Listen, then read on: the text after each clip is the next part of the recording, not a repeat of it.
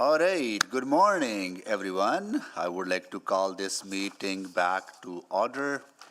At this time, I would like to acknowledge that we meet on the traditional land of Treaty 6 territory and acknowledge the diverse Indigenous peoples whose ancestors' footsteps have marked this territory for centuries, such as Cree, Dene, Saulteaux, Blackfoot, Nakota Sioux, as well as Métis and Inuit, now settlers from around the world. Do a roll call of council members. Councillor Wright. Good morning. Councillor Knack. Good morning. Councillor Principe. Good morning. Councillor Stevenson. Good morning. Councillor Paquette. Councillor Paquette, there you are. Can you? Here I am. Here you go. Councillor Tang. Good morning. Councillor Hamilton. Present. Councillor Rutherford. Good morning. Councillor Salvador. Good morning. Councillor Cartmel. Good morning. Councillor Rice. Good morning. And Councillor Jans.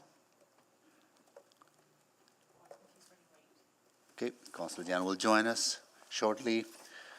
We do have a little bit addition to the agenda. So, Councillor Hamilton, can you move that, please? Yes, that the following be added to the November 30th, December 1, 2, 7, 9, 12, 13, 14, and 16th City Council budget meeting agenda. The addition of item 9.3, operating budget questions and answers, private responses. Okay.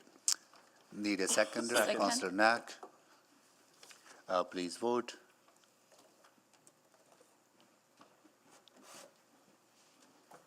Yes for me. I'm a yes. Yes. Thank you, I Councillor think I was Cartmel. Councillor Cartmel and myself, but I can't speak for anyone. Councillor Salvador, did I also hear you say Yes. yes? Okay, thank you, Councillor Salvador. And Councillor Stevenson. Thank you, Councillor Stevenson. I am also yes. Thank you, Councillor Hamilton. We have all the votes. Display the votes, please. That is carried. And protocol items. Well, I do have one protocol item, and it is to welcome grade 6 class from St. Angela School with the teacher is Bren, right?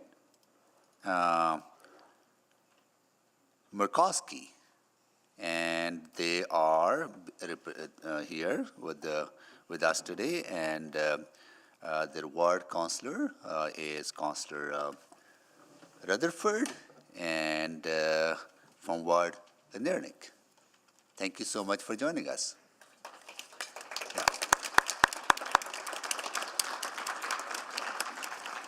Are you having fun so far?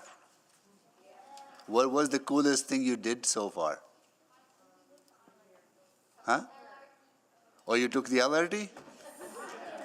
Right on. Was it safe? See? There you go. You got to tell that to Edmontonians that it's safe to take the LRT. Okay, cool. Right on. And we're making it safer through this budget and previous budgets, right? So, and today we're going to start with our budget deliberation talking about libraries, right, which is very important to you, right, kids? Yeah, all right. So with that, why don't I just pass it on to the folks from the library here to make a presentation.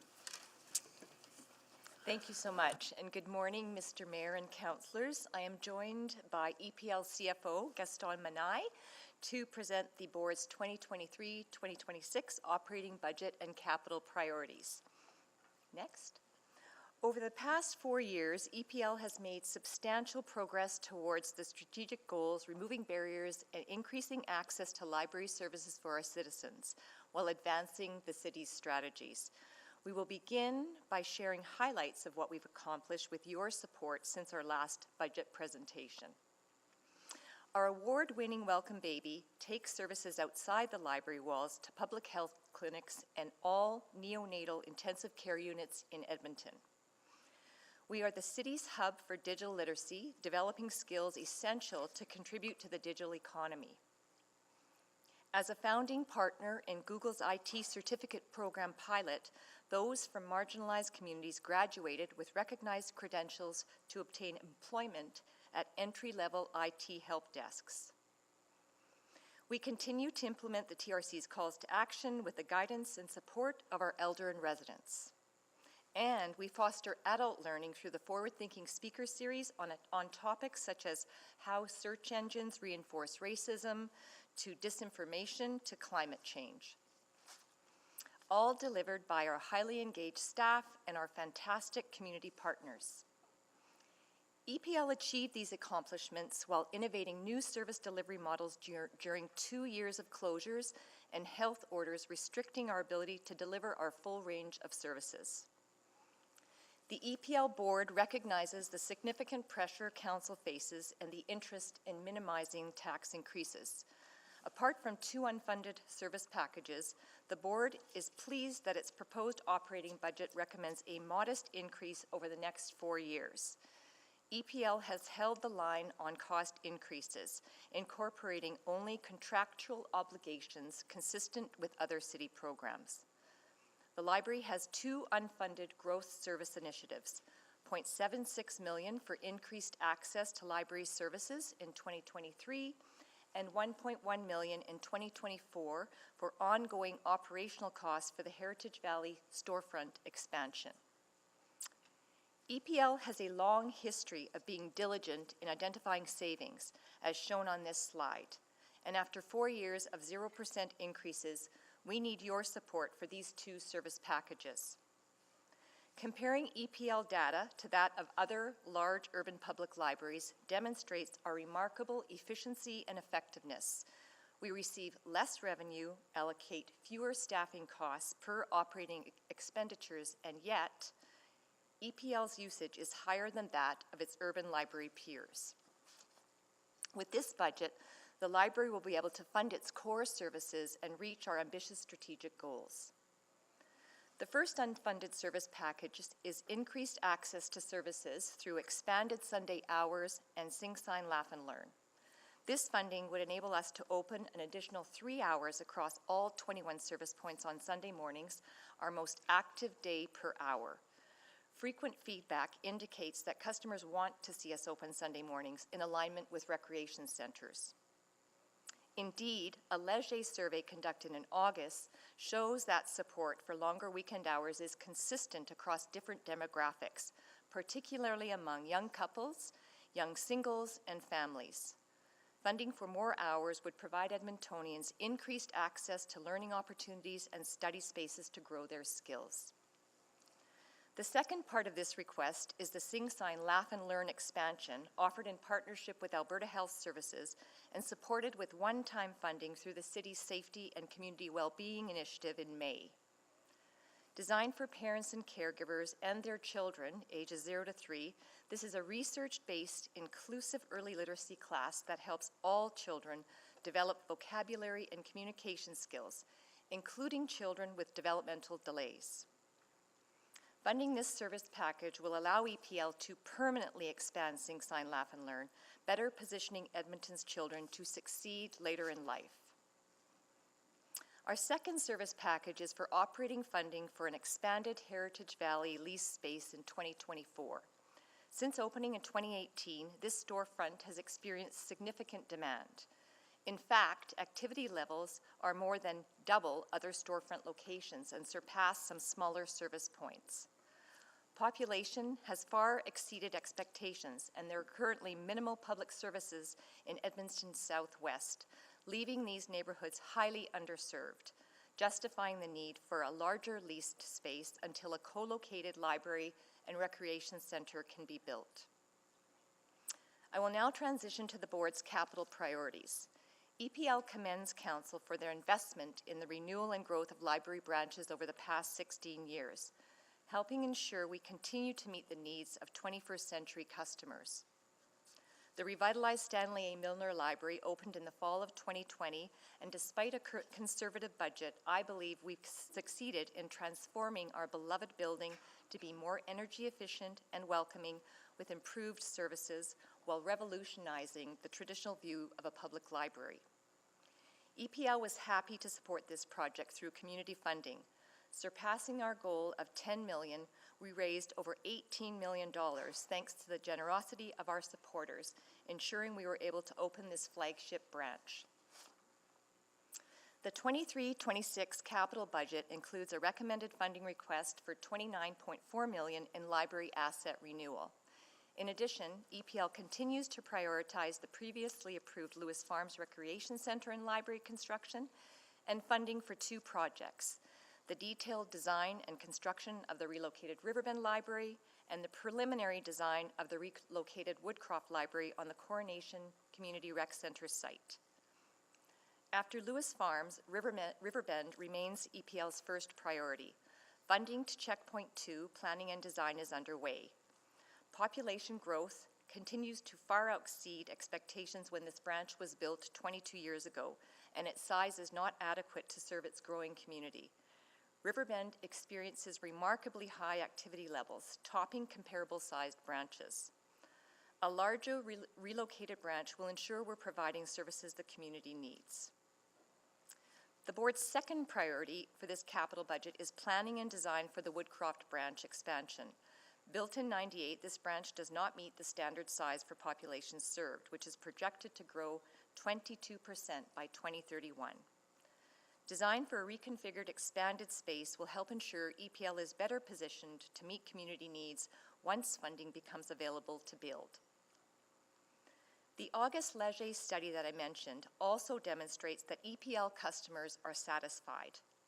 Even non-customers recognize the value we bring to the community.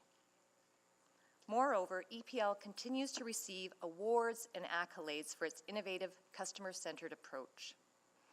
I'm thrilled with Edmonton's recent designation as a UNESCO Learning City, which recognizes a culture of learning excellence, building on EPL's City of Learners that originated with City Council over 10 years ago. On behalf of the board, I would like to thank City Council and City Administration for enabling us to make a difference in the lives of those we serve, and we hope with this budget to be able to keep making a difference. With your support for our funding requests, EPL will continue to be a successful leader among North American libraries, and more importantly, an invaluable service for Edmontonians. Thank you, and I'd be happy to answer any questions. Well, thank you, and let me take a moment to thank you and everyone else at the EPL for all the wonderful work that you have been doing, and you will continue to do. So, thank you so much for your work. And go to questions from council members. Councilor Cartmel. Thank you. Pardon me. Thank you. Thanks for the presentation. And first of all, I really want to commend you, Ms. Martinez, and your team for the operating budget that you're presenting and all of the work that you're doing there. I think it's a real example to be commended and to be acknowledged. I just want to touch briefly on the Riverbend Library branch. That's currently funded to Checkpoint 2. I guess furthering the project along to Checkpoint 3 would be of benefit. A little more definition around that project? Absolutely. We'd be happy with the ability to continue to make progress towards that branch. Yes, absolutely.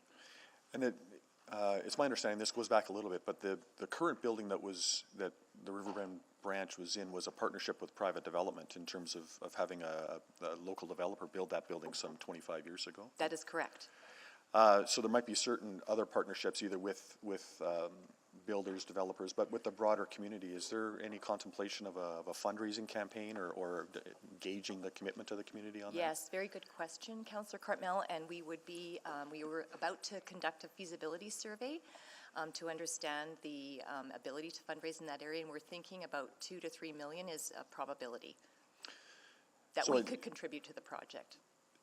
So the potential of a fundraising campaign would be $2 to $3 million over a couple of years, I'm guessing, yes, towards that project. Exactly. Okay. Okay, so that's good to know.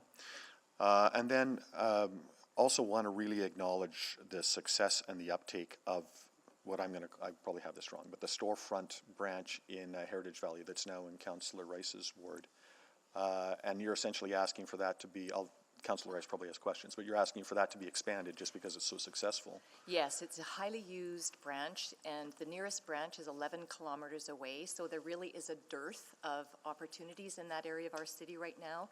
And an expansion of that to about a 10,000 square foot leased space would enable us to provide more service to the community in the interim until that rec center co-located library can be built.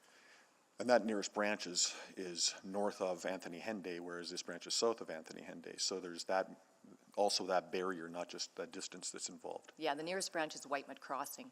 Right, so the reason I'm asking about all of that is, has there been any consideration of a similar storefront, even the small version storefront in the communities of Windermere or Ambleside, which have a similar challenge? Really good question, and we did some research, and south of the Henday, the population growth, while it has really climbed, it started to level off, and we did some research in terms of that catchment area usage, and there's a usage of Riverbend. It's pretty small compared to what would warrant a full storefront location.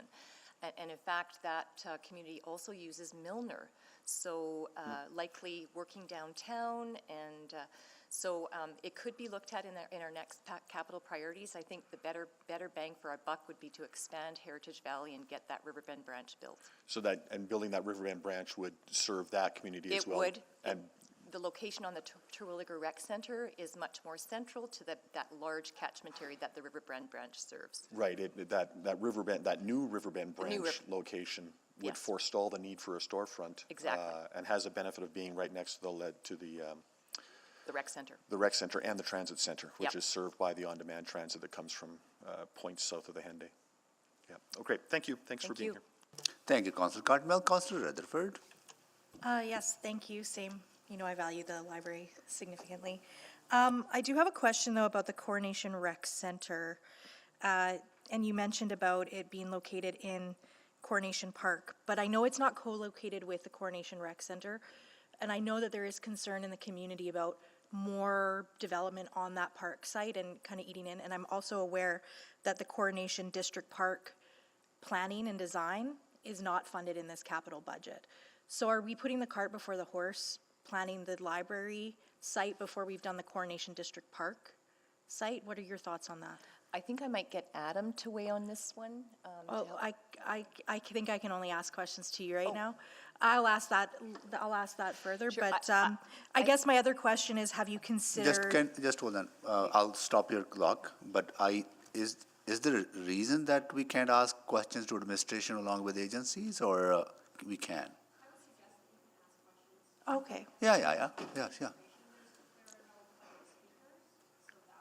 Can you turn your mic on? Sorry. Sorry, I thought I had the mic on. The separation would be if there was public speakers, but okay. yeah. No, Oh, yeah, that's okay. good clarity. Yeah, That's okay. okay. That's Yeah. okay. Thank you for that Okay. clarity. And go ahead.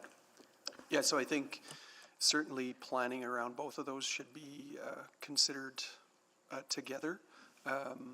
Otherwise, you run the risk of creating challenges in terms of the ultimate accommodation. So if this was to advance, but the planning for the Coronation District Park isn't to advance, we're kind of off skew. We would do our best to try and accommodate based on the limited plans that we have and try and minimize the impact, but there is a risk, yes. Okay, and then has EPL considered like the Westmount Mall? In terms of like, there's a lot of empty vacant space in there, like I'm thinking about the Walmart that just left. Like, have we considered that as an expansion site? We have not, and I think the interest was really, I think there's so much great synergies and opportunities to collaborate with the rec center. It's certainly something we could look at, though, Councillor Rutherford. We have not looked at the Westmount Mall. Yeah, I think it's just, it's a footprint that I think is redeveloping. It's right by transit. I think it's worth considering. Yeah. Again, I'm just very aware of the concerns about continuing to encroach on that park footprint in Coronation. So thank you. And then just a question about your service package related to the enhanced hours and the Sing Sign Laugh and Learn. I know that this is the $200,000 that we had put in the Community Safety and Wellbeing as a one-time fund. If that $200,000 is not funded, would Sing Sign Laugh and Learn still happen, just not at the enhanced level? Sing Sign Learn would happen, but not in a way that would meet community need. Okay. Can you elaborate on that for me? Well, this funding has really demonstrated that we are just scratching the surface, and this has enabled us to go out in community and deliver this program. And there are significant barriers to some folks in coming to a library, whether it be transportation or just other factors. So with this pilot, we've demonstrated a significant increase in uptake. So it's almost like when you build it, they will come, and we Can you keep tell me building. more about that? Like, so from this investment of 200,000, what kind of uptake? outcomes have we seen from that? That would be great information. Absolutely. So, 1 second, just give me 2 secs here. So we were able to deliver 475 additional programs to over 6,000 more participants in 28 locations across the city, and to date, the demand does not seem to have peaked. So it's one of those programs, because it's inclusive, research-based, we're really made, COVID has factored in terms of kids' developmental progress, so. My kids and I went at the Idlewild branch when we were in Bonnie Doon, so I get it. Okay, that's actually great information. I love hearing about those outcomes of the investments we've made, so I appreciate that. Those are all my questions, Mr. Mayor. Thank you. Thank you, Councillor Rutherford. Councillor Knack. Thank you, Mayor Sohi, and thanks again for coming today and for all your work. I really appreciate the budget submission you had. I thought the numbers were very helpful to understand the value, and also appreciate sort of the ongoing commitment to finding savings. I know there's only a paragraph, but it was still nice to have that in there to show where you're constantly trying to work on that. So just a few questions, because I have heard the same things that others have heard, that there's some conversation about Lewis Farms, and you did touch on it a bit, so I wanted to maybe dig in, because I think there's still a bit of an assumption that Lewis Farms Rec Center is just a rec center and not a library, not a district park, not a maintenance yard, not a skate park, and all of these things. So you had mentioned that was, and this has been the #1 priority for EPL, correct? That is correct. And that's because, similar to Heritage Valley, maybe not quite as many people, but you are far oversubscribed at the West Henday location. That is correct. That community also needs a branch, yes. And if you didn't have a branch, you might have asked for the same thing as you would be in Heritage Valley, but because we've already approved to build the new library, that's why you haven't asked for more space, because you know ultimately you're getting that space. That is absolutely correct, Yeah, Councillor okay. Knack. If that were to change, that might be a different story then, right? I mean, Yes. and again, I want to ask it because I truly have heard it, and so I want to just make sure I get a chance to ask you these questions at this time. So again, just to make sure I fully understand, at West Henday right now, there's not enough space for the programming for everyone that needs it, correct? Yes, the storefronts are intended to be interim stopgap measures. They're only 3,000 square feet. We're not able to offer the range of services that we offer at a full-fledged branch. And it really is to provide some level of service until a bricks and mortar library can be built in those underserved areas of our city. And you're trying to fill in some of those gaps beyond that. You have the EPL We have Go. the EPL Go, the literacy vans that go out into community. And they try to go to spots like Westview Village, the mobile home community. They're going out to Big Lake, which is I think about 15 kilometers away from any EPL branch as well, correct? That's correct. We'll go anywhere that people will allow us to host a program, even banks. We go out to Enoch as well. Yes. Okay, that's helpful. I think the other question just about the Sunday service package, again, I think it's probably time for that. Just wanting to walk through a little bit of again, I touched on at the beginning the cost savings you've been working on. So I think it's fair to say that at this point you really have exhausted sort of as much cost savings as humanly possible, and yet you even had more in this budget. And that's ultimately why you're asking for this, because I think over the last 10 years you started with a zero-based budget in, I think it was 2012, is that right? That is correct. And then for most of the last decade, you've been doing everything you've been doing without asking for any more money, and in fact, during the pandemic, giving some back, correct? That is correct. And that's part of why it's a matter of saying, okay, there's only so much reorganizing you can do, and you need to have that expanded. So, okay. I think those are all my questions. So again, just really appreciate the work. Thank you so much. Thank you. Thank you, Councillor Knack. Councillor Rice. Oh, yes, thank you. Yeah. Okay, we have with us today kids from Hardesty School, grade 6, and they are here with their teacher, Tammy Arenz. And thank you so much for joining us. And you're represented by Councillor Salvador Ward Métis. Right on.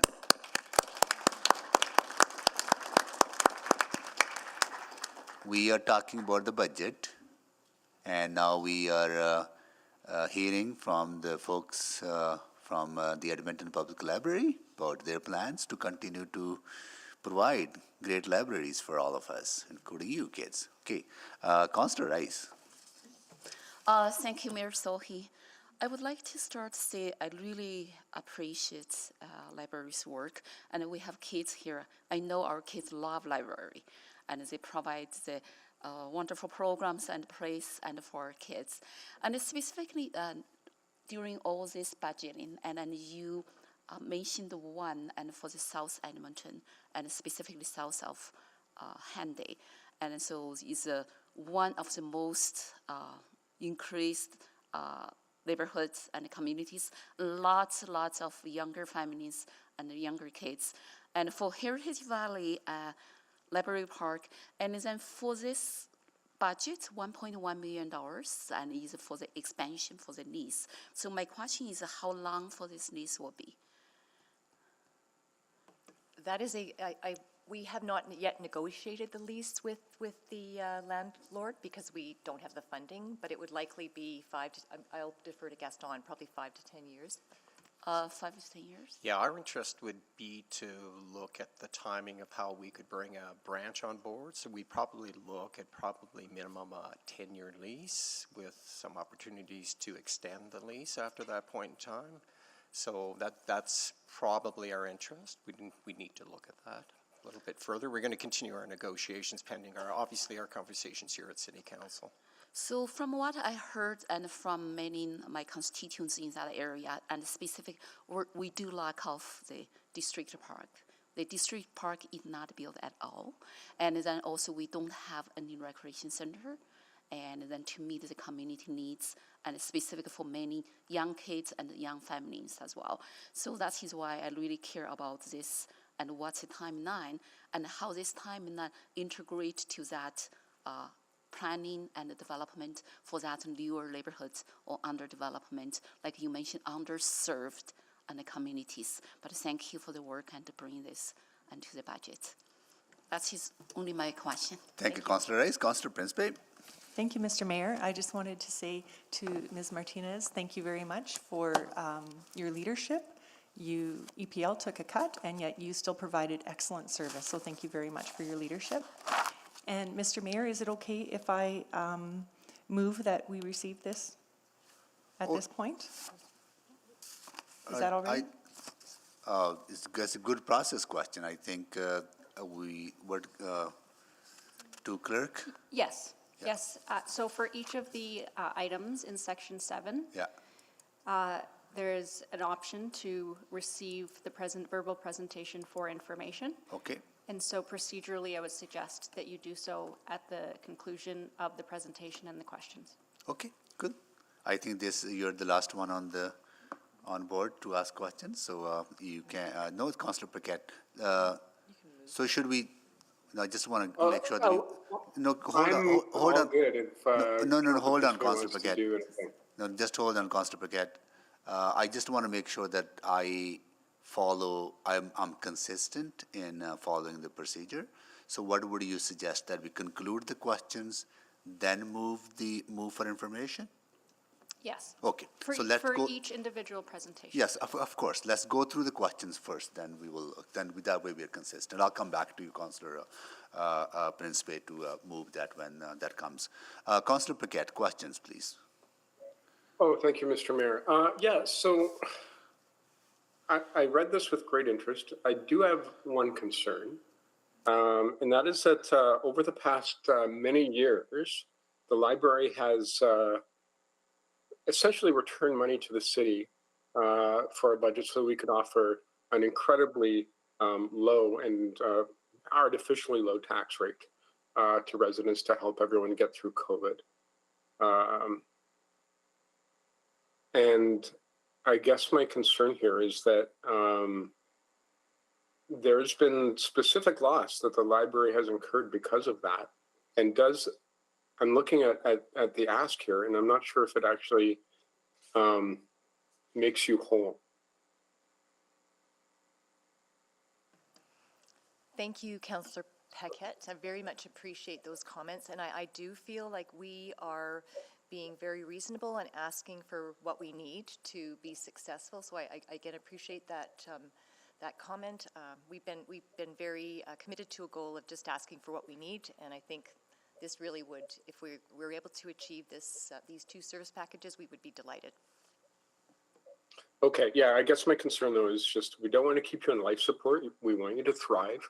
The library offers so much return on investment for every dollar that I'm sure you've done the calculations. I haven't, but every dollar that goes toward the library is so well spent that if this is what you feel is all you need, I'm satisfied with that. But I'll just be on the record saying that I absolutely would have supported more for the library.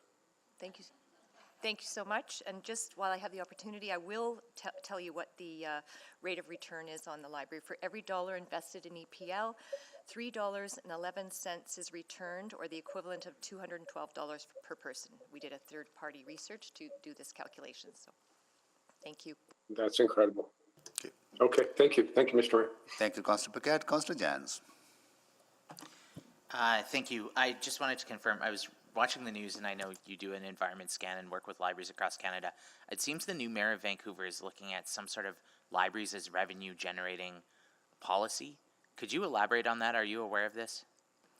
I am not aware of that, Michael. No, I'm not. I mean, we do have some very minimal revenue generation opportunities through like printing and room bookings for corporate private bookings. So that is factored into our budget. And Gaston, I don't know if you want to elaborate on the details. Yeah, I can. Of our revenues, you know, they're very small. I mean, I think, but they do contribute. I mean, big areas are going to be our printing, of course. We do have our lease and meeting room bookings, which account for part of our revenues, but those are going to be more or less the other types of revenues that we do generate to help offset the costs that we have at the library. But maybe just to confirm then, just there's nowhere in the business plan that we're looking at any kind of user fees or no, in fact, charging for library cards or... No, we worked really hard, as you would recall as a former trustee, on removing barriers, and we know the membership fee was a barrier, and we also know through research that the late fees were also barriers, and we're joining hundreds of public libraries across North America in eliminating any kind of user fee. I appreciate that, thank you. If you can, we talked about this a bit yesterday, about the downloading the costs of homelessness and social disorder onto cities, and I know I've seen your name co-signed on many letters about this topic. Has the library quantified, or if I asked you in the last 4 years, how much has EPL invested in either services or security or naloxone training, or like the costs of the downloading of the safe consumption sites and the failures to address housing for all? How is that manifested in the library, and how is that leading to excess costs and, in a sense, service reductions for others because of our charges here? That's a very good question, Councillor Jansen. We have not calculated the entire costs, and we join public libraries across North America in facing this challenge, and I think probably an unfair burden that's been put upon public libraries because we are sort of the last public space. Luckily, we work with tremendous partners like the City of Edmonton and Boyle Street and Bissell and other social agencies who help provide, you know, things like washroom attendants or the poison prevention team who comes in. So definitely we've invested, and I can't... Like, I have seen some more security guards around Milner. Yes, we have increased security, and this budget does factor in increased costs for security. Do you know those costs offhand? Not offhand. I certainly can provide it to you at a later point. Yeah, and Strathcona branch, I think, as well, has seen... Strathcona branch as well, and they also have washroom attendants as well. Yeah. So which branches have seen the highest The highest incident rates are, Milner is just completely off the chart. We've never seen as many incidents in our history of tracking incidents at Milner. And I don't think anybody would be surprised to hear about that, given the situation right now in our downtown. The next branch would be Highlands. Really? Yes, Highlands, for the size of the branch and the number of visitors, Highlands would be second. And it kind of goes between Strathcona is up there, Woodcroft can also be included, sort of those inner city Could you branch. speak to the nature of the incidents you're seeing? Like, I've heard about people sheltering from warmth. I've heard about... Well, I mean, we welcome everybody from all walks of life. So Of course. for people are more than welcome to come and use our services, no matter where they come from or what their background is. What the incidents that we're seeing often relate to intoxication and drug use, which then sometimes results in violent behavior. We have had some drug poisonings, particularly at Milner. Yeah, so I can get you those details in terms of the specifics. I'm happy to share that. That would be with helpful, you. the mayor's meeting with the premier, and if we could show Yes, that, absolutely. dollars spent here is Yeah. dollars we can't spend on collections and Yeah, the for latest sure. season of Paw Patrol, then, yeah. Thank you. Really appreciate it.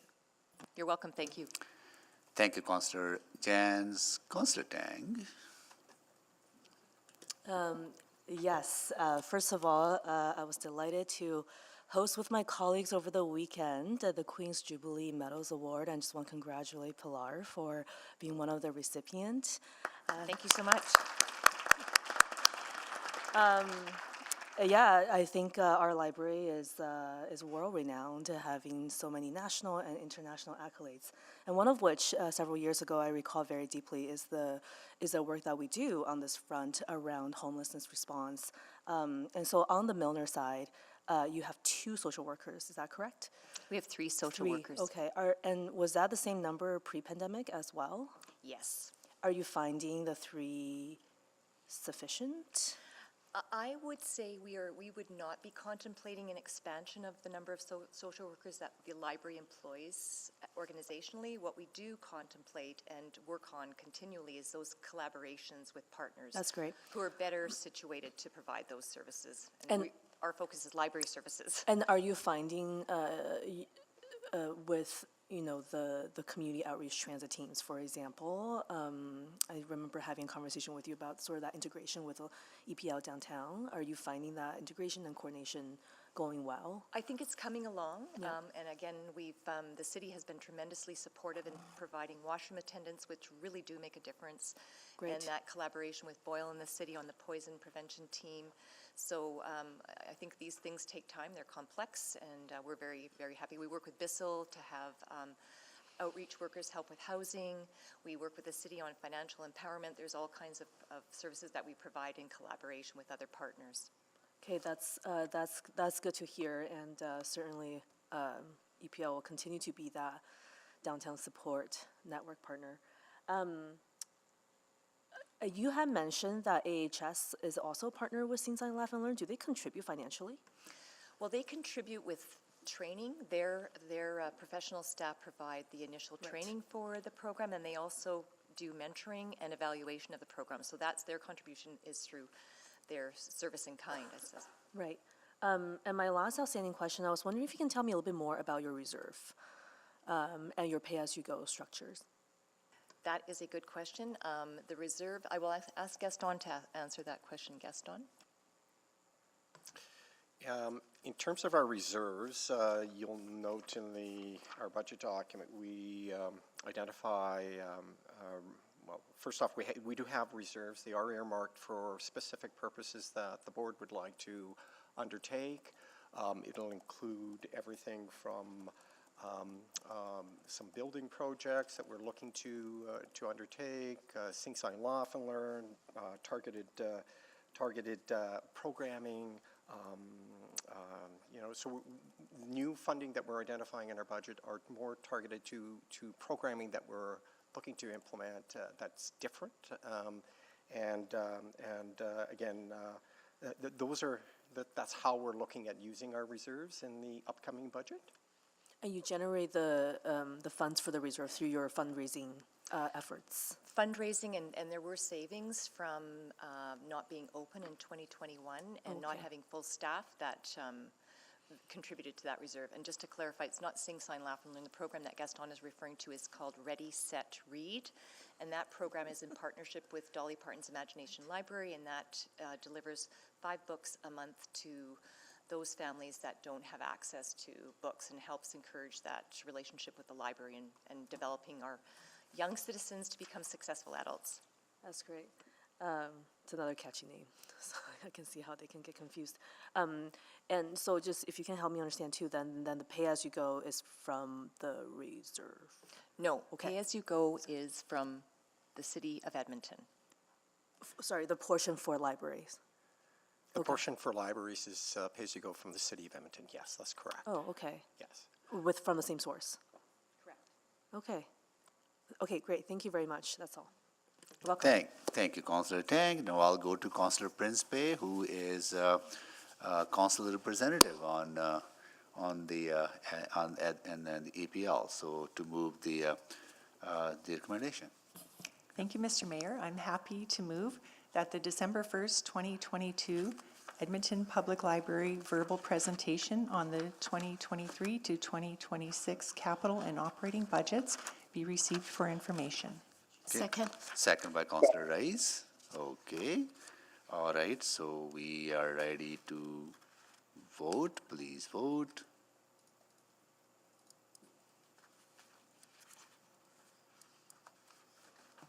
I'm in favor. Yes, for me? Thank you, Councillor Jans. Thank you, Councillor Tang. We have all the votes. Display the votes, please. That is carried. And we go next. Thank you so much. Really appreciate. Next, 7.2, Edmonton Arts Council.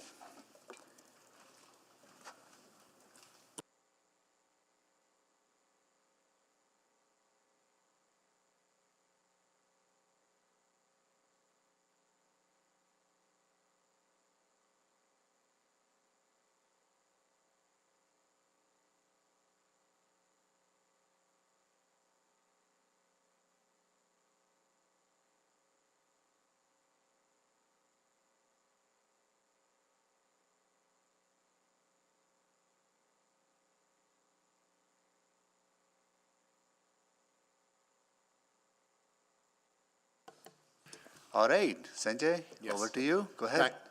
Thank you, Mayor Sohi, and thank you, council members, for receiving our presentation. It's a real pleasure to speak with you today about the Edmonton Arts Council's 2023-2026 service request. Next slide, please.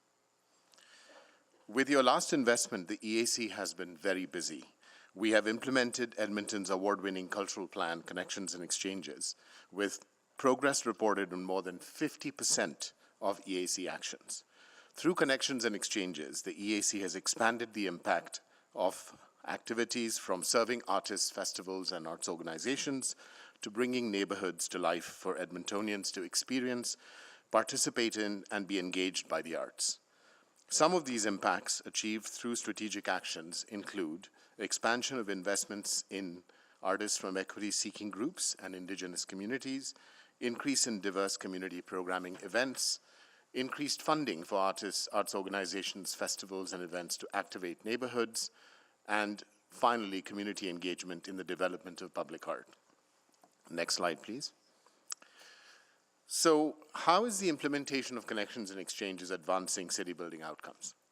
This slide will show you that in a very brief way. The city plan acknowledges the importance of art and heritage in making Edmonton into a city that fosters well-being and connection as people celebrate unique cultures and their heritages. One such outcome, as shown in the blue bar on the slide, is, I want to live in a place that feels like home. The orange bar provides the ambition from Connections and Exchanges, which says that Edmonton comes alive with arts and heritage, and the two aims or outcomes supporting this vision. Finally, the turquoise bar shows the EAC's performance and impact measures resulting from implementing this ambition and the two aims. These impact measures can be attributed directly to the value or outcomes in the city plan. So as an example, we've included a few of these measures. 87% of Edmontonians agreed that arts and cultural experiences help bring people from diverse backgrounds together as a community. 98% of the arts and festival organizations and 93% of the artists in Edmonton agreed that the Edmonton Arts Council's programs create positive impact and value. So these are just a few of the measures. We have several that we've collected. Next slide, please. As a demonstration of the EAC's impact, we wanted to show you something visually of what the activity map of our impact looks like. And what you see on the map is you see three things. You see blue pins, which show the presence of public art across the city. And these are blue pins actually include all the commissions, public art commissions which have been installed, transitory and temporary public art projects, as well as gifts that we've received into the civic collection. The green buttons show the presence of EAC programs in 2022 in terms of neighborhood activations. And these include Green Shack shows, Festival in a Box parades, and we also have park pop-ups of music. The map also shows how the EAC is using research and measurement analytics to gather evidence for effective planning and deployment of programs, services, and projects. The heat map demonstrates public awareness of EAC by ward. We can see that areas with brighter colors are an indication of the relatively high awareness of EAC and its offerings, while the darker colors show that we have a lot of work to do in bringing more arts activities to those areas of the city that don't actually fully know the offerings that we offer. We know from our research that Edmontonians value the arts as important to their community's togetherness and economic well-being. So that's what we will do over the next 4 years. Next slide, please. So how are we achieving these impacts across the demographic plurality of the Edmonton of today? We are achieving these results because we have an inclusion, diversity, equity, and access, or IDEA, operational framework. The IDEA framework embeds these principles and directives into EAC programs, services, and projects. For example, over the last 4 years, EAC has increased investment in artists and arts professionals from equity-seeking groups in alignment with the city plan, with the city plan's intention to support equity among the diverse communities that contribute to Edmonton's sense of place, wellness, and identity. Parallel to the EAC's application of IDEA, our support for Indigenous artists recognizes the autonomy of Indigenous peoples. In our research, however, we found that Edmontonians gave relatively low ratings for the availability of Indigenous arts and cultural events, festivals, and activities. Over 1/3 of the public had no knowledge of these activities at all. EAC is strengthening relational bonds with Indigenous artists and organizations and increasing access to capacity building supports, including investments to better promote the artistic and cultural practices of Indigenous artists. Next slide, please. Finally, what is our service request for this budget cycle? Connections and Exchanges is a 10-year strategy, and the next 4 years of its implementation is vital to ensuring Edmonton's arts ecology is healthy. COVID has had a significant negative impact on the arts, and increased investments in artists and arts and festival organizations are needed to bolster economic security, seed innovation and adaptability, and build resilience. Research indicates that between 2019 and 2020, Alberta lost the highest percentage of cultural jobs, or 15.57% in the country. Edmonton makes up 30% of Alberta's cultural jobs, which shows the impact that this has had on the city. With $6 million in new funds, the EAC's investment in artists, arts, and festival organizations will enable high-quality work, fair remuneration for artists, and robust strategies to engage audiences and build back operations sustainably. More specifically, EAC will implement actions from Connections and Exchanges to drive artistic experimentation and organizational innovation to support sustainable creative and business models. We will also introduce dissemination grants to help artists and organizations to develop new markets nationally and internationally, thereby enhancing Edmonton's reputation. With the additional $1.5 million, the EAC will continue with the Arts Presentation Fund to enable venues and community presenters to host arts activations and drive economic resiliency in neighborhoods. Expand programming in partnership with festivals, community leagues, and cultural associations to activate the arts at the neighborhood level. And we will also use funds to enhance the city's awards programs, the Poet Laureate role, arts residencies, and expand arts and retail services for the benefit of artists. Next slide, please. Finally, in all the work we do, the EAC is a dedicated partner and collaborator with in the implementation of the city's strategic plans, making Edmonton come alive as a city of creativity and culture. Thank you, and I'm happy to answer any questions. Thank you so much, Sanjay. And we will go to questions from colleagues. Councillor Tang. First of all, I also would love to congratulate Sanjay for winning the Queen's Jubilee Medals Award this past weekend. Thank you. Thank you for your service and all the work in the community. We were very happy to nominate you, Sanjay. Thank you. Thank you. Yeah. Yeah, thank you very much for the presentation. So I guess I have I've been, so when we talk about artists, oftentimes professional artists who kind of eventually make art their primary living,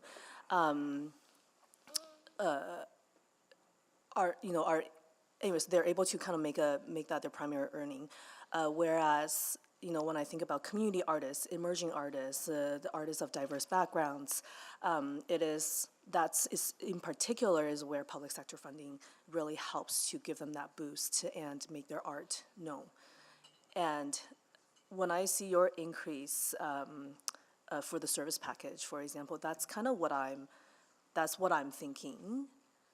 I'm wondering if you want just to maybe say a bit more around that, and in particular how, I know you talked about IDEA and, the Indigenous art programming.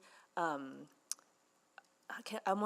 wondering if you can speak a little bit more to that. I'm interested in when you have these grants, are the education panels made up of BIPOC folks, for BIPOC folks? Yeah.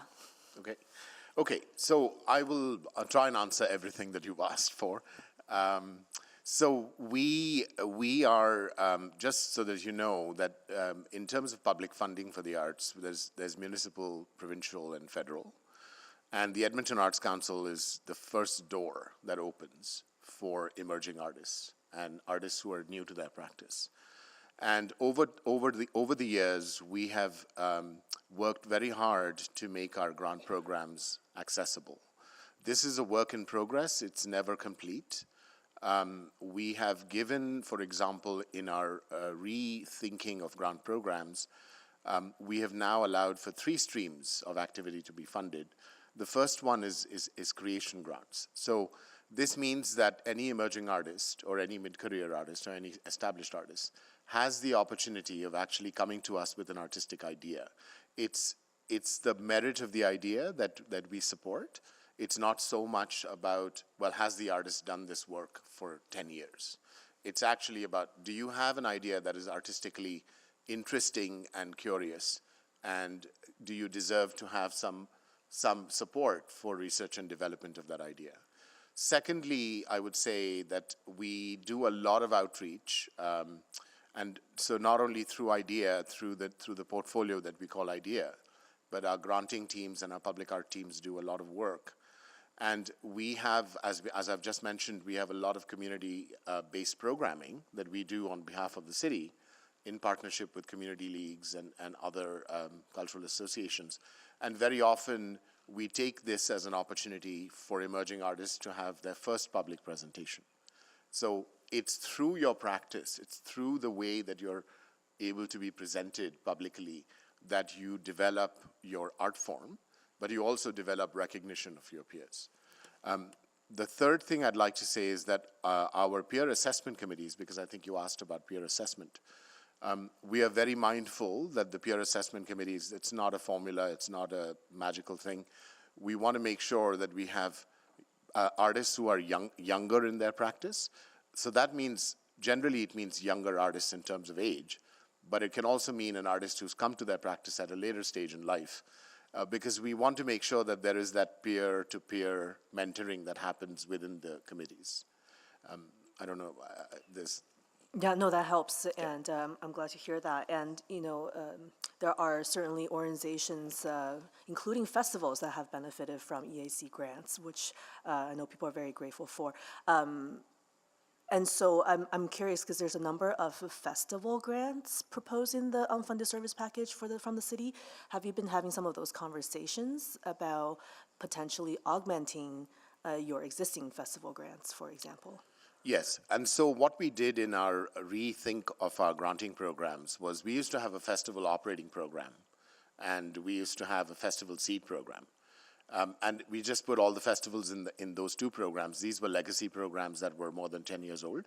In the new funding, we now have festival operating that supports festivals that are doing activity that is well understood and well thought of. But we also have another stream that allows community-based festivals. That's great. I'm out of time. Thank you. Thank you. Please follow the 20 to 30 second rule. Okay, Councillor Salvador. Yeah, thank you, Mayor Sohi. I have another congratulations, but to the Arts Council on your Cultural Planning Award from Creative Cities for Connections and Exchanges. Thank you. Just wanted to put that out there as well. I think that's a really fantastic achievement and nice to see that recognition. Yeah, I was really interested in some of the neighborhood scale activations that you mentioned. So Green Shack shows, Festival in a Box, I think some of the park pop-ups as well. Wondering if you can just share a little bit of feedback around how that went over in community. I think oftentimes we conceive of art and culture as something that we go out and seek and experience, but it's kind of cool when it's flipped and it's actually embedded in community. Yeah, so I mean, I just want to say I normally don't mention the names of my team, but we have a fantastic producer on our team by the name of Bob Rasco. Some of you may know Bob because Bob is an actor, but he's also an amazing mind. And he has done these activations always in collaboration, but we receive so many messages of support, and these are anecdotal. We haven't actually collated them into a research thing. But one of the things that we are trying to see is that as the activations happen in communities, how can we make our presence in these communities more permanent? And part of the situation is that EAC can't be everywhere all the time, but part of the things that we are trying to do and what Bob is trying to do with community leagues and cultural associations and libraries, rec centers, is that we are trying to see if communities can have their own capacity to do these activations. I want to thank City Council and Mayor Sohi for giving us the Arts Presentation Fund opportunity to pilot the Arts Presentation Fund, the $1.2 million that was given to us, because we are now able to do these activations in non-traditional spaces, including restaurants, including community halls, and so spaces that are not normally considered performance spaces have suddenly become creative, and people who come to dine or people who come to meet each other in a community hall to do activity suddenly realize that in their own neighborhood there are artists who are bringing joy and who are bringing a certain level of lightness to a very heavy last 3 years that we've had. I don't know whether I've answered your question, but yeah, no, that was fantastic, and really appreciate some of the context around that too. And maybe just as a follow-up, with the intention of having that more sort of ongoing presence in community, I'm thinking about the map and sort of the distribution and equitable distribution of those activations across the city. And I guess, is this one of the strategies that could be used in order to really embed EAC across the map? yes, and I mean, I showed you that that snapshot of the ecology map, which I called it the activity map, is precisely because of that, is that we're gathering evidence and we're using this evidence now to ensure that our programming reaches parts of the city and reaches Edmontonians that don't receive it. And so you would have seen that the very bright center of the map is your ward, Councillor Salvatore, and Councillor Jans's ward, where there's a high awareness. But there are other parts of the city where we need to be there, and we need to do that. And so those relationships are something that we're building over time, and we want to do more of these activations so that the map lights up as one bright Edmonton. Yeah, absolutely. Yeah. Okay, well, I'll yield the rest of my time, Mr. Mayor. Thank you so much. Thank you, Councillor Salvador. Councillor Stevenson. Yes, thank you. Thanks very much for the presentation. I apologize if this has been clarified, but the service package requests $6 million, and then it also references an additional $1.5 million. Correct. So $7.5 million is the full. Oh, okay. Okay. Thanks so much for that clarification. And sorry, what is the split? Is the $6 million the cost of living increase? No, sorry. There's a typo in the thing. It says that we have included cost of living. Actually, we haven't. The $6 million is directly going out into grants. There is no money for administration. Okay. There's no money for operations. It's going directly into arts organizations, festivals, and individual artists and collectives.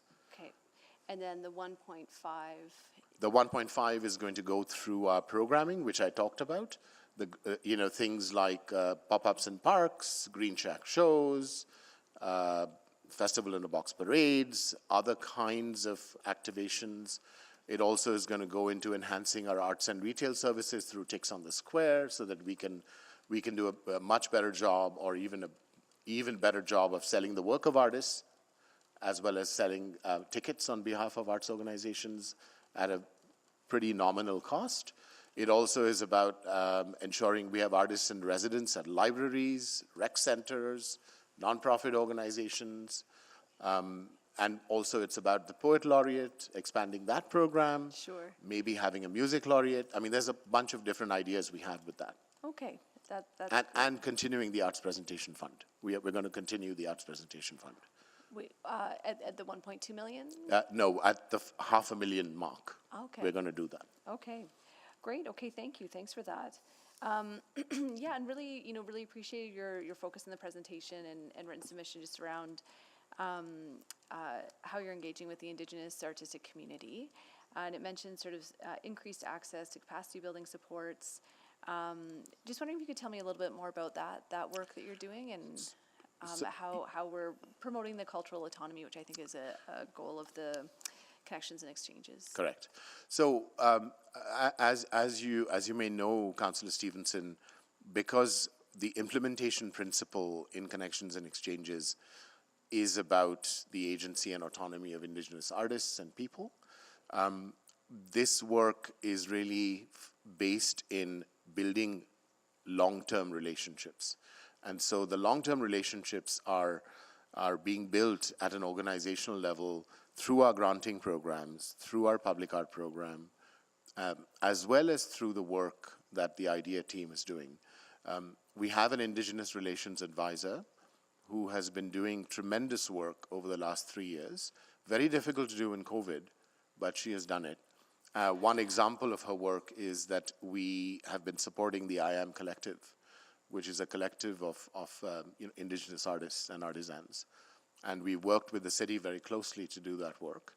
And we'll continue to expand that kind of work, which brings economic self-sufficiency to Indigenous artists. Great. So you mentioned, sort of the grant and public art program. So we can sort of expect to see a growing proportion of some of the grant funding going towards Indigenous artists and organizations? Yes, and I believe we're already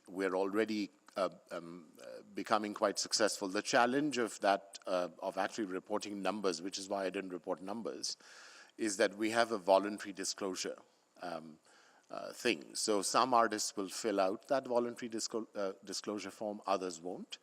And so the stats that we get out of that are not always accurate. But I think given our experience in assembling peer assessment committees, we know that about 25% of funding for individual artists and collectives is going to equity-seeking groups and Indigenous groups. Can that number be increased? Absolutely. Now that we have the IDEA operational framework, it's influencing and affecting all our work. So we will be doing more. Great to hear. Thank you so much. I'll yield the rest of my time. Thank you, Councillor Stevenson. Councillor Wright. Thank you. I just want to say how much I enjoyed going out to some of the Green Shack performances. I saw a puppet show and some musical performances. It was a very rainy day for the parade that went through Jackson Heights, though. But I'm just wondering, what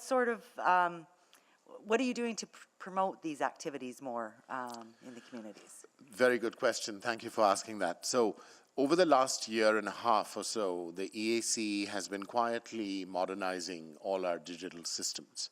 And so we've done it with our granting platform. We've done it with our public art platform. We're in the process of developing a new website. My goal actually was to dazzle you with the new website, but it's not ready. Okay. So I can't do that.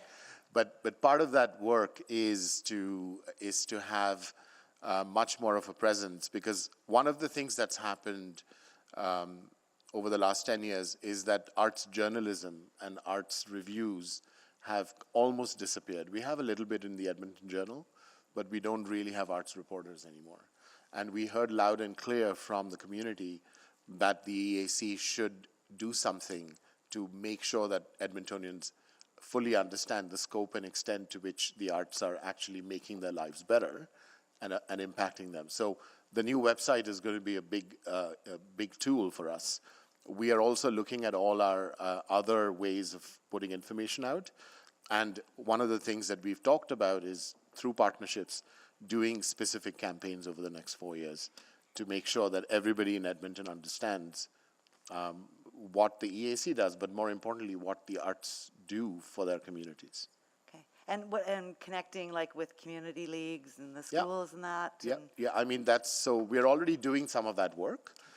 It's very decentralized work, but one of the things that we want to do is to deepen that and build partnerships with community leagues, with cultural associations, with schools, but also with businesses, if that means that we can actually have a much more embedded presence in community. Okay, because I noticed that Ward Spomatapi, I think, is the darkest on your map.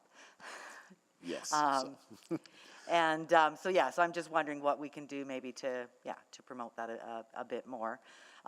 Will your new website direct me to where those blue pins are as well, so I can see what the public art is in the ward? Yes, okay. And you will see we're going to have an interactive feature that will allow people to explore not only where the public art is, but you'll also be able to create your own public art tour and have digital resources that'll tell you about the artist, tell you about the art and the community. Oh, awesome. That sounds great. Thank you very much. Thank you. Thank you, Councillor Wright. Councillor Paquette.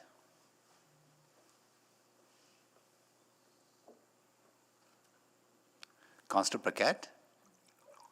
There we go. That's the button. Hey, Mr. Mayor. So thank you for this. I've got a couple specific questions. One is about public art. And there's a larger debate in the public about this, about the utility of it and who is it for. And let me focus that a little bit. As an artist, I understand that there are various purposes to art. Some of it is to be provocative. Some of it is to, as long as it elicits some kind of response, it is considered successful. All of those things are valid. But when we're talking about public art that is intended for mass public consumption, there is some concern that the public art, in the majority of situations where people are exposed to it, tends to push them away because perhaps it's too cerebral, perhaps it's too immersed in more of the response rather than the reflection or the appreciation. And so I'm just wondering, when it comes to the jury selection and the jury instruction and the determination of what's going to receive public funds for art, if the EAC is making an effort to ensure that the public can actually experience the value of their investment beyond just reaction, be it disgust or anger or whatever, like if there's the actual intentional thought that the public should be delighted and embraced by the art that they are putting their money toward. Thank you for that question. And you may recall, Councillor Paquette, that you were part of the council team that approved the new public art policy last year. I do recall this. So this is a little bit of an opportunity for an update from you. Yes, okay.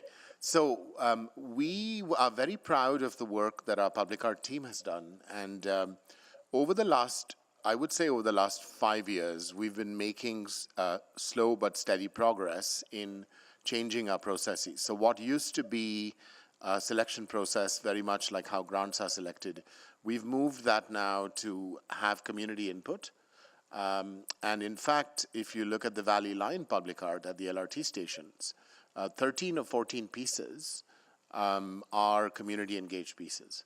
So we have a process now that actually allows artists to have almost like a conversation, like an interview process, rather than just come and submit their concepts and their maquettes to a selection committee. And it allows for the panel, which includes community members, it allows for the panel to actually fully understand the context in which the artist is working. And so instead of having the art be a reactionary or a responsive kind of thing that makes people, provokes people, it actually is a process that allows the art to be received by the public well in advance. So before even it's installed, there are many processes that ensure that there is community engagement, and that the art then becomes not art, but it becomes a part of the community itself. And so people then are attached to something that they recognize is a part of their own history, is a part of their heritage, is a part of their culture, most importantly, is a part of their neighborhood. So that ownership of the piece, is something. So we're experimenting constantly. And then the other thing I'd like to say to you is that because of the new public art policy, we are going to have a new way of understanding how art can be received in a community, can be installed. So in the previous policy, art had to be commissioned at the capital project or in close proximity to the capital project. Now with the heat map and with other measurement and other evidence tools, we know that public art the communities in the south end or the north end or the northeast or the southeast or southwest, where there is no capital project that commissions the art, we now have the ability to pool those resources, talk to communities, and put art where it's needed, not where it's not in close proximity always to a capital project. So if a bridge is being built, we don't have to put art on the bridge. Maybe we do, but it gives us an opportunity of moving it somewhere else in the community where people live. So there's a bunch of things that the curatorial roadmap is going to allow us to do. And finally, I would like to say that there are things in the public collection that are missing. So we have less work by women artists. We have less work by Indigenous artists. We have less work by artists of color. We want to be able to do that work because Edmonton of today is not Edmonton 50 years ago. Thank you. So we want to do that. Thank you, Sandy. Thank you. I might also come around for a second round, Mr. Mayor. Thank you, Councillor Paquette. Councillor Rice. Thank you, Mayor Sohi, and thank you for this presentation. I do have a few questions to clarify. The first one about the funding increase. So by looking at 2021 actual spending, and it's just $50 million, and right now in 2022 we increased to $3 million, and right now we increase another $7.5 million. So the increase rate and compared to the average of cities' other programs increase in the proposed budget, this this one looks really high. It's almost from 17% and to 15%. So can you tell me what this 15 to 17% increase break down and in the category of operating project and programs for your spending? Okay, thank you for that question. So the increase that we're asking for is $6 million that will go directly to our granting programs. So it will go, money that will go out into arts and festival organizations, and it will go into programs that support individual artists and collectives. That is $6 million. So our granting budget will increase by $6 million from $14 million to $20 million. And $1.5 million that we're asking for our projects, our programs, is money that will go into hiring artists to activate neighborhood level activations. So everything from green shack shows to parades to pop-ups in parks to other kinds of programming that we'll do, including arts presentation and so on and so forth. Okay, then for the grants, for those organizations, artists, are they eligible to apply for the different type of grants in the city provided? And is there overlap grants and in those type of scope? So generally, because we do all the funding on behalf of the city, generally arts organizations and festivals have to choose where they want to go. So if they're receiving money from the city through a city granting program, they are not eligible to come to us. Is that the question you were asking? Yeah. Okay. Okay, so thank you for that clarification. And then the next question talk about the impact. Yes. So for any funding and city invested, because it's tax related dollars. Yes. Is our taxpayer dollars. And then I would like to know, and from quality of life, Edmontonians how feel like impact from those investments. Also, you mentioned about economic impacts for the city. Can you describe a little bit detail on that? So I can talk broadly about impact. We do have in Connections and Exchanges, we do have a measurement, evaluation, and learning framework. I just gave you a small sample of what our surveys have shown, but we do have 4 other methods of collecting evidence. And every annual update that we do to Community and Public Services Committee, we will be able to do that. When it comes to economic impact, this is work that we are proposing to do over the next 4 years. I haven't included it in my package because I'm still in discussions with Explore Edmonton. We want to be able to do economic impact studies with Explore Edmonton to show that the content produced by the cultural community, by the arts community, how that content is driving tourism experiences. So we don't have that one-to-one relationship as yet, but we are going to do our best to work with Explore Edmonton to make sure that we can demonstrate that the public investment into the arts is actually creating economic resilience. Okay, thank you for that, and I'm looking forward to that information. Last question about the impact in the area. And so the orange color diamond streets, the awareness, public awareness specific in the core downtown area and also some northwest area. So I heard you mention about to increase public awareness and cross city is not necessary, and then for city to put the funding at this time to increase the public awareness to cross other area, or existing area is already enough, and for Edmontonians to enjoy all kinds of arts events and then performance shows, everything. Yeah, so we are very committed because Connections and Exchanges as a 10-year plan tells us that we must do better. We must go to other areas. I showed you the heat map because I wanted to show you that we are very mindful. We know that this is work we have to do and that we have to be there. And the artists who live in these areas and the libraries and other public facilities that exist, we need to be there and partner with them so that we can activate areas that are darker right now and make them bright. Okay. Make them like the downtown core. Okay, thank you. My Thank- time is out. Sorry. Thank you, Sanjay. Councillor Principe? Thank you, Mr. Mayor. So the increase in $6 million for grants, that would be on top, because I know in 2021, $11 million was given out in grants, is that correct? Yes, I think Right. in 2022, we will give out 14 million, because that was the $5 million increase we received when council approved the 10-year plan. So it would be $20 million in grants we would be giving out? If the package is approved, yes.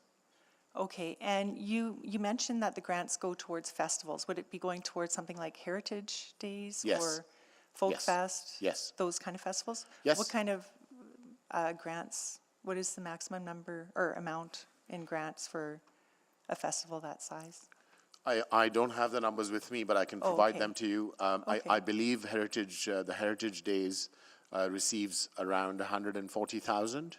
From EAC? Correct. Okay, okay.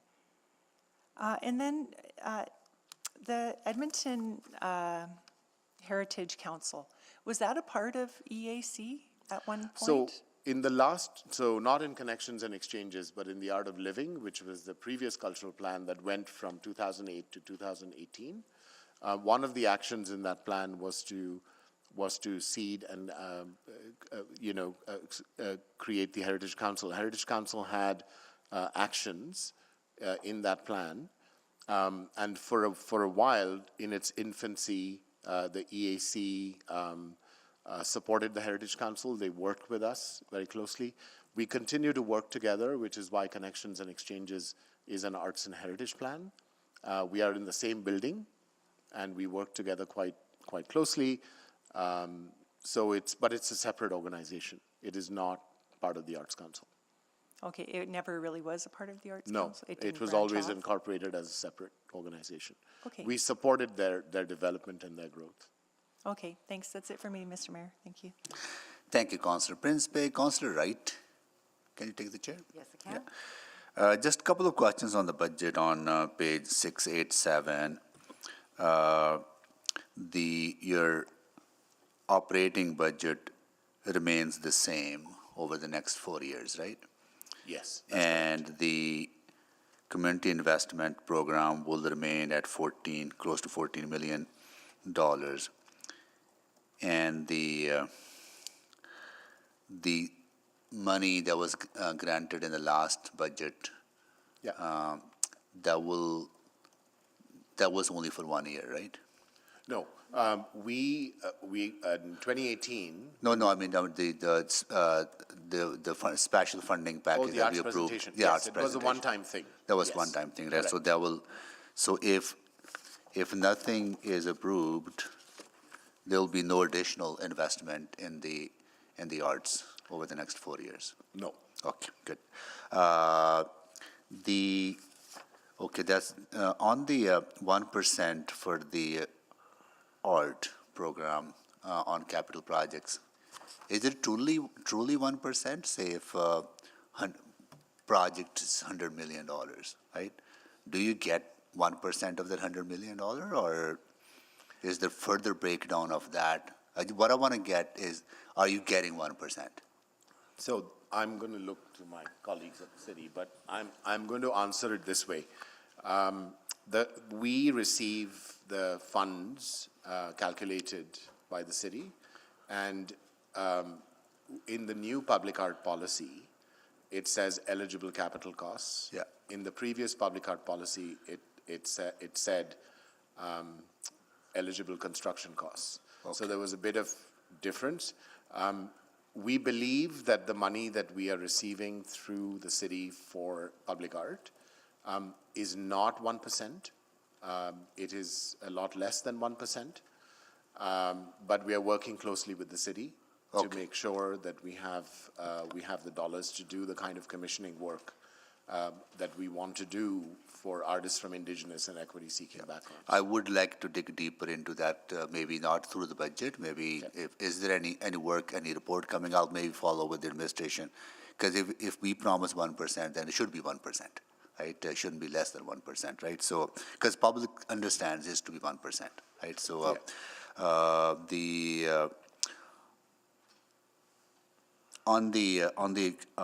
Another question I have is related to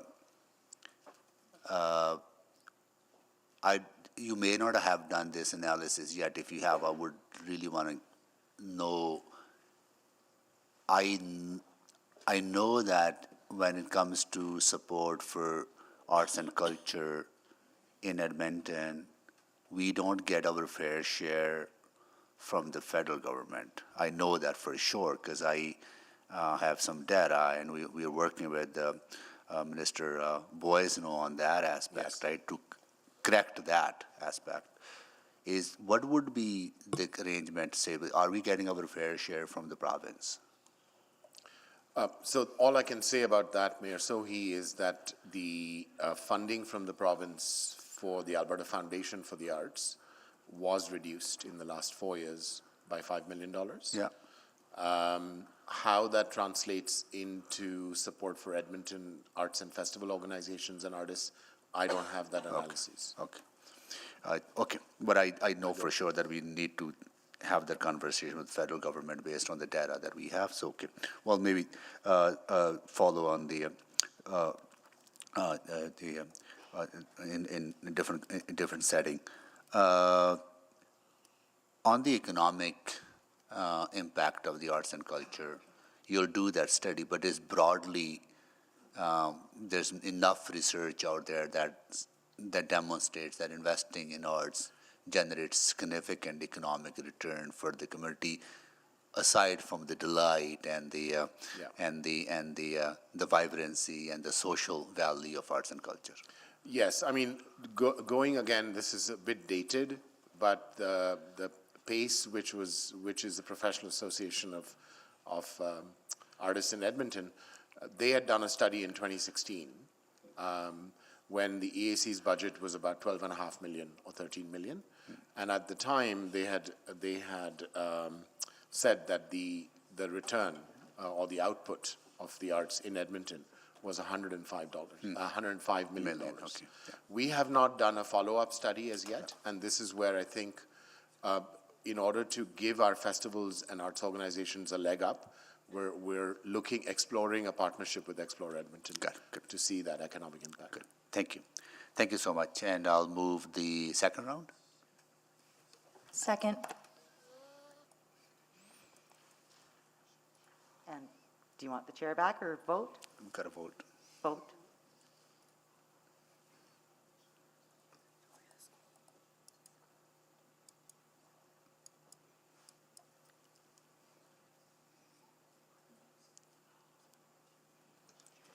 We have all the votes?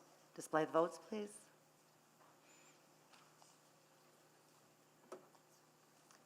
Thank you. Okay.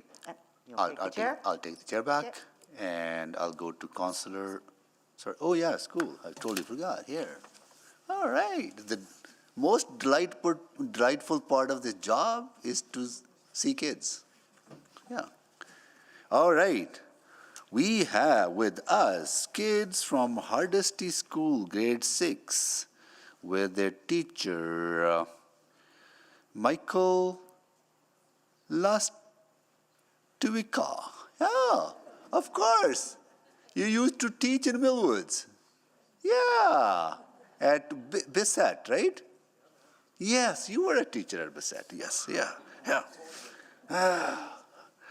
Okay, and they're joining us, and your ward representative is Councillor Salvador Ward-Meti.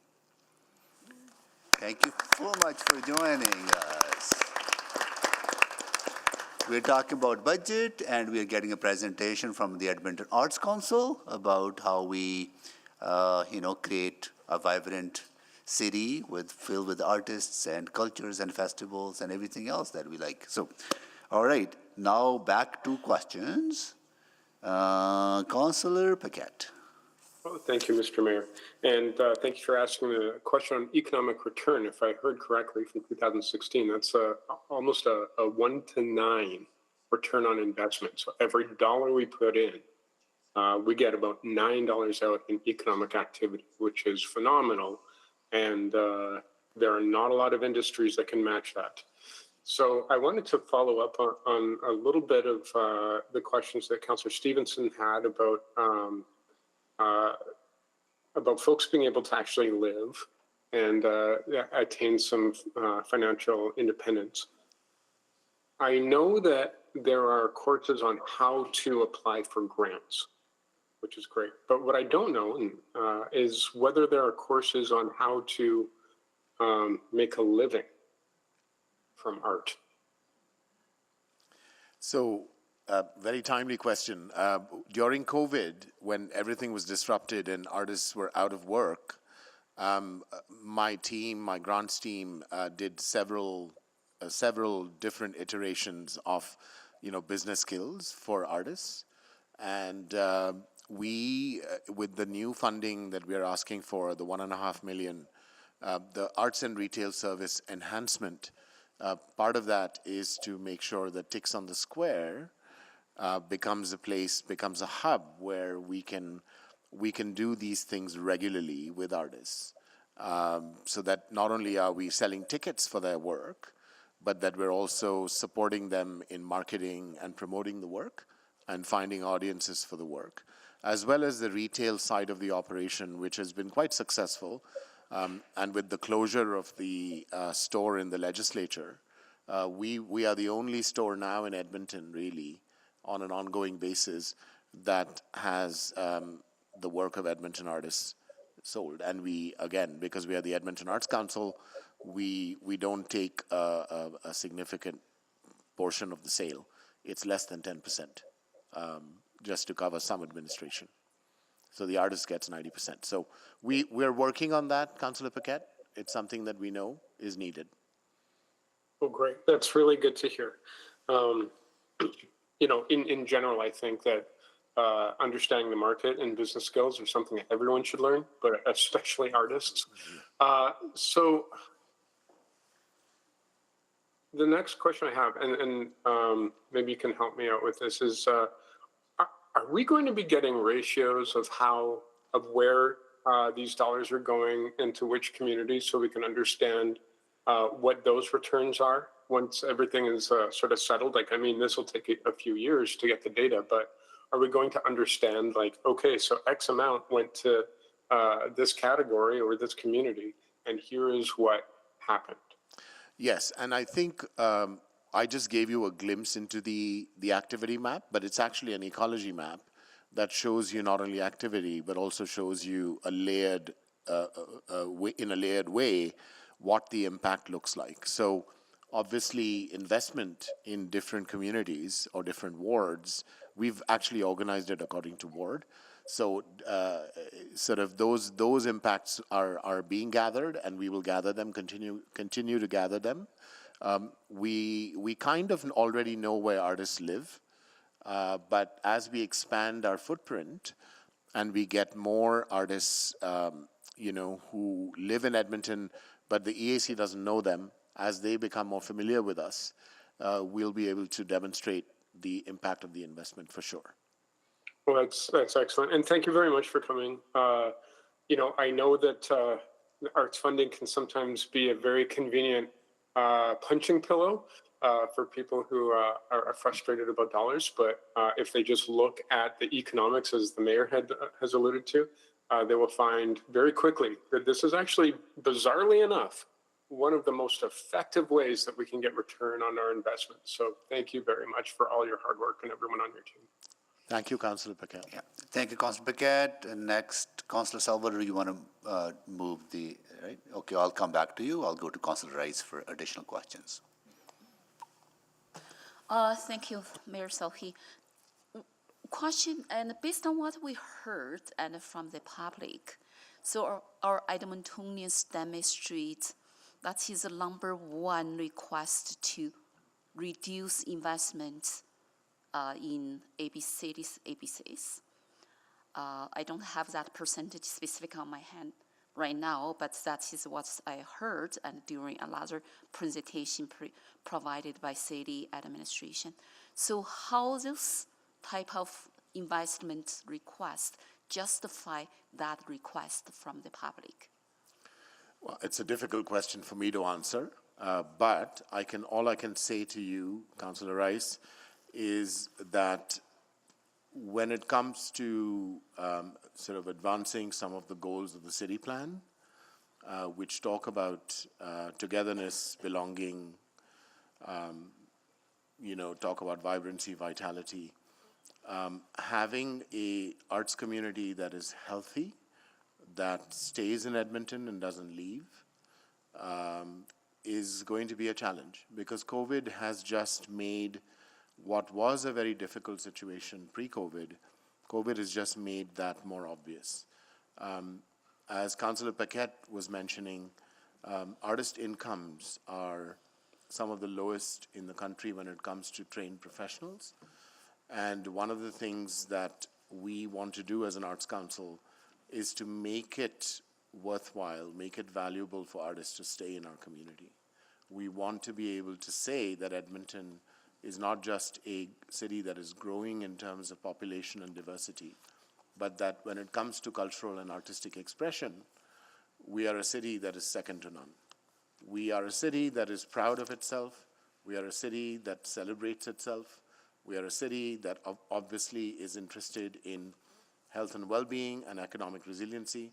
So I see the work of the Edmonton Arts Council as advancing all those goals, because they're goals that the city has. It's not just the Edmonton Arts Council's goals. It's a goal, these are goals that we in partnership with the city are doing together to make our city a place of choice that people want to come and live in. I don't know whether I've answered your question, but it's a difficult one to answer. Thank you for your answer. So that's all my questions. You my time. Thank you, Councillor Rice. Councillor Salvador? Yeah, happy to move that the December 1st, 2022 Edmonton Arts Council verbal presentation on the 2023-2026 capital and operating budgets be received for information. I'll second that. Okay. Please vote.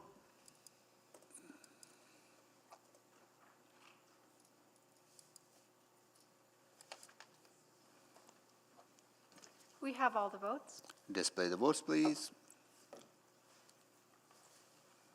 That is carried.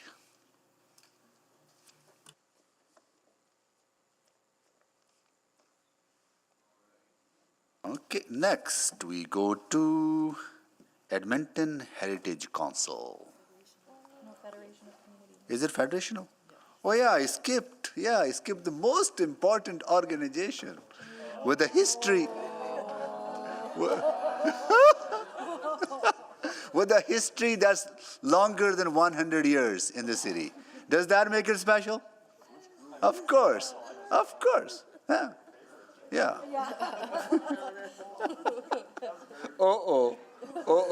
There's so many people in this room probably saying, what did just Mayor say? What did he just do? Right?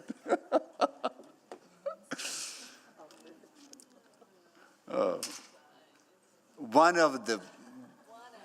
of the many, many favorite organizations. One of the many, many, many. Can I erase that from the record?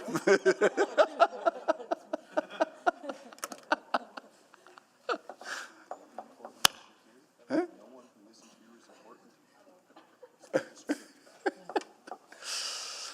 All right, next we go to presentation from Edmonton Federation of Community Leagues, one of the many, many organizations that are my favorite, right? Okay. Well, okay, go ahead. Thank you, Mayor Sohi, for that introduction. We'll take it today. Thank you. I just want to confirm that clerks have my speech, so we're good. Thank you, everyone. Okay. Good morning, councillors and Mayor Sohi. My name is Laura Cunningham-Chapley. I'm the Executive Director for the Edmonton Federation of Community Leagues, and I am honored to have not only my staff on either side of me, but my incredible board members that have also been able to take time today to join to answer questions that you may have after the presentation. I'd like to introduce you to Alex. Here he is eating pancakes after Dad cooked breakfast for over 200 neighbors. This is a normal moment, but it's an important one. When Alex wears his Community League shirt and volunteers for neighbors, he feels a sense of belonging.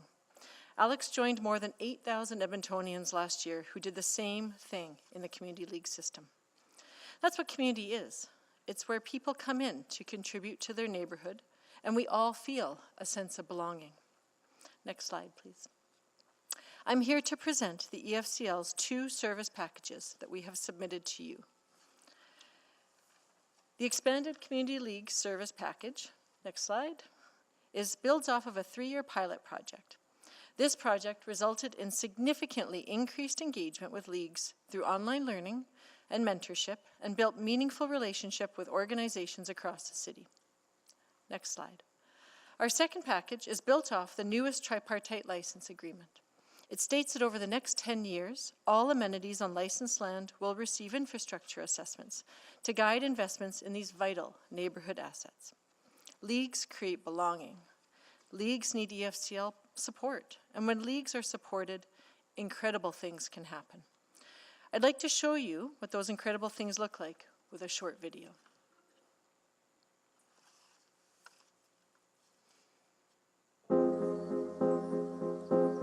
We had left everything that our children know. We had left our family in Zimbabwe, and the new connections we'd made in Norway.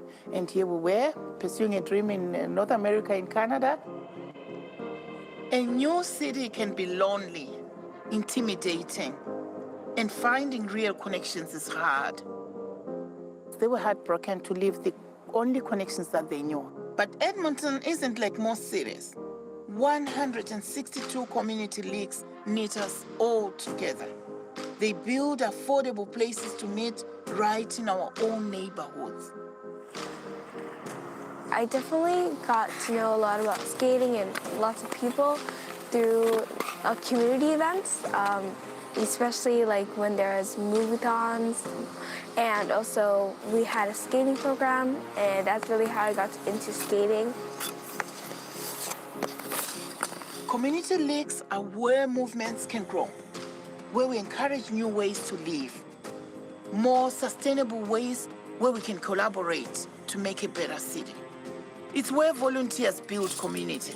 Having activated spaces within a community really contributes to the safety. Having people out and about and walking their dogs or spending time in a park space really adds to the safety in those areas. Where kids can find a sports league they can afford, that's right next door. There's a community league in each, neighborhood. And so this is how we bring free play close to home. I, for one, like basketball the most. My favorite sport is soccer. We get to have lots of fun, and sometimes when you're in it, you make new friends. Community leagues are where we care for our environment, where herbs flourish and people belong. I think it's been a place for us to connect with other people in our communities. Otherwise, I don't think we'd know as many people as we do now. I'm reminded of a proverb we use in Zimbabwe, where we come from, that says it takes a village to raise a child.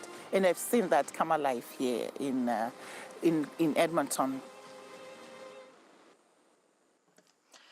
While filming this video, Elise shared with us her dream of going to the Olympics. The skates that she learned to skate on were loaned to her from her league, which was a short walk from her home. This is what building belonging and community truly looks like. Next slide. As a city, our return on investment from leagues and EFCL is unmatched. In 2021, nearly 168,000 Edmontonians benefited from league events and programs. That's 17% of our city. Next slide. Your return on investment from leagues and EFCL is the time that more than 8,000 volunteers provided last year. Next slide. League infrastructure helps to build a sense of place in our community and will support us as we strive to build a 15-minute city. Next slide. The Community League infrastructure dashboard we have built will provide clearer data that informs life cycle investment and investment decisions for leagues, EFCL, and the City of Edmonton, and will be invaluable for us over the next 10 years. Next slide. These spaces provide room for Edmontonians to come together, indoors and out, at league programming. Next slide. EFCL's role is to support 162 grassroots organizations to create vibrant places. At the core of these packages is that EFCL requires additional support to take leagues to the next level. The EFCL is best positioned to leverage our 162 leagues to see small investments do big things. Thank you for your time today. Well, thank you so much for your presentation and the work you do, Councillor Rutherford. Hello, how are you? Good, thanks. Yourself? Good. So I submitted a question because we had talked about that motion related to inflationary pressures for community leagues, and then the service package wasn't there, so I followed up with a written question in the operational portal, and the answer I received is that you're going to be kind of working on something into 2023. But I guess my question is, I'm not understanding why wouldn't even small equal distribution of some funds for inflationary pressures across the 162 leagues be valuable? Like, why do we have to do this work to reassess the distribution? Why can't we just give like $500 to all 162 leagues, recognizing the inflationary pressures they're under? Yeah, thank you, Councillor Rutherford. It is a good question, and I think that the challenge is that each league is so different, and each league's buildings, their amenities are very different. And so we have been in close communication with leagues to understand what those inflationary pressures are looking like. Last year, we were able to receive some COVID-19 emergency funding from the city to offset some of the costs, because there were some leagues that were in very difficult situations.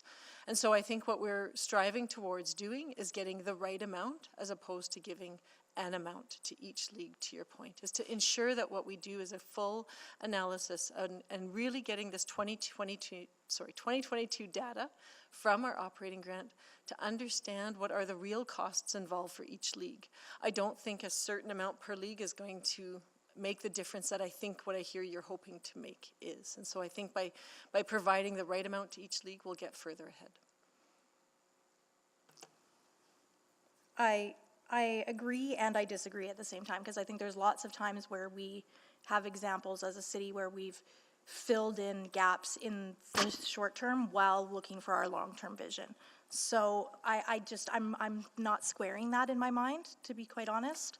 And I guess my other question is about one of your service packages related to the expanded community league supports. Ensuring all community leagues have the tools. Would you say right now that your support is equally distributed amongst the 162 community leagues? I would say that we have had contact with all 162 community leagues this past year, and so we do provide support to leagues. We reach out to leagues specifically if we haven't heard from them, and we do respond to all of their questions. We host many workshops every week. We have a different cafe and workshop that is advertised to every league. Yeah, I feel like it's a lot like the conversation. There was actually a really poignant response, very different, but to Vision Zero. I asked a question about equity because there's, as somebody with a community development background, capacity to organize is not equal across all demographics and across all neighborhoods within the city of Edmonton. And what I'm worried about is that those community leagues that have capacity to organize get more attention from EFCL and more support than those that don't. Can you speak to that? I'll just defer this over to Colin, who will answer for you.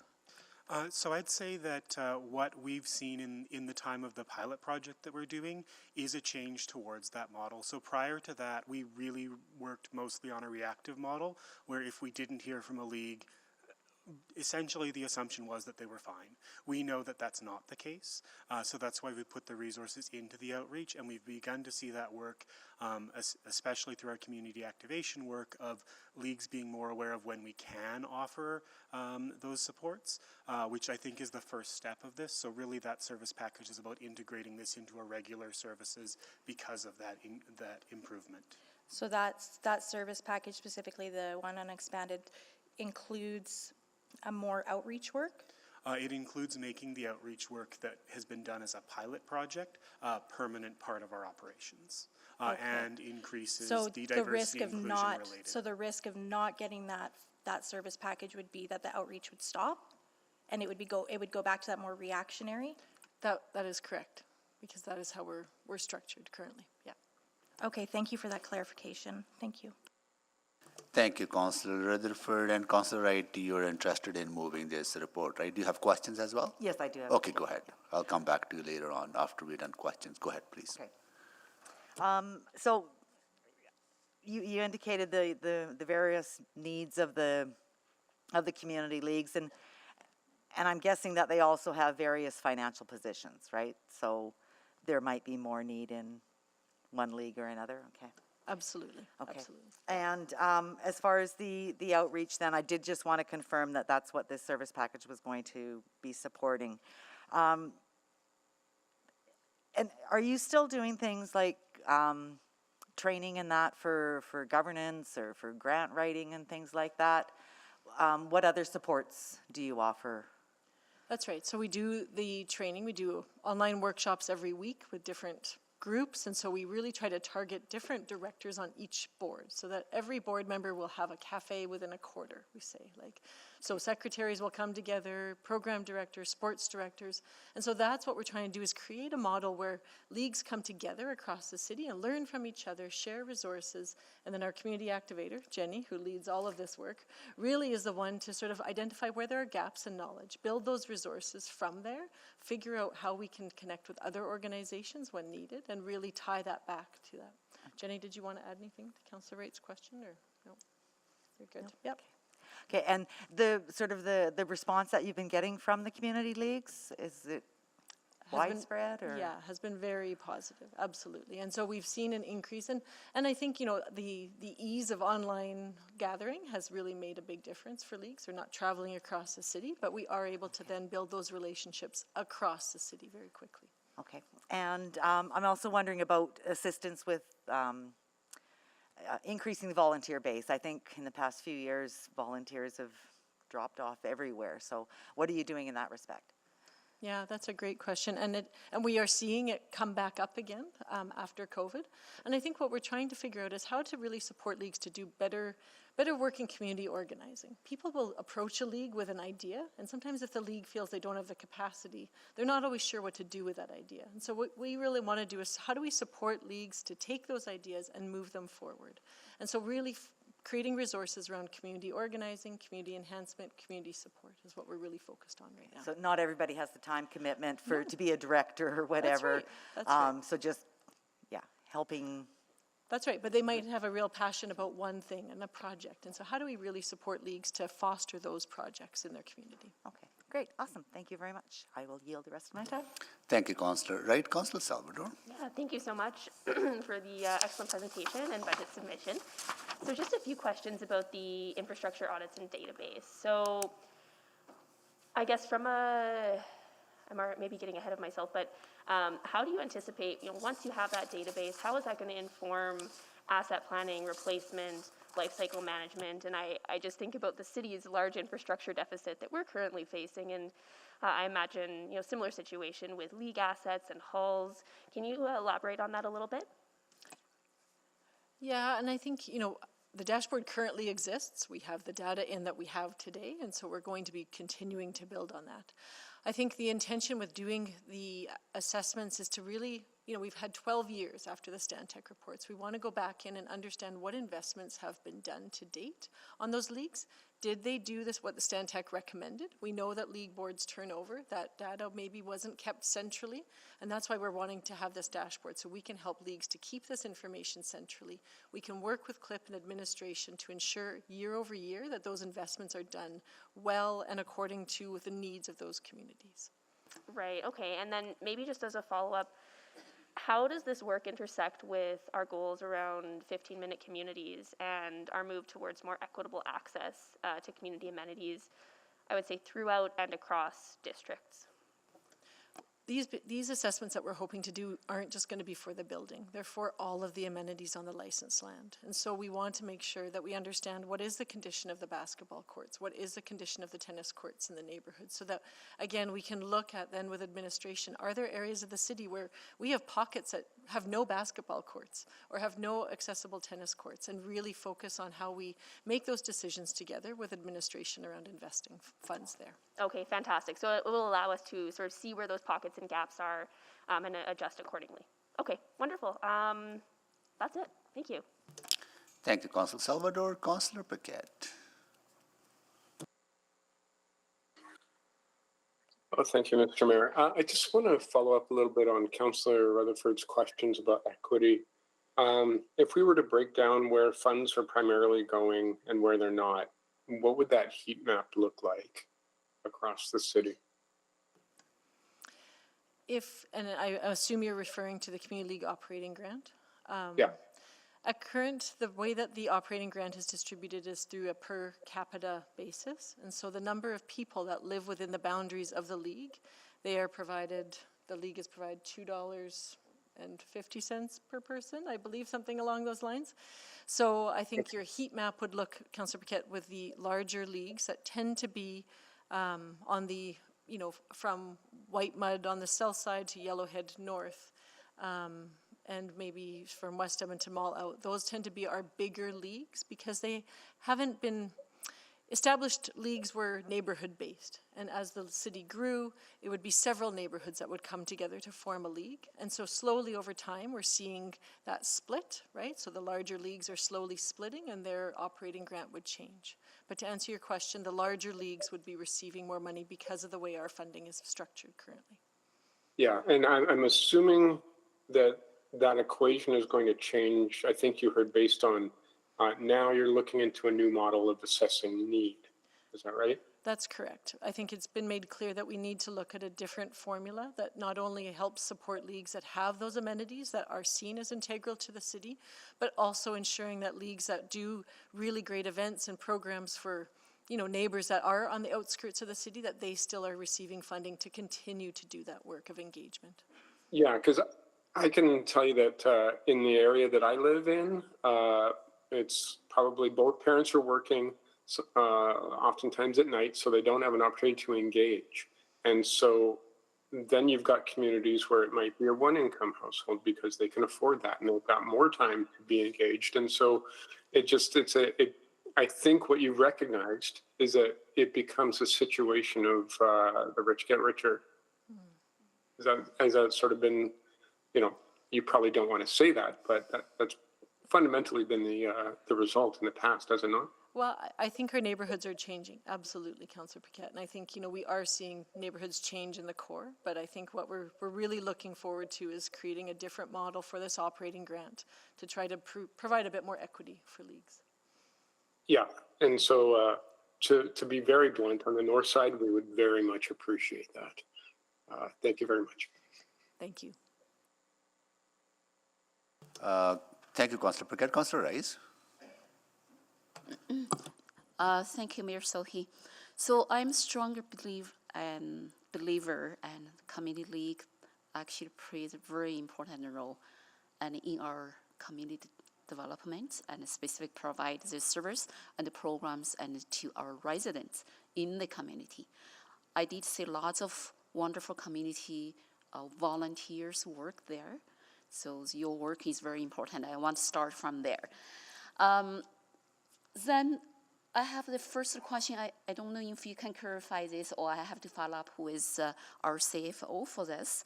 And because the presentation and what you ask for the budget number and is different from what I'm looking at in our budget book. So I want to get that clarification. And because you asked the two unfunded package, one is 1.6 million. So that is more like about the capacity building improvement. So another one is 1.695 million. So that is two. Yeah, two packages. Yeah, yep. Two unfunded package. I want to get clarification for that difference between the numbers. And because in our budget books, and is less than this number. That is the first question. So the second question I would like to ask, based on your plan for the next 4 years, as per your asking, the community league membership right now, and then if you look at membership, what's in the community league, by 2026, the target is only like 36,000, but we have almost 1 million Edmontonians and live across the city and different communities.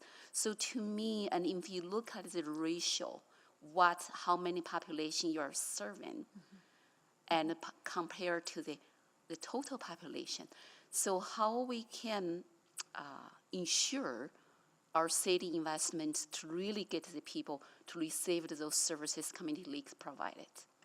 Sure, did you want Jen to answer this one? Jen is our president, Jen Hi. President. Yes, thank you.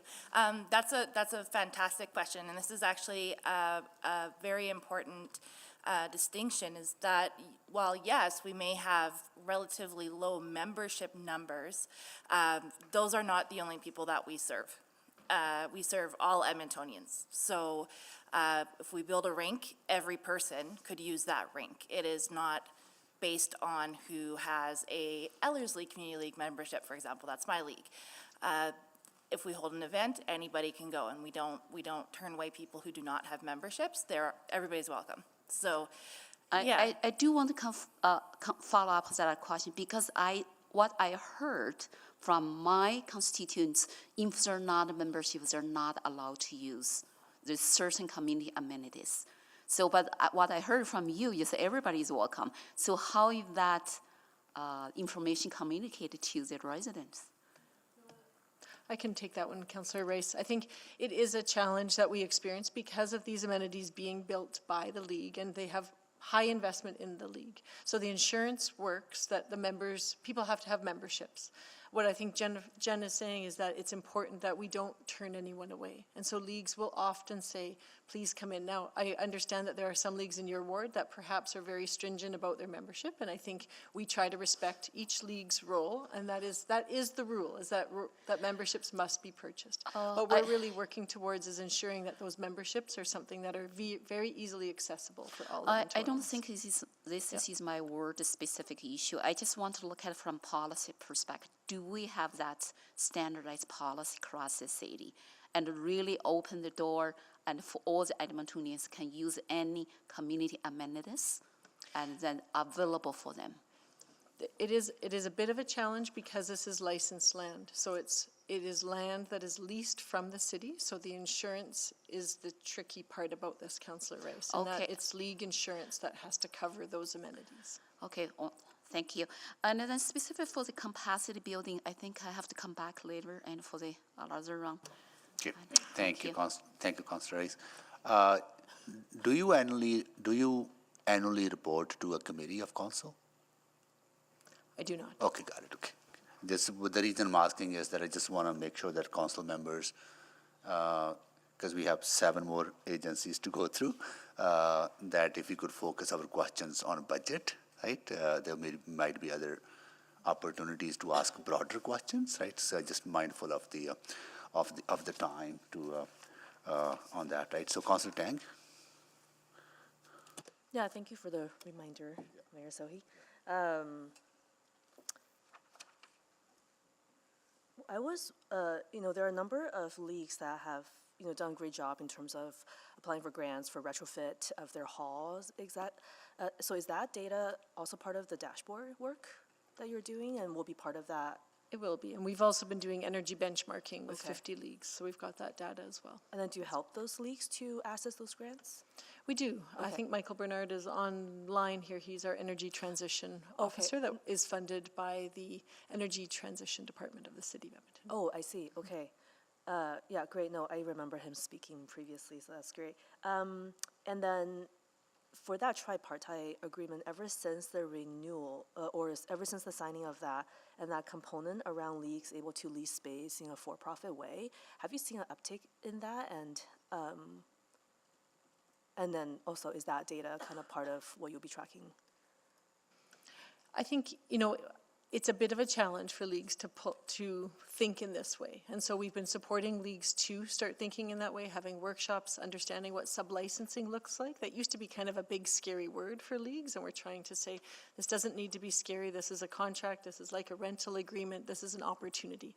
I think we've seen a lot of leagues do things like more craft sales and farmers markets and that sort of approach to this, because it really is community building and it's using the land in ways. But I think we've got some work to do. Would you like to add anything on that? Yeah, and then in addition to that, I would say that the bulk of the focus of leagues over the last year has been largely recovering post-COVID, because most leagues were in terms of rentals and access to their hall, completely closed for most of the time. But we are beginning to see some interesting uptake on different ways that the corporate usage of the for-profit usage of league spaces can look like through our work with the sub-licensing process alongside neighborhood services. Yeah, that's great. And then I guess just a final piece, I think issues around EDI and representation, I think is certainly always on my mind. And I think, and there's always this criticism of leagues in that regard. I do recognize that you and your team have been doing quite a bit of that. And so in that first service package, can you just be a bit more specific about what would that do to change this element? I think what we're trying to do, Councillor Tang, is really build stronger relationships with the other organizations in our community. And right now we know that that takes up a lot of time. And so especially newcomer organizations that serve all sorts of equity groups across the city, and really understanding how leagues play a natural support role for the city. And I think, we often folks get connected to nonprofit organizations that are your traditional nonprofits. And this role will really look at how do we expand that so people understand that there is a role for them in their community, whether that be to access recreation or access programs, or to provide a leadership opportunity on the board of directors of the league. So this will be the high-level partnership you're creating kind of citywide. That's right. And then that will trickle down, down. into individual leagues and the neighborhoods and individual residents. And just building those bridges. We see some organizations have high populations in certain parts of the city. And so we then can work to build those bridges with those leagues and that population in particular. Great, thank you. Would you like to say something, Jenny? Thanks. Jenny, can I just take one? Yeah, sorry, if I could just add, we've also found I've been doing a lot of presentations with a coworker to newcomer groups, and I'm finding there's actually just a real lack of information. So we've created some really simple language infographics about Community Leagues 101, and when I talk to especially parents about the potential of being able to walk to skating in their neighborhood for essentially nothing, even if they buy a membership, it's $20 a year, it's huge. It's really game-changing information, and so getting those tools into the hands of leagues has been really important, and that's graphic design experience, that's the verbiage around it. A lot of that expertise goes into creating those resources. And that will be all encompassed in the enhanced. Yes, so we've been doing that work, but it definitely takes a lot of time. It's going out and doing those presentations, but it's also providing leagues with more resources to do open house toolkits, that kind of thing, to, as you said, get it down to the neighborhood level. Okay. Thank you. Thank you, Councillor Tang. Councillor Rutherford? Oh, yeah. Councillor Tang, can you move the second round? Sure, second round, please. Need a seconder? Councillor Salvador, please vote. In favor. Thank you, Councillor Jans. We have all the votes. Display the votes, please.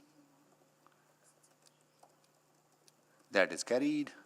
Okay, Councillor Rutherford. Yeah, so I just want to go back to the service package again on the enhancements, expanded community league. What percentage of that service package is adjustments for inflation? Give me 1 second. The adjustment for inflation is about 20%, I believe, of that service package. Okay. We haven't had any inflationary adjustments for almost 10 years to our base funding for EFCL. Yep. Okay, and are staff at EFCL currently being paid a living wage? I believe so. Our board of directors did pass a policy that talked about where they wanted to ensure that staff were paid at what grid, and so we use a national policy approach? Yeah, for so that our one? current pay grid is based at slightly below the median of the Charity Village National report on nonprofit salaries. Within this, we incorporated that data into our ask to move them to slightly, well, about between the second and third quartile. Yeah, but like typically nonprofits are also not living wage providers. Like if you're comparing with other nonprofits, they tend to also, many nonprofits don't pay a living wage, unfortunately. So if that's your comparator, I just want the direct answer to the direct question. That's why that we moved to the based second to on third the current quartile. living wage in Edmonton, which is $21 and change, are all your staff making a living wage? Or does this service package, would that be corrected with this service package? Our admin level staff would be pushed above a living wage by that definition. Would be pushed above? Yes, the rest of our staff are above that level. Okay, so but your admin currently do not, and they'd need to bump up? Right at that level, pretty Okay, close okay, to no, it. that's important, thank you. I appreciate that clarity. And then my last question is another thing that is always really on my mind, and again, it goes to that kind of the community organizing, but I'm really aware of like neoliberalism tendencies. So what I mean when I say neoliberalism is putting undue burden on community, what should be government responsibility. And so I think about, right now there's a service package for snow and ice that increases the funding for Snow and Go, but it's putting a real burden on community leagues. And again, if you have community leagues that can organize and some that can't, I think we're going to see an unequal distribution of that program across the city. Could you speak to like what we should be considering in terms of where leagues really fit in and where we shouldn't be putting that undue expectation on leagues in this budget? Yeah, I think that's a really good question and a good point. I think leagues are different across the city, and some saw the Snow and Go program and thought that was awesome, and thought that was great, and are jumping in, and they're the ones that were probably very involved with Snow Angels as well. And so I think, there are some organizations and some leagues that are already inclined, and I hear what you're saying. It's a bit of a difficult one to us to identify. Do we say no to this or not? I think we try it with this new model with the city for this year and see how it goes. I understand there's some money attached to it, whereas I don't know. But I would suspect that we would see that uneven distribution. I suspect we will as well. Because like when I saw the list, there was none in Wardenolnik, for example, of community leagues that had uptook on the Snow to Go as an example. But I also think about there was floating the other day yesterday when we were discussing our houseless population, it was floated around, well, community leagues as a place for, and I'm very concerned about that narrative being out there. So any last comments on kind of that what should leagues be in the business of and what should they not be in the business of in my last minute? I think they need to be in the business of having the conversation with you about this. I also heard the conversation yesterday as well, and although we did write into the tripartite a section that talks about emergency use of hall facilities, it is very much still in the boat that the league is the driver of that emergency use. And so I think that and I would imagine that emergency use is more like if emergency shelter, like there's evacuation center flood. needs to be That's set right. up and That's those right. kind of things. Okay. Oftentimes leagues are the muster point for an apartment building in the community, those sort of things. Perfect. Thank you so much. Appreciate it. Thank you, Councillor Rutherford. Councillor Rice? Thank you. And then regarding the 2023 expenditure, I really want to go back to say that capacity building piece for your request increase funding. And so we have 45% about the operating, community league operating. And also we have 45% of community league infrastructure. So can you explain a little bit more about that community league infrastructure? Because this is under operating budget, but it is coded as a community league infrastructure. It's more about community need amendments, right? The amenities, that's correct. Amenities, yes, that's sorry. correct. Yeah. I can't speak as to why CLIP falls under the operating budget. That would need to be an administration conversation. I can answer that quickly. Okay. The reason it falls under the operating budget for City Council is that while it is a program that funds capital, it doesn't fund the city's capital. Doesn't fund the city's capital, is everything is about the community. So let me say this. They're not assets under our control. Okay, that's clear. So it's a partnership and between the community leagues and then we city to build that community amenities and to support our community. That is correct. Okay. And for the operating increase, and then, so I know your target and is for the community and increase by 162. And how about some like newer community or under and development community?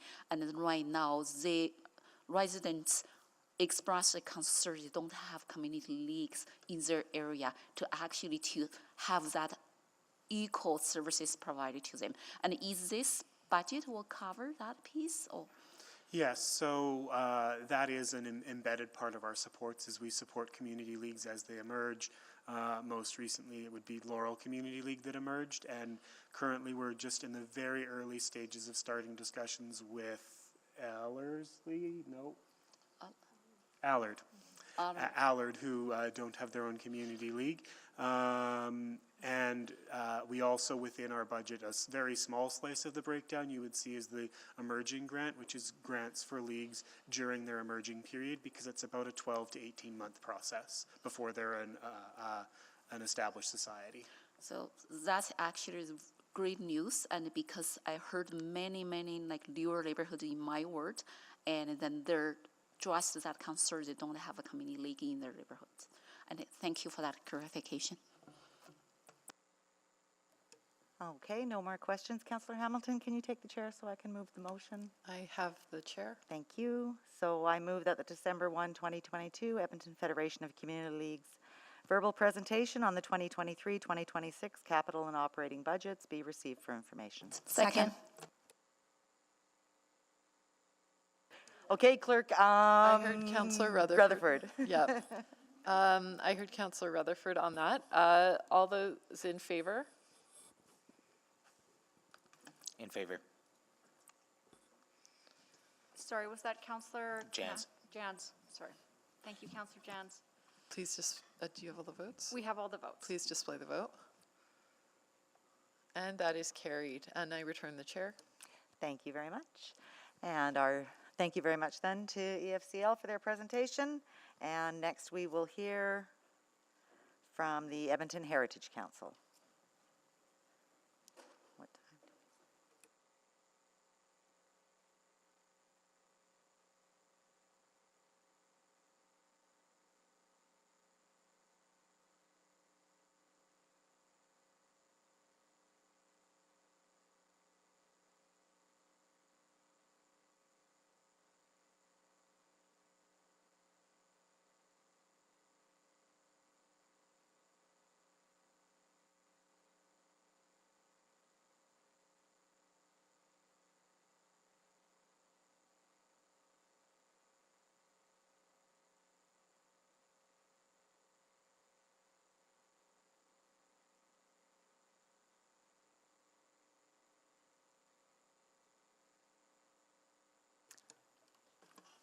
Good morning, Your Worship and council members.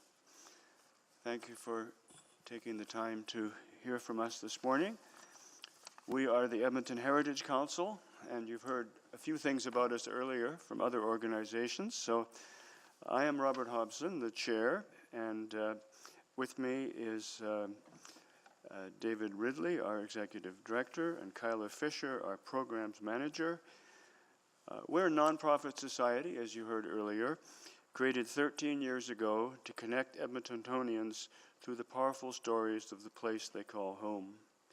In our service agreement with the city, we're a funder, convener, catalyst, and advisor in connecting people to each other through the city's diverse heritage and story.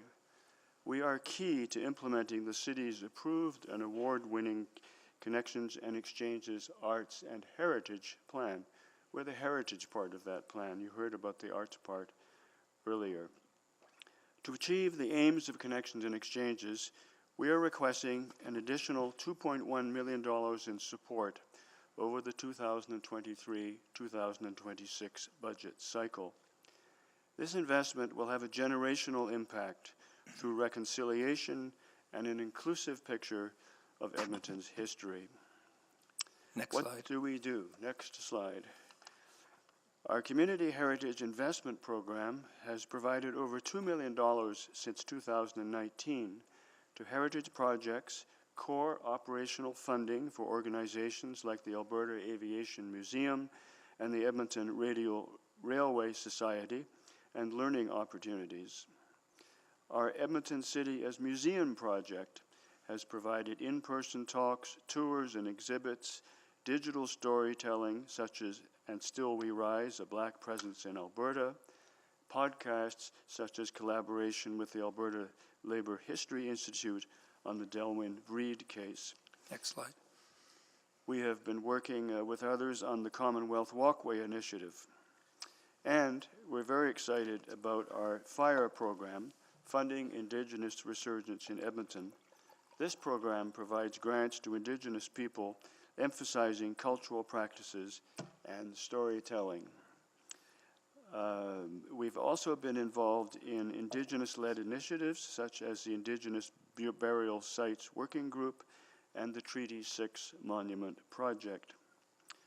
We're also involved in advocacy and heritage policy and planning in support of the Heritage Resource Management Plan of the city, and we hope to see that updated in the next several years as well. We're involved in initiatives in the wider community, such as the Ring Houses Initiative, and we've been active provincially and nationally in trying to convene organizations that support heritage.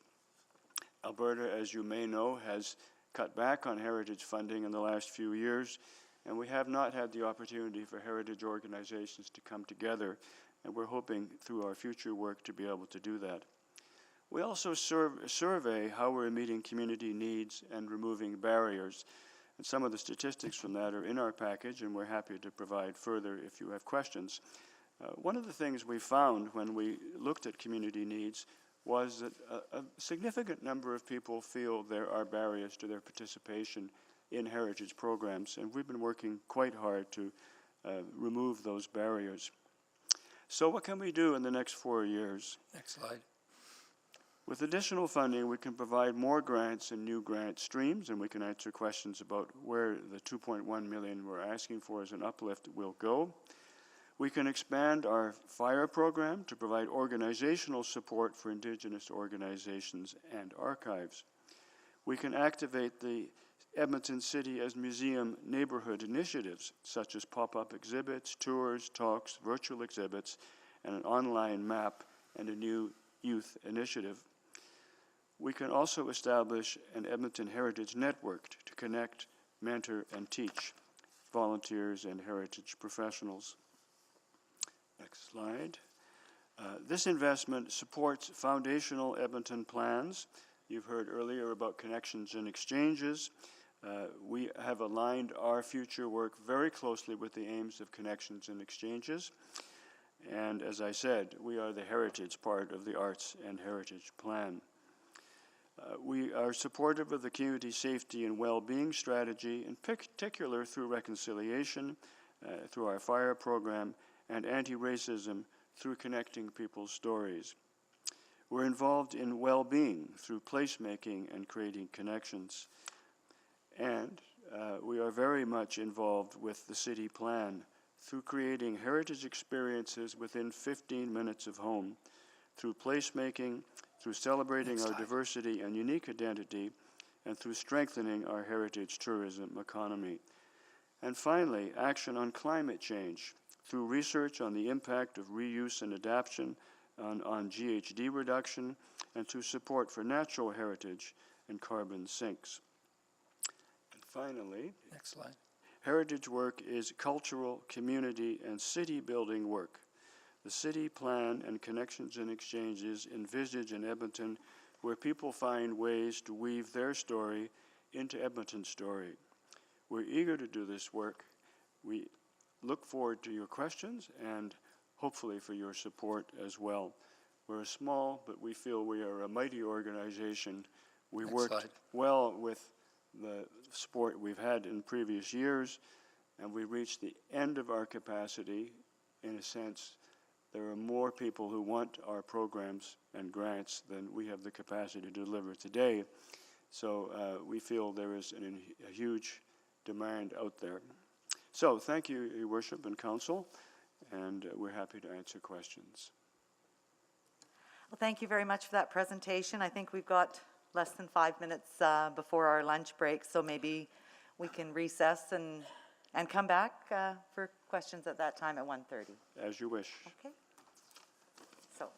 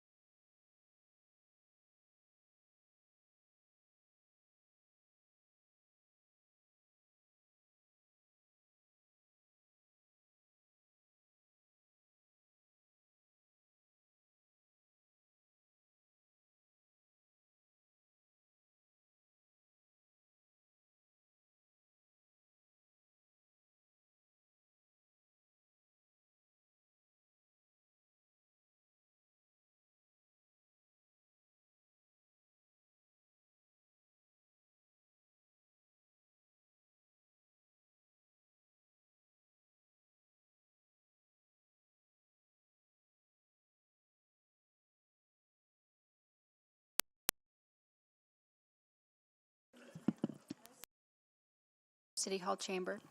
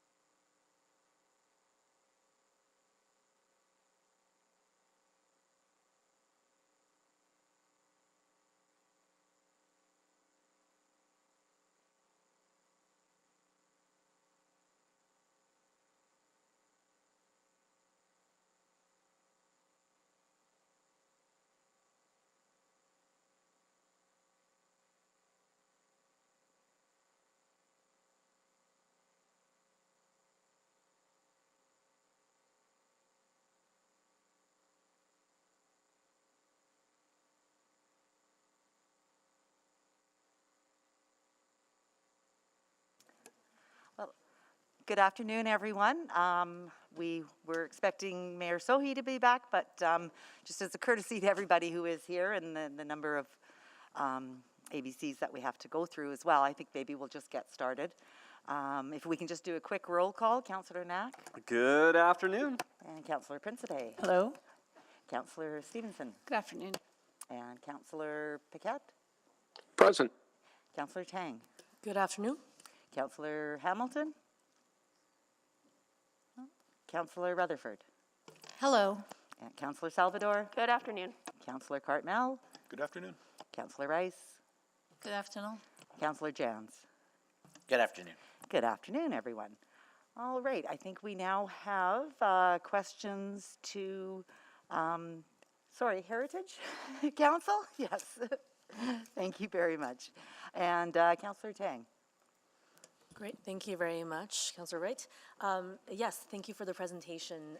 And I want to also acknowledge, in the last 3 days, we've had a number of speakers who came forward in support of the various programs, and in particular remarking how low barrier the heritage grants are, which you don't hear that very often. So, and as someone who has personally benefited from heritage grants, I attest to that. I'm wondering a little bit about your projects. I think that you had a map around kind of awareness and presence kind of citywide, similar to the Arts Council. What's your plan in terms of bringing to light the Edmonton stories from neighborhoods outside of the core? And just some of those elements. That's a great question. Thank you, Councillor. I'll let David explain. He gets all the difficult questions. I'm just the chair. Thank you. So our plan, so going back to the presentation, the Heritage Community Investment Program, the City's Museum project, and the fire program are really the platforms that we work on. And in all of those, we have strategies that are, I would say, in their early stages of making sure that we do that reach out into neighborhoods. Some of that has to do with building our outreach capacity, and that doesn't just mean through our own resources. It means how we connect with the Edmonton Federation of Community Leagues and local community leagues. So on that, Yeah. because we also heard something very similar from the Arts Council about their neighborhood outreach and partnership with community leagues, et cetera, et cetera. How do you overlap? How do you duplicate or not duplicate? Aside from the fact that we work in two different sectors, which are different, but we're joined in a common plan. Strategic plan, absolutely. My view on this, and I'm going to emphasize it's a personal view, is that there is additional collaboration that could happen in that, in those fields with the Arts Council. So we're two different organizations, not only in terms of the disciplines that we pursue, but also in size and resources. And so I think there's more opportunity that we're looking to explore through this, now that we're at the midway point of connections and exchanges, to build that out. Some of the audiences overlap, but a lot of them don't. Those who are interested in heritage and history, sometimes they're purely in that vein. So we're developing, part of our important part of our ask is developing our own capacity, I think, so that we can work better with the Arts Council and the Federation of Community Leagues. And I would also add, Edmonton Public Libraries, given their geographical spread across the city, to bring that programming into Edmonton's neighborhoods, more of Edmonton's neighborhoods. Yeah, and I, want to commend the work on fire. There was some pretty extensive written response on that, because I think there is quite a bit of a, or I guess maybe you can tell me a bit more about that alignment with the city's Truth and Reconciliation, Missing and Murdered files. Tyler, would you like to speak to that? I think I missed the last part of your question, but can you?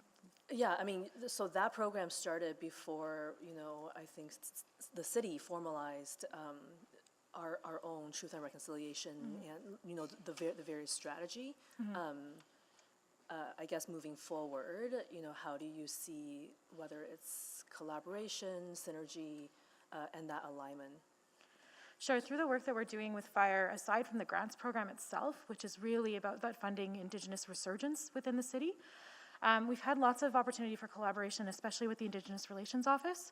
In particular, we're meeting with them we are part of the LRT Government Center Working Group around the renaming of that, and we're also working with the Indigenous Burial Sites Working Group within our own organization, convening that group, which has a lot of external involvement, and have invited IRO to that table as well. And does that overlap at all with some of the Rossdale work that's happening?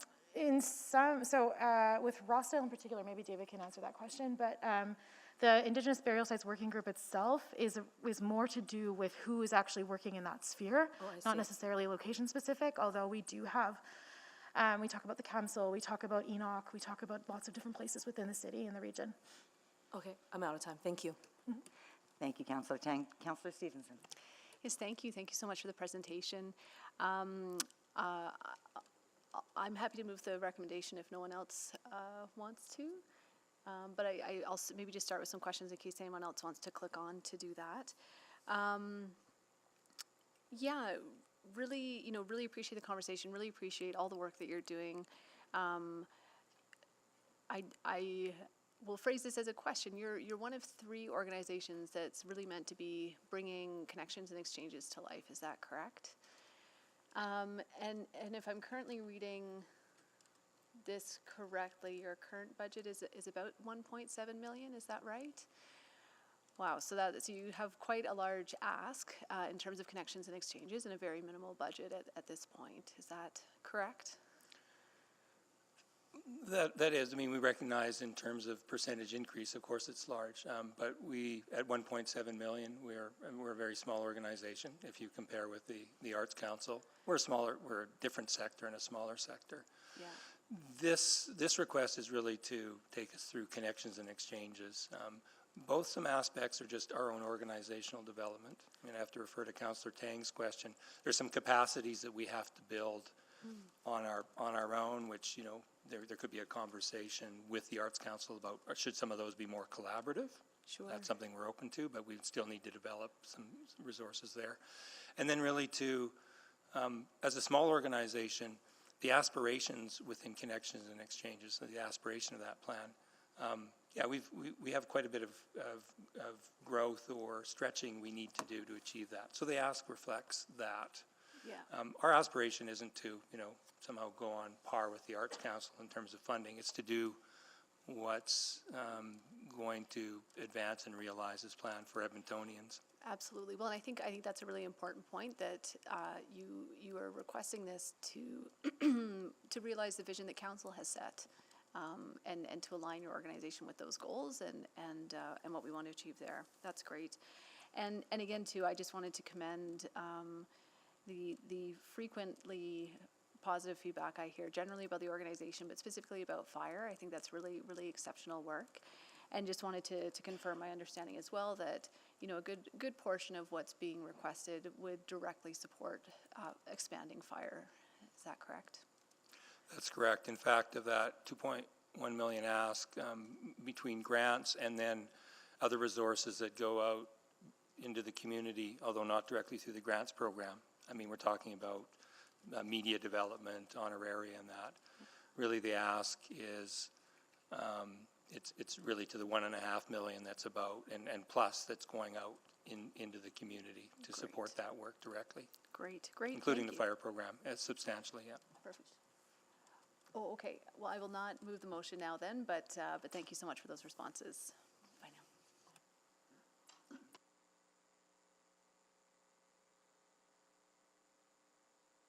Well, do I still have time on the clock? Okay, then I'll just move that the December 1st, 2022 Edmonton Heritage Council verbal presentation on the 2023 to 2026 capital and operating budgets be received for information. Does anybody want to second that? Second. Thanks. Thank you, Councillor Stevenson. I thought you were going to ask another question, so you did have time on the clock for that. Okay. All right, Councillor Rice. Thank you. Just very quick question. Oh. I'm sorry, we need to vote on that? But no, thank you. Sorry, that is our error. Councillor Rice should still be up for speaking. Okay, thank you. One quick question, and for the current investment of $1.7 million, that is for the 1 year or for the past 3 years or 4 years?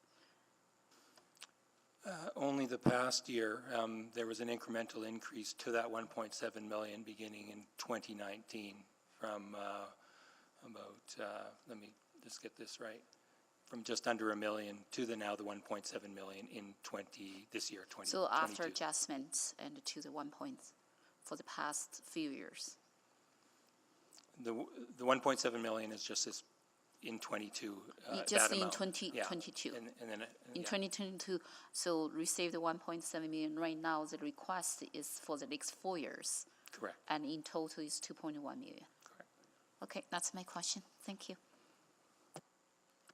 Okay, that's it for questions. Did Councillor Stevenson then want to put the motion on the floor? I will do that. So that the December 1st, 2022 Edmonton Heritage Council verbal presentation on the 2023 to 2026 capital and operating budget be received for information. Second. Any questions? Please vote.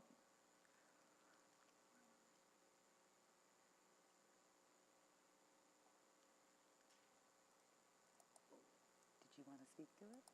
Sorry.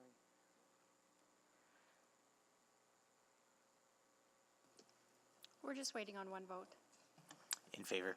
Thank you, Councillor Dans. We have all the votes. Display the votes, please.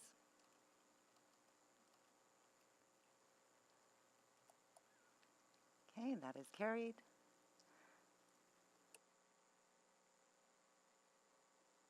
Whoops, thank you for coming.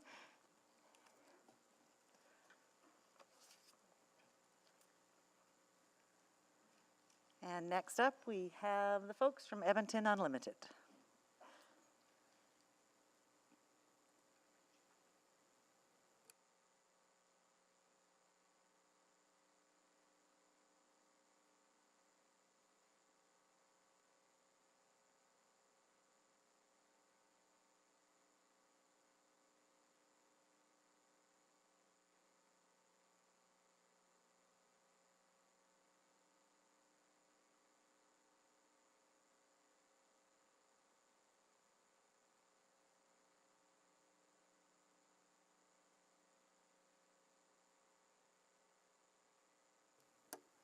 Good afternoon, and you can go ahead with your presentation whenever you're ready. Good afternoon. Thank you, councillors, for your leadership and time, as well as to the city leadership team for guidance with our first public budget presentation. Next slide. We are privileged to be gathered on Treaty 6 territory today. Edmonton Unlimited is committed to empowering Indigenous innovation in the spirit of reconciliation, and I am grateful for what we can learn about innovating with purpose. Next slide. We position our city as an inclusive global innovation capital, a city of innovators with solutions to the world's greatest challenges. These solutions are exactly what international markets demand and where enlightened investors will put their capital. In fact, nearly 60% of our program participants identify as tackling a global challenge. Next slide. We align with the city's economic action plan and support Edmonton's innovation communities through 5 pillars: programming, pathfinding, positioning, placemaking, and partnerships. Next slide. Now in our second full year of operations, in fact, today is my second year anniversary, we accomplished some key milestones and we still have a ways to go. But thus far, we've invested 58% of our total budget to frontline program delivery for local innovators, building companies and IP to fast-track things like commercialization, revenue generation, capital raises, and international sales. We delivered wildly popular programs to 2,619 founders. Our startup programming achieves a Net Promoter Score of 95, and our post-secondary institution program scores 100. We unlocked 3,100 hours of coaching free to local entrepreneurs. We've delivered a novel procurement experiment for local innovators to address city challenges, and we gained economies of scale for taxpayers by administering Startup Edmonton, key assets of Tech Edmonton, and the Edmonton Regional Innovation Network, where we led in securing $4.9 million for ecosystem programs. Next slide. With the community's support, Edmonton Startup Week hosted over 80 free events for 1,500 in-person participants and showcased 10 of Edmonton's hottest new companies. We continue to prioritize equity, diversity, and inclusion in all we do, from our anti-bias hiring to our programs like ANZA, which fosters entrepreneurship in Black youth. Next slide. Local companies benefit from the $5 million municipal accelerator fund that attracted 3 Silicon Valley accelerators to Edmonton, and from Alberta Catalyzer, our pre-accelerator that we launched with Platform Calgary. Next slide. We are proud to collaborate with so many partners across the city, just to name a few. Edmonton Public Library, where we provide public innovation programming and serve as innovator in residence. Edmonton Global and Explore Edmonton, where we co-conduct things like research, we host delegations, and we co-produce events. And then, of course, Edmonton's Stellar Post-Secondaries, where we provide executives in residence and business development programs. To see the numbers behind all this work, I'll pass the mic to our Director of Finance and Admin, Chris Cotter. Next slide.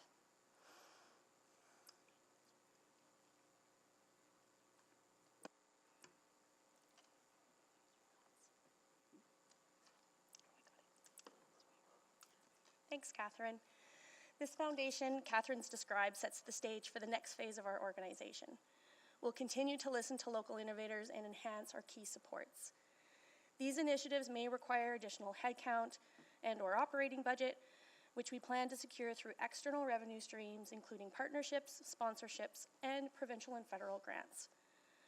Among the reasons we need core funding is to leverage and match other government grants for local innovation. The core funding we've received from the city currently represents just under 50% of our total budget. Next slide, please. Attracting and retaining team members is amongst our biggest challenges as a not-for-profit.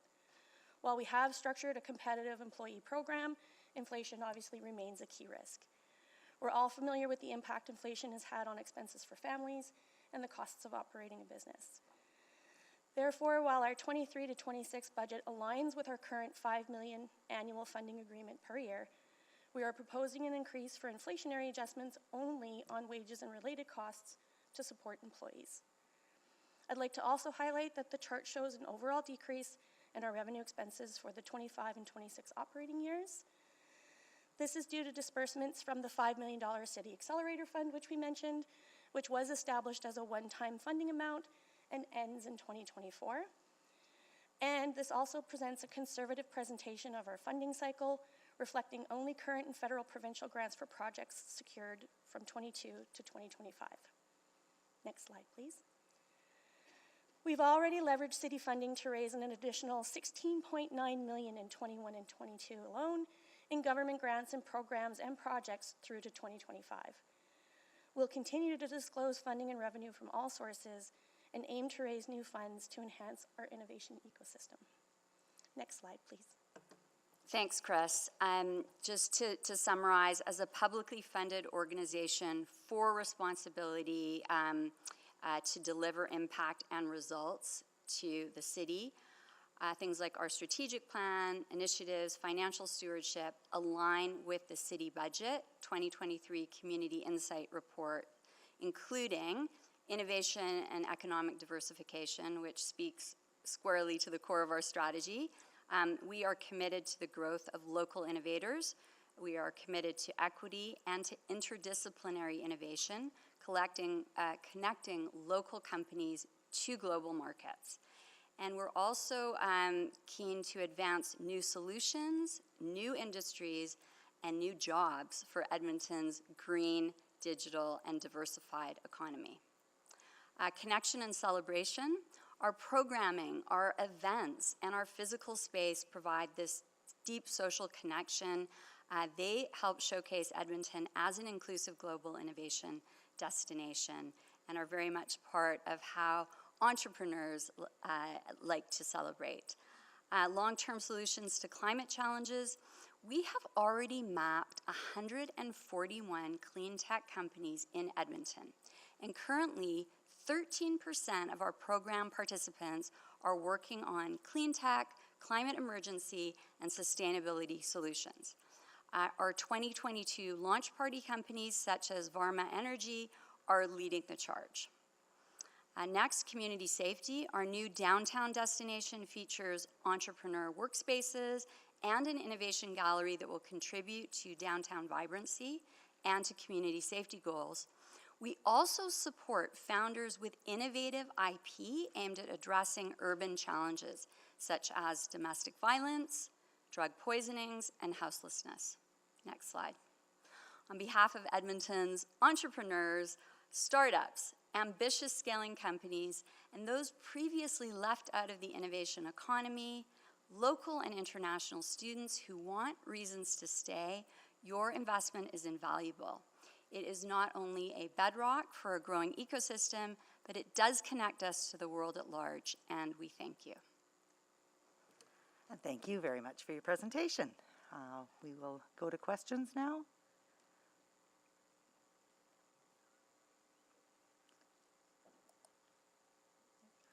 Councillor Principe. Thank you, Madam Chair. So I have a question about the entrepreneur working spaces. Is there a lack of workspaces within the city? Is that why we need to expand that? I mean, this is a challenging post-pandemic or sort of pseudo-post-pandemic time, and we're kind of projecting out longer term. It's very clear that early stage entrepreneurs, particularly those in our programs, need a soft landing spot. They also need this kind of confluence of activity that we're creating in the new space. And so those two things together make this hot desking model that we're setting up essential. I would say, to fully answer your question, right now in Edmonton, there is a lot of available office space, and people are doing kind of catch as catch can, but we're looking at being an anchor in the community, particularly for those early stage entrepreneurs. So there is not really another model like this? No, in there, Edmonton? no. So as your municipal innovation authority, this is among our roles. However, we very much support a distributed model of innovation proliferation throughout the city. So of course, there are also spaces like the Roundhouse at McEwen and other drop-in facilities. And part of our pathfinding that I talked about that helps entrepreneurs navigate, we will also point them to not just our own services and programs, but also to others around the city. Okay, great, thank you. That's it for me, Madam Chair. Thank you. Thank you, Councillor Principe. Councillor Rutherford. Yeah, I don't have a lot of questions because you were at committee last week, but I do have a few questions following up from some of the submitted operating questions and the responses from that, so if you'll indulge me here. The Mayor Sohi asked a question about sort of how much is direct and then overhead costs and those things, if you recall that question. And I know for 2023 it's 22.1 million, but as I read, that accelerator fund is actually declining or ending. So how much money is getting directly in the hands of startups after the accelerator fund is done?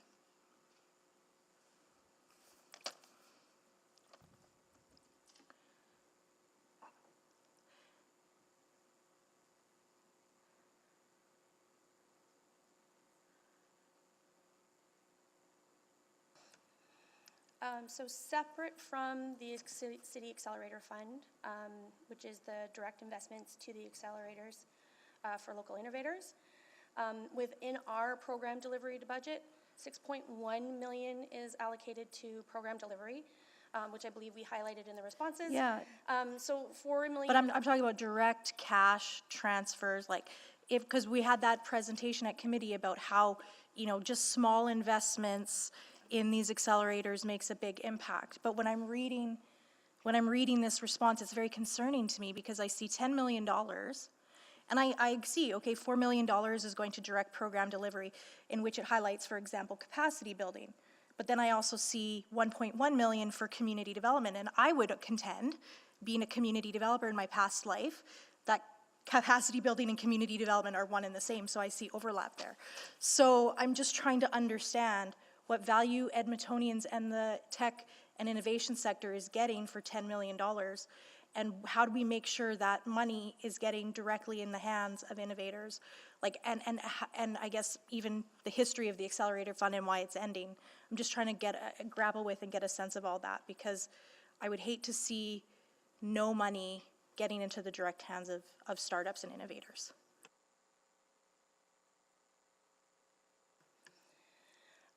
So it's important to note that our current model is actually, although there is a portion included in the budget around community initiatives and sponsorships and partnerships that do go direct into the community, which is approximately $200,000 per year, that the majority of our model de-risks the direct cash investment to the founders by providing them with the services and the coaching for specific projects they need for growth. Also, we provide that the project deliverable and management around the selection in terms of matching with expertise. That also doesn't put the pressure on the founder or the innovator in order to take that on themselves through their own cash flow. So in a way, rather than directly providing those dollars to the innovator, it de-risks that in allowing us to help them manage the execution of those specific projects around their growth. Okay, but then there was, so that the committee, there was the discussion about a $5 million fund for that direct investment. And so we were hearing from, many in the startup community about the need. So I'm just trying to. Councillor Rutherford, if I may, Stephanie Sorry, just over here. give me 1 second just to finish, because I guess I'm just trying to figure out, because I think some of the conversation at committee was also about who best to implement that grant, right? So. And I'll allow Stephanie to speak as well, but that is separate and different from the operating model for Edmonton Unlimited. And City Yeah, maybe Administration can Ms. speak to. McCabe. Yeah, the Edmonton Edge Fund would be started by administration because we Okay. recognize that the need is not just in the startup community, it's for our business community as a whole. So we'd work with Edmonton Unlimited, Edmonton Global, as well as other business leaders in Edmonton to activate that fund. So it's actually administration ask, the Edmonton Edge Fund. So what's the history? Why is the Accelerator Fund ending? The Accelerator Fund? Yeah. Because it was a one-time fund to attract global accelerators and local accelerators to Edmonton to set up shop. So it was really an incentive program Okay. to get accelerators here. Okay, thank you. Thank you, Councillor Rutherford. Councillor Cartmel, can you take the chair for a moment? I have the chair. Thank you. Keep turning that off. I'm just wondering, looking at the financials that were included in the budget package, you've been in operation under different names since 2020. I'm just wondering why we don't see like a 2021 revenue and expenditure in there. Yes, thank you, Councillor. We had submitted 2021 operating results as part of our budget submission, and City Finance had confirmed back to me there was an issue with the system they'd been working on since September, and unfortunately weren't able to include 21 results in the presentation. Okay, so I was just wondering if it was added into 2022, but no, there are separate. Yeah. And what were those revenue and expenses then for 2021? We were $6 million in revenue for 2021 and $4.3 million in expenses. And then why the jump from 21 to 22 then on expenses? 2021 was our first year of operations. So as Catherine mentioned, she started December 1st of 2020. And we were fairly light staff for the first 6 months of the year as we started to ramp the operations. Okay.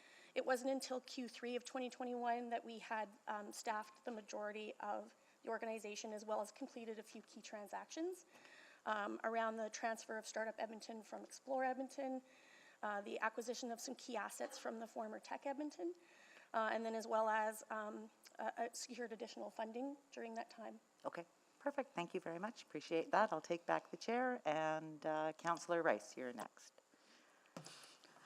Thank you. So I asked lots of questions last time, and today I have just a very small questions. Specifically by looking at the 2023 expenditure revenue, and then the most planning spending and is about the external services. So that's 63%. But I also noticed there is almost 35% on the personnel. And so can you explain a little bit more why we have such a high percentage to spend on that specific piece? Because uni is my understanding for the administration cost, and for the organization is around 15%. Right now it's more than double. Thank you, Councillor Rice. That's absolutely correct. The presentation is actually a very high-level summary. So the external services actually includes really the remainder of our operating expenses, which on an individual line basis or accounting basis actually, based on the rounds, didn't look material. So for grouping purposes, it was presented high level. Personnel costs do represent one of the largest parts, but the personnel cost presented here also includes that program delivery piece, so that it also includes the funded costs as well for the portion of the personnel that are doing program delivery. So as part of the administration cost, it's $1.6 million in terms of administration operations as part of the total budget, so personnel and external services, which is part of the total 2023 budget, is about 15%, which is well below sort of that generally accepted average of around 20 to 25, which is often used in measuring not-for-profit administration. So another piece, and then if we compare to the revenue and compare to the expenditures, and I think I really want to focus on what's the return and from the money and actually the taxpayer dollars invest on this, and how much the increase based on what you provided here for the net operating requirements. If we increase that requirements and from you for the operating, and what significant outcome or significant results you would like Edmontonian to see for this change, for this increase?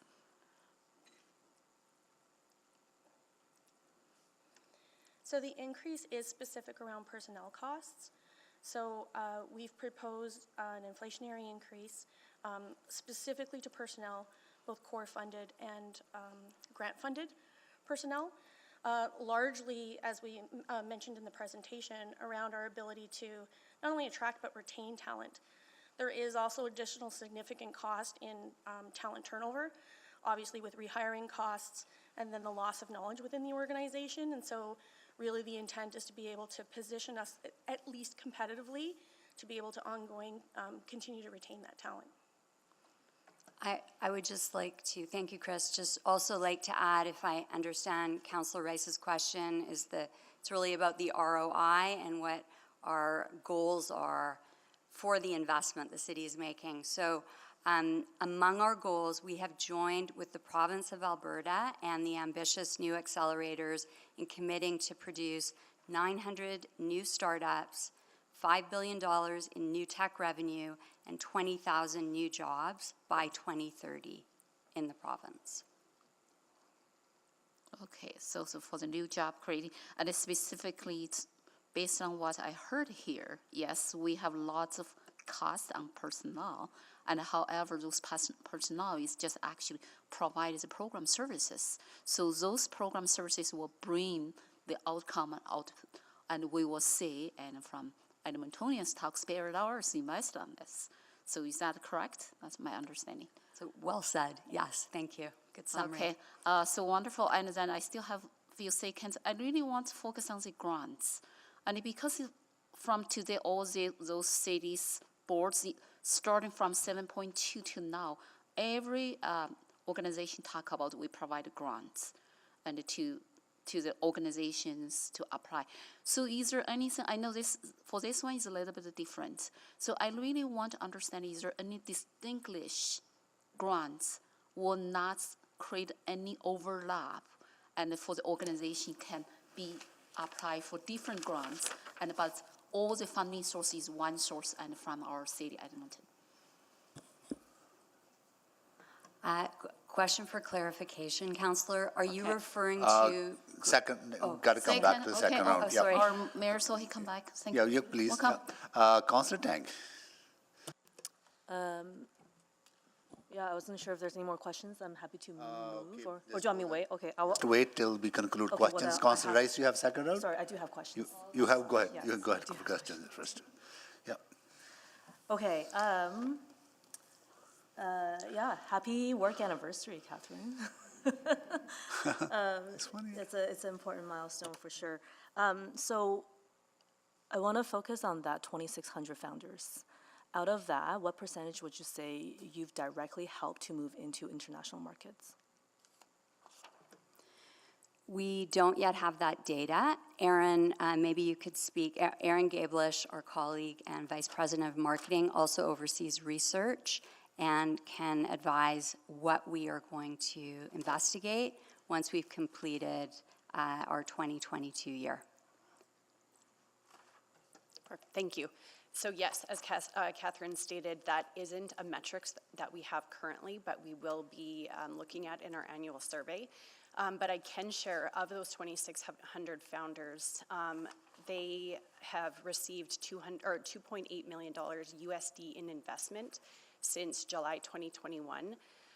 Those same companies have also grown their teams by over 60% in the last 2 years. And in addition, they've received $2.3 million in grant funding since 2021. So we don't have that metric specifically, but we do have some other data points. Right, and I think to your point earlier, Catherine, so a lot of those metrics, you know, you play a role in the ecosystem. It's really, they're achieving those metrics because of the overall ecosystem effort, and as the Innovation Authority, you coordinate, you rally, you mobilize the whole community to support entrepreneurs to move towards those targets. Yeah. And I can appreciate that it can be difficult to quantify, but I was still highly, you know, the more, like for example, the Accelerator Fund, how many of the companies that participated in those various accelerators are from Edmonton? I don't know if I've ever knew that answer. We can get you that data. I will say that Alberta Innovates has tied all of the partners to quite restrictive release of their first year of data.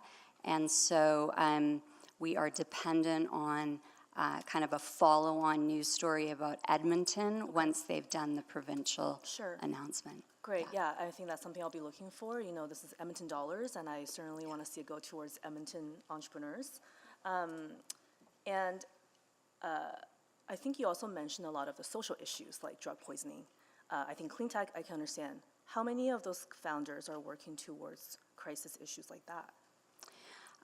Well, 100% in the Community Safety and Wellness Accelerator are working on those issues because that's a requirement. Right, and that is one of the programs that you were able to deliver through the Accelerator Fund. Yeah.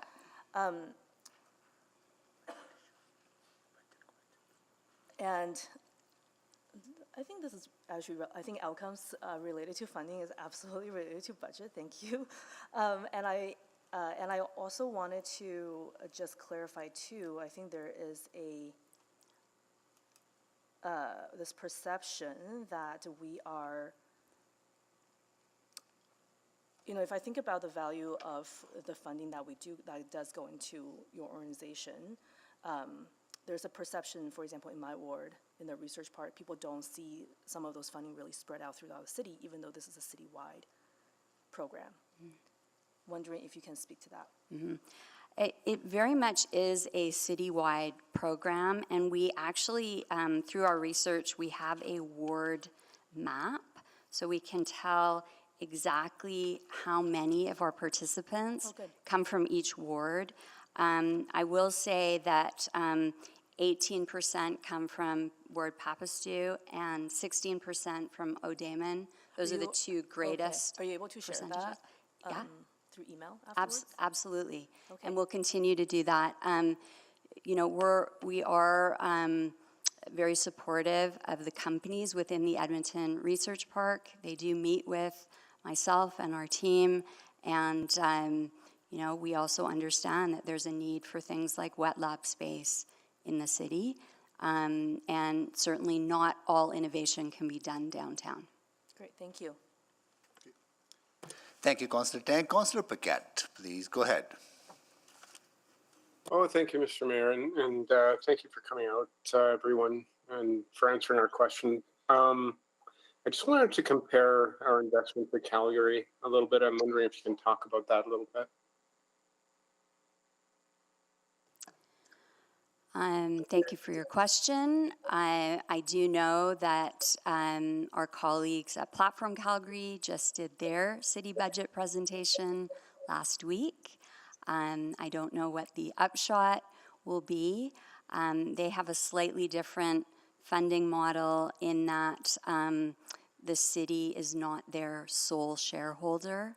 In the case of Edmonton Unlimited, Edmonton City Council represents a sole shareholder. And then, you know, we collaborate with Calgary, so we have this partnership around delivering the pre-accelerator, and so we have a good line of sight on the finances around that. And then lastly, I would say that Calgary also has OSIF, which is a you know, close to $100 million innovation fund, which is run by Calgary Economic Development, and that is, you know, quite a key differentiator in their city. Yeah, so where did that 100 million come from for OSIF? I don't have all of that data, but it's a city initiative. Yeah. Yep. So a little bit of a disparity there in investment opportunity and acceleration, I would say. Or am I off? I think that is a nice summary. Yeah. So that's one of my concerns here is that, you know, rightly so, there's questions about like ratio of administrating unlimited and, you know, what gets into the hands of investors. I would say that probably if you have over $100 million, that ratio looks pretty good. If you've got $10 million, that ratio doesn't look as good. And so I'm just wondering how we landed on this dollar figure and if it's actually going to get us as far and as fast as we want to go in developing these economic opportunities. Well, we also have a strategy for a substantial municipal innovation fund, but due to timing, it is outside of this process and would have to go through other layers of review and approval. Yeah, so more to come. More to come, absolutely, always. All right, well, thank you very much. I've seen, I study this sector a lot with other cities and see the absolute remarkable transformation that has occurred in cities that take this seriously. And so I really appreciate the work you're doing. Thank you. Thank you, Mr. Mayor. Thank you, Councillor Paquette. Councillor Jans. Thank you. And maybe through our guests, may I ask City Administration, I had a question, and I'm not sure if Ms. Padbury's online, but one of my written questions had been, I was looking for all of the ABCs, a breakdown of management salary, especially those making more than 125, 150, 175, 200, 225, et cetera, and so I asked this, and I received it for the City of Edmonton, but I haven't received it for the ABCs. And so I don't want to pick on any one guest in particular here today, but I'm just trying to figure out where that may be, if an answer will be forthcoming or not. I have the management, I'm just buying time now. I have the management structure here. I see it's attached, but I'm not sure if Ms. Padbury, I had asked the question about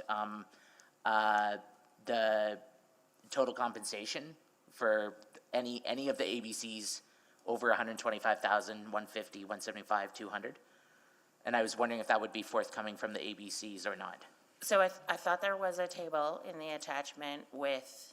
I see the management structure. I don't see the salaries and comp. Okay, let me just double check. Okay. That was all. If it's going to be forthcoming, I'm happy, but that would be wonderful. Thank you. All right, good. Maybe there's no procedural, maybe this question could be to the clerk. Aileen, are there any procedural, I'm sorry? No, over there.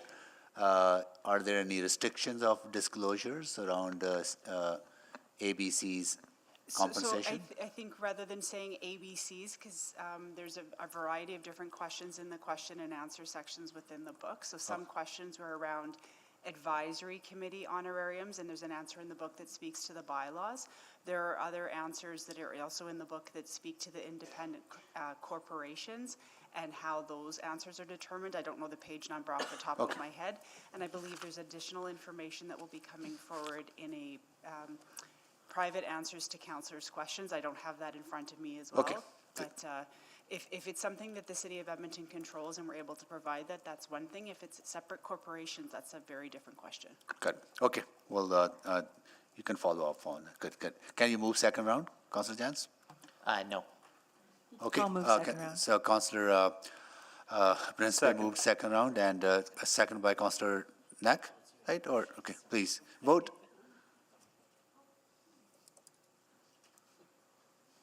Please vote for second round.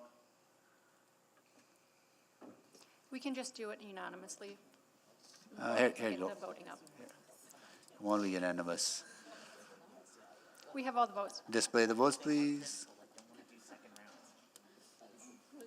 Okay, that is carried. Okay, all right. So, Councillor Wright, go ahead. Councillor Rice, please go ahead. Yeah, thank you for my colleagues' support. And then, so my question, and I still want to go back my earlier question, and regarding, because by looking at the budget for next 4 years, so the increase in total, and each year is $5 million, right? So, okay, so I want to confirm that. Okay. No, the $5 million is actually under our existing 5-year funding agreement, which is for $5 million per year. Wonderful, and because you received some grants and from a different order of government. Yeah, that's correct. So that's very clear, and then I want the public to hear that as well. Yeah, thank you. And then specific for the external services and your budget, and because that is most your expenses there. So you mentioned earlier because the high personnel expenses is provided the services. I just wondering what's percentage between the grant and the services in this external services? And do you have that number, the percentage, by looking at the budget table here? I'm sorry, for clarification on just the external services? Yes. And so, because you only have these three category under expenditures, and one is the personnel, one is the external services, one is a larger utility fees. So it's my understanding is when you talk about the grants provided to the certain companies, and that is part of external services. Do you have that percentage in these services? How many and is for grants? How many for just the services you provided by your personnel cost? not here with us today, no. Okay, you can follow up with me for Yeah, that. for So sure. I would like to look in for that information. For sure. And Okay. so specific to the grants that are as part of the external services? Yeah, part of that. That is percentage of that, because that is a huge number, $7 million, almost close to 70% of your total expenditures.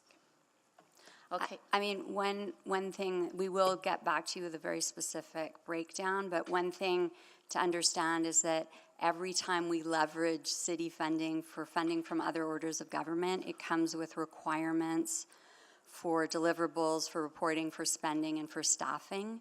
And so some of those services would be built into those grants. Okay, thank you. That's my question. Thank you, Councillor Rice. Councillor Yeah. Tang, can you move the motion, please? Yes, I'll move that the December 1st, 2022 Edmonton Unlimited verbal presentation on the 2023-2026 capital and operating budgets be received for information. Second. Second by Councillor Rice. Please vote.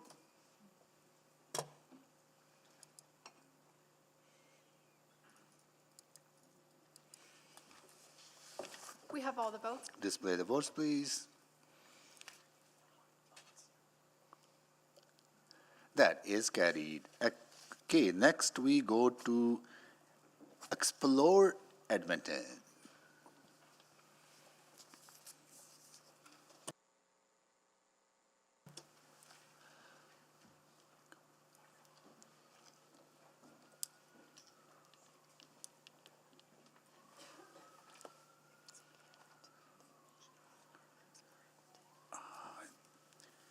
Let me see. I just tried to spread it out. Okay, I'll let you know. I might go to Edmonton because he hasn't moved anything yet. Hot mic.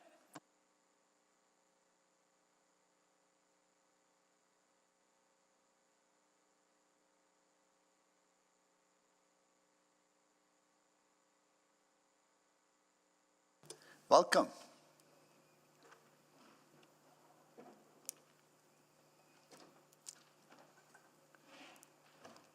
All right. So who's going to start? Tracy?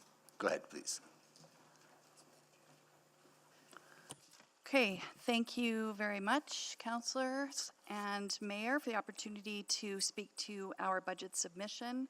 I want to note we've had some outstanding wins. We have a couple of exciting things happening with Big Air and Juno's coming up. And just a bit of background. In 2020, the city, of course, restructured its economic development ecosystem, and from that decision, Explore Edmonton was established to promote growth and prosperity within the Edmonton's visitor economy. And a note that what was contemplated as the scope for that organization 3 years ago and our scope today are very different. So we go to the next slide. The funded net operating requirement currently in the 23 to 26 budget reflects the original thinking and mandate and not the current state. The current funding that is available in 23 and 26 to Explore would represent a decrease of $7 million in each of those years as compared to this year as an example. So what we've put forward is to adjust the net operating to the scope of work, address deferred maintenance issues in the convention center and the expo center, and equip the organization to implement Edmonton's first 10-year tourism master plan. The next slide, you can see the various lines of business we are currently managing. In the light teal is the original scope of work, and the dark teal reflects the additional scope we're now activating. So for example, the accountabilities that have been changed include the integration of Northlands and its assets. And we've also been carrying the BBDC building at the Edmonton Research Park for 3 years. That was not intended to continue to be within our mandate, but has been an expense. Our previous mandate also focused efforts only on attracting visitors to Edmonton. The expanded mandate includes activating our own community, engaging Edmontonians to participate in events, restaurants, art and culture, all of those big events that we attract, and that in turn, of course, creates quality of life and strong ambassadors for Edmonton. And finally, we've just noted at the bottom that while COVID certainly impacted everyone, the tourism industries and the 95% of SMEs that make up that tourism industry were the first hit, hardest hit, and they will take the longest to recover. But again, we're starting to see great things happen. We're extremely optimistic about the opportunity for continued economic impact within the visitor economy, as well as engaging Edmontonians in a vibrant city to work, play, and stay. Next slide. With all of that said, this slide indicates that the City of Edmonton is not responsible for the entirety of Explore Edmonton's budget. I know that you've been clear in your expectation that we secure additional investments in our visitor economy, so we wanted to show you some of our success in doing that in 2020. In fact, the city's investment represents about 1/5 of the total expenses. And so with those revenues from the facilities and leveraged partner funding, we're able to stretch your city dollar by orders of magnitudes. You can see, I think we're next slide. You can see how we've taken the base city investment and secured additional funding from private sector partners and other orders of government. A couple that I wanted to highlight. One is Edmonton Destination Marketing Hotels. They're one of our core private sector investors. And again, despite being one of the hardest hit, they contribute in huge ways for all of us that we all benefit from, for recovery, vibrancy, and event attraction. They were one of the entities that invested in the Junos and attracting the Junos next year. They also helped to pay and invest in the big air style experience happening next week at Commonwealth. And they invest millions into our event attraction efforts because they see positive impacts to their businesses in terms of hotel rooms, but that delivers value for all of those other SMEs and visitors across the entire city. Second, I wanted to also use the example of K-Days. And when the city made the commitment to move K-Days into our responsibility, we secured $10 million from the federal government to completely reimagine the event.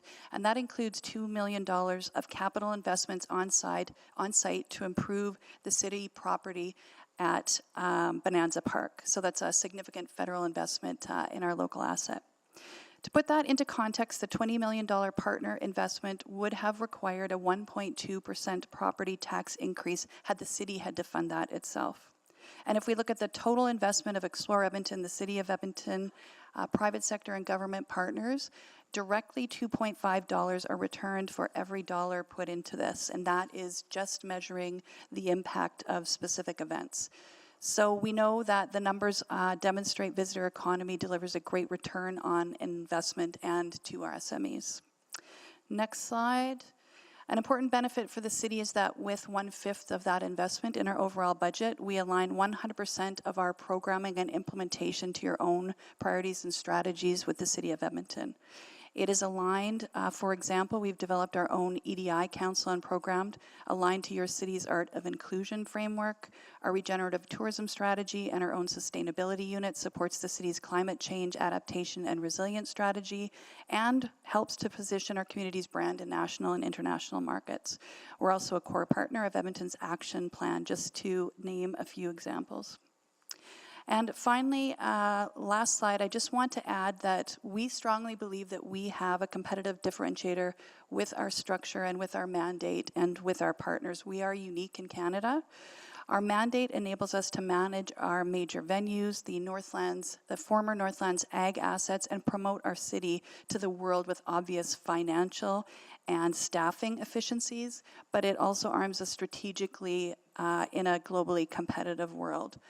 And the final point is certainly that we realize we're here talking about Explore Edmonton, but fundamentally what we've done and our vision is how we align with our other partners in the ecosystem. And so whether it's city administration or council or partners like Catherine, Edmonton Events, we know that we need to work together to continue to attract those events, conferences, and support Edmontonians' quality of life. All right. Thank you so much. All right, now questions, colleagues. Let me see. Councillor Principe, you wanted to move this? Yes. I don't see Are any. there any questions? No? Just give, maybe not. Okay, Councillor Wright, go ahead. Thank you very much. I'm just wondering, the building, it's unoccupied? Are you speaking about the BBDC building, Councillor? Yeah. No, the BBDC building is a building in the Edmonton Research Park, and it was intended when EEDC was redistributed that building would be moved to another entity where it was more aligned to its mandate. That hasn't been the case, so there are tenants in there, and we continue to act as the landlord, and we have been and continue to actively work to find a partner who would be more suited to oversee that building and manage the lease. Okay. I was just wondering if space was available for some community groups. Okay, thank you. Thank you, Councillor Wright. Councillor Hamilton. Could you speak to the, you touched briefly on the absorption of K-Days into your programming. Could you speak maybe a little bit more to what that has done to your operating costs versus what I'll say the previously existing structure was in 2019?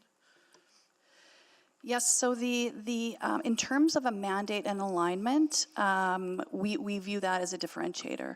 From a financial perspective, an event like K-Days is highly variable. Mm-hmm. And so its financial performance can differ significantly year by year. Mm-hmm. In addition, the intent when K-Days was moved into Explore Edmonton was to reimagine what that event did. And while we respect certainly the roots and the tradition around K-Days, we are working hard to ensure that it's more of a celebration of Edmonton, a celebration of ourselves, something that currently reflects Edmontonians and engages more with community. So all of that requires investment. If our purpose was to generate revenue, let's say, and create dividends, we could annually run a fair with a Ferris wheel and likely have a pretty stable financial return of about $1 million. Mm-hmm. But the intent for us to reimagine K-Days and using the federal government as the stimulus money to do that is to ensure that it is more aligned with Edmonton and our communities. Mm-hmm. That's helpful. And I guess, and it's hard because K-Days was previously run by another organization, but are you finding some, I'm going to say, efficiencies in terms of operating costs overhead versus the delivery? Yes, so certainly efficiencies in operating all of those former Northlands assets. So for example, it's using the same finance teams and HR teams, and we've also integrated those assets with no additional executive leadership positions, for example. So there are certainly those cost efficiencies. There's also strategic efficiencies by being able to align K-Days into the ability that we have to use our marketing and promotions to engage Edmontonians and promote K-Days as something to visit. Thank you. One of the other questions I had, you're looking for about $1 million, $2 million ongoing for the tourism master plan. I'm just looking for that number there. And I also see that you talk about the nighttime economy, but there's, I think, a separate service package in the budget, obviously relating to a nighttime economy work internally at the city.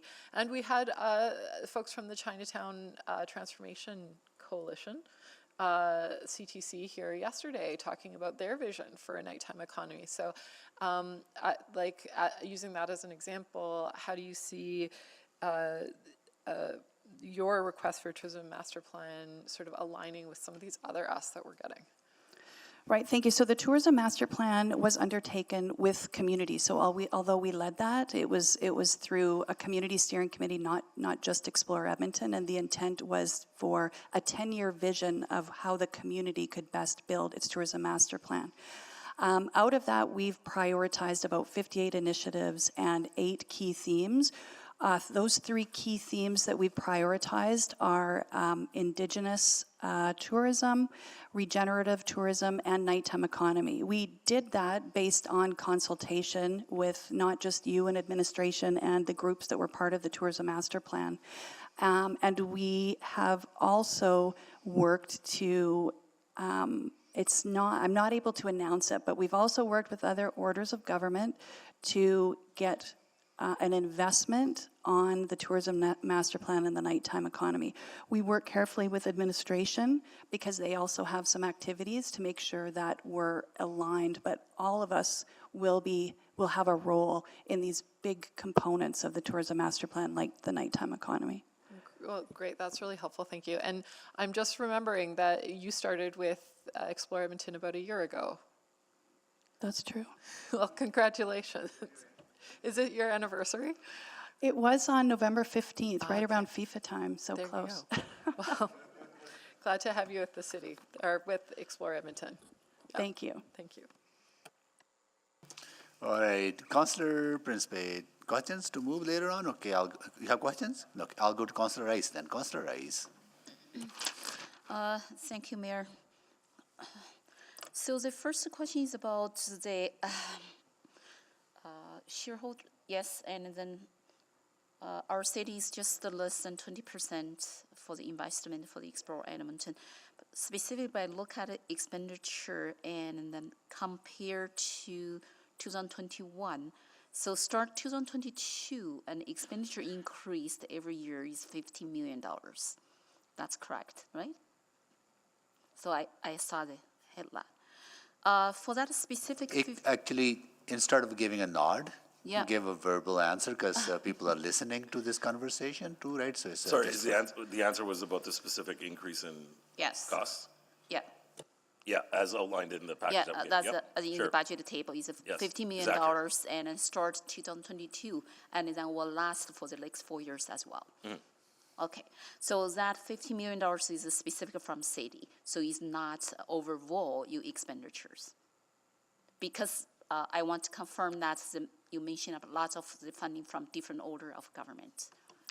Yes, let me provide some clarification. So of that aggregate 15 million, the first piece is the net operating requirement. So the net operating requirement that we're seeking is approximately $8 million every year, $18 million every year. What is funded currently is just over $11 million every year. So that's our net operating requirement. The additional components that make up the rest of the budget ask are the COVID venue service pack, as well as the tourism master plan package that the councillor noted, and BBDC. Yeah, I saw that, and specifically 3 and unfunded package and coming, and 1 is about the master plan. So another one I'm going to ask is related to the overhead cost. In the FT's table, there is no increase at all to issues, but in the unfunded service package, it shows a $5.9 million request. I saw the lot, and that means my understanding is right. And can you explain why that's difference? Sure. The way the venue financial model works is most of the labor is variable. So when we host events, we bring in event staff, security, so forth. We cover that through the revenue that we generate through the event, and we aim to sort of break even or target a small percentage of margin. We have fixed costs of the organization and FTE counts that are outside of that sort of venue model piece. The specific request around the venue service pack there's really four main pieces that make it up, or three main pieces that make it up. Inflation is a big one. So we have increases in variable labor, we have unionized agreements. May I Yep. interrupt you here? Sure. My question is about, and in one place shows where is no FTE increase at all. It's every year is 0. And then, and in another table it shows, and then we actually request $5.9 million, and for the fixed overheads, and then lots of things. So I just want explanation and between why the difference, the information is different Sure. and two different places. So I think I can answer your question, Councillor. Okay, thank you. So in terms of the net operating requirement, what one of the context pieces that we have to understand is in 2020, when the change was made to the overall mandate of the organization, as well as with COVID impacts, we geared down our FTE count. And so when we integrated Northlands into Explore Edmonton in 2021, as well as other things, and as we ramp up post-COVID, that's the change in the net operating requirement. There's costs now as we ramp up. So the FTE count that you see on that slide is comparable to the former Edmonton Economic Development Corporation's FTE count from 2019 with a broader mandate. So with the translation of the scope change. Correct. And that is one reason to cut that as well. Correct. Okay, that's my question. Thank you. Thank you. Thank you, Councillor Rice. Councillor Principe, to move. Well, thank you, Mr. Mayor. I am happy to move that the December 1st, 2022 Explore Edmonton verbal presentation on the 2023 to 2026 capital and operating budgets be received for information. Second. Second by Councillor Paquette. Please vote. Got to be quick on that draw.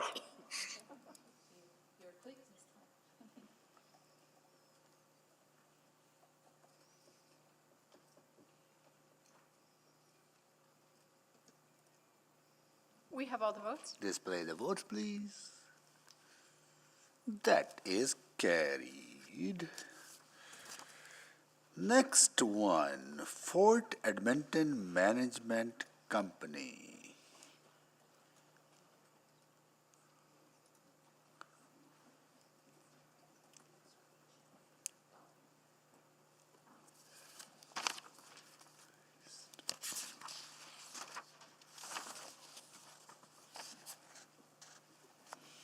Well, nice to see you again.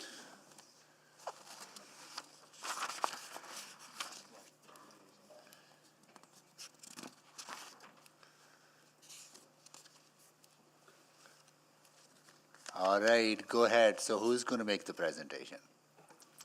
We're going to tag team this.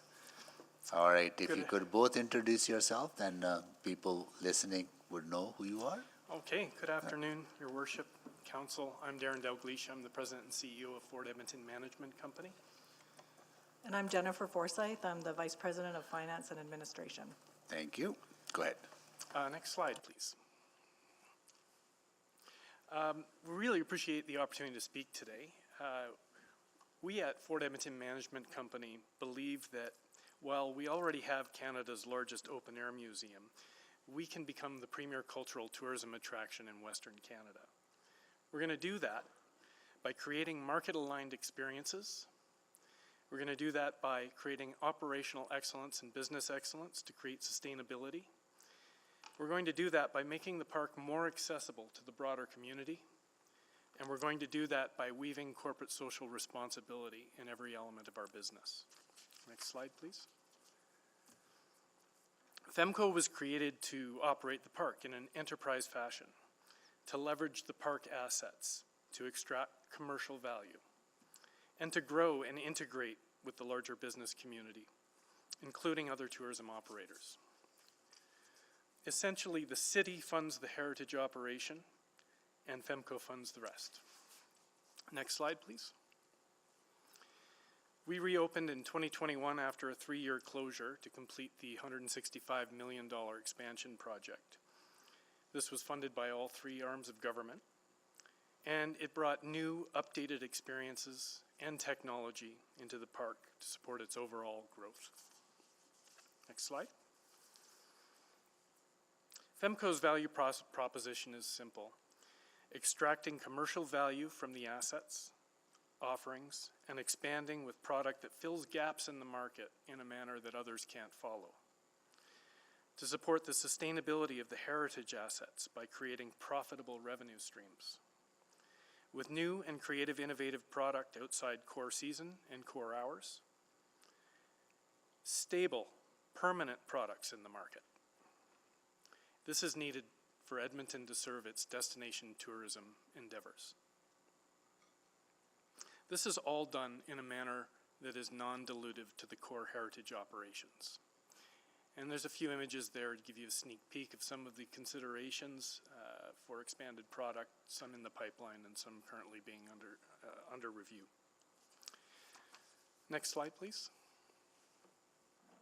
Today we're asking for an increase to our operating levy of $500,000 to help us operate the park due to the increase in scope from the expansion project and significant cost escalation, utilities, fleet, facilities, and people costs. And I'm going to ask Jennifer to go to the details of those. Thanks, Darren. So although we've seen increases in most areas in costs, we've focused today on what we've considered non-controllable costs, as all of the costs that are coming from the city or city departments. So that includes people costs, utilities, facilities management, and fleet costs. And so although people costs are generally considered controllable and generally are controllable, we have union agreements in place that commit us to those, the people that we have in place. We've not increased our FTE in the last 8 years. And other than the service package we'll talk about in a bit, we're continuing to stay at 56 FTE. But since 2016, which was the last time the operating levy increased, these costs as a whole have increased 1.3 million, and people costs have are 700,000 of that 1.3 million. Utilities have also increased 385,000, both in the price and the usage due to the increase in the size of the park. So we are asking for a portion of that increase, or 500,000, and we will mitigate the remainder through Fort Edmonton Management Company initiatives. Next slide, please. So this is just a visual that's showing sort of those 4 main areas where the cost increases are coming from and how much they've been since 2016. Next slide, please.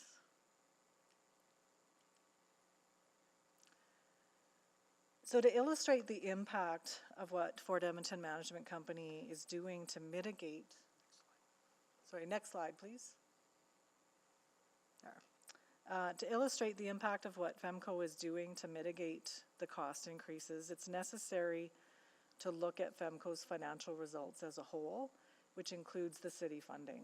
So in 2021, we had a small profit, but there was a significant recovery for reimbursement of costs incurred in previous years that were related to the expansion project. These came back to Fort Edmonton Management in 2021. And there was also a significant amount of government subsidies related to tourism relief.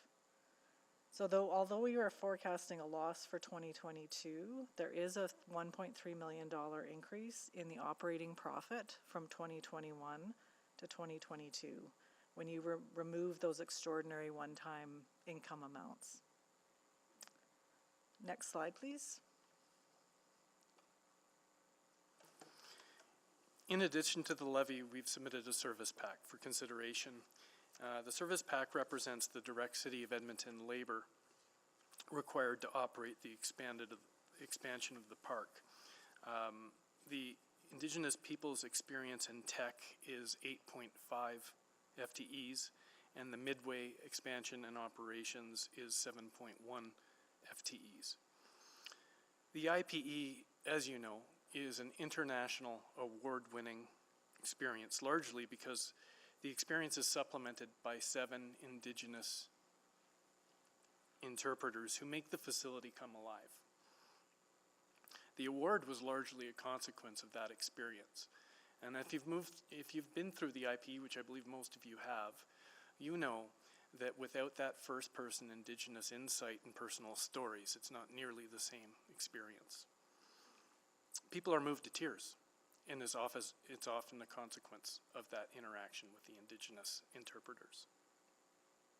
The Midway has expanded quite dramatically. It requires more City of Edmonton staff to operate. Most of those additional staff are required by regulatory needs. So many individuals to operate a ride, for instance, the Ferris wheel requires 3 people at any given time. It's a much bigger Ferris wheel than the original one we had. So beyond the Ferris wheel, we have a number of other rides and funhouse, and all of these are controlled by ADARSA requirements, and we have to comply to those. So this combined is a total of 15.6 FTEs. That's a direct relation to the increase in scope of the footprint and the facilities we now operate. Next slide, which I think is the last one, and I'd like to thank you for the opportunity to speak to council. Be happy to take questions. Thank you so much for your presentation, and also go to council members for questions.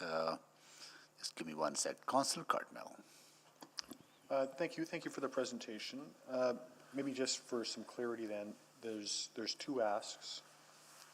The first is an increase in the levy, in the base levy of $700,000. Correct, yeah? It's $500,000. Oh, 500,000. I'm sorry, 700,000 is the people cost. I'm sorry, so $500,000 in the levy. But on one of your slides, it does include personnel costs in there. So I'm a little confused because there seems to be sort of 2 asks for personnel costs. So I'm just looking for some clarity. So in the operating levy component, we broke out, we're not asking for additional people, but the costs of those people that we have increased 700,000 since 2016. All right, okay. So it's sort of the original operating requirement that included that. So the original, if we say it that way, the original footprint had a certain number of people, and the costs for those people and for that footprint have gone up Yes. in the last 6 years, I guess, since 2016. Yes. And then that's the right. second ask is for the people to support the bigger footprint, Yes. the added footprint. Yes. The IP and the expanded Midway. Right. At the time the capital was approved, there wasn't a service package done for the operating costs. So if both of those passed, then the levy would go from roughly, I'm just flipping back through your slides here, from 4.2 to 4.7 to not quite 5.7. Yes. And then, can you describe perhaps the overall goal of FEMCO in the operation of the park? You know, right now, it's my understanding anyway, the levy would be 5.7, but over time, we would see that levy diminish. Is that correct? Well, it's our strategic intent to, over time, bring enough new revenue streams by leveraging the assets such that we can actually reduce the burden on the taxpayer in exactly that way. We also have a very strong priority of accessibility, and as council knows, it's expensive to enter Fort Edmonton Park. If you're a family, it's $100. So our goal is to create enough commercial value that we can not only reduce the need for that levy, but reduce the price for access to the park. So if we look at sort of the ordinary operation of, like the daytime operation of the park as a living museum, we're talking about everything but that, really. Leveraging the same assets to do all kinds of things outside of those operating hours to generate different revenue streams, to generate new realizations on those assets, that kind of a thing. Yes, exactly, Councillor. It's a, we run almost a 4-month operating period from 10 a.m. to 5 p.m., and that's the core heritage operation. I think we'd all agree that property and those assets is more value beyond just the 4-month, 8-hour-a-day period, and that's the area we're trying to fill through the course of the winter and after hours, even in the summer. There's also lots of non-activity related revenue streams we'd like to pursue, and one example would be we have a tremendous amount of intellectual property with our wardrobe department. We have thousands of collection items in there, and there are opportunities for us to, absorb some of those costs through outside opportunities as well. So essentially, we're looking for an increase to now with the goal of diminishing that right to zero at some point in the future. Yes, exactly, and that's always been our goal. We had this small interruption with the health crisis, and I think we'd be a lot further along had that not happened. Yeah, we've had this delay function that, yeah. And one of those events is the Christmas market, which starts tomorrow night, 6 o'clock.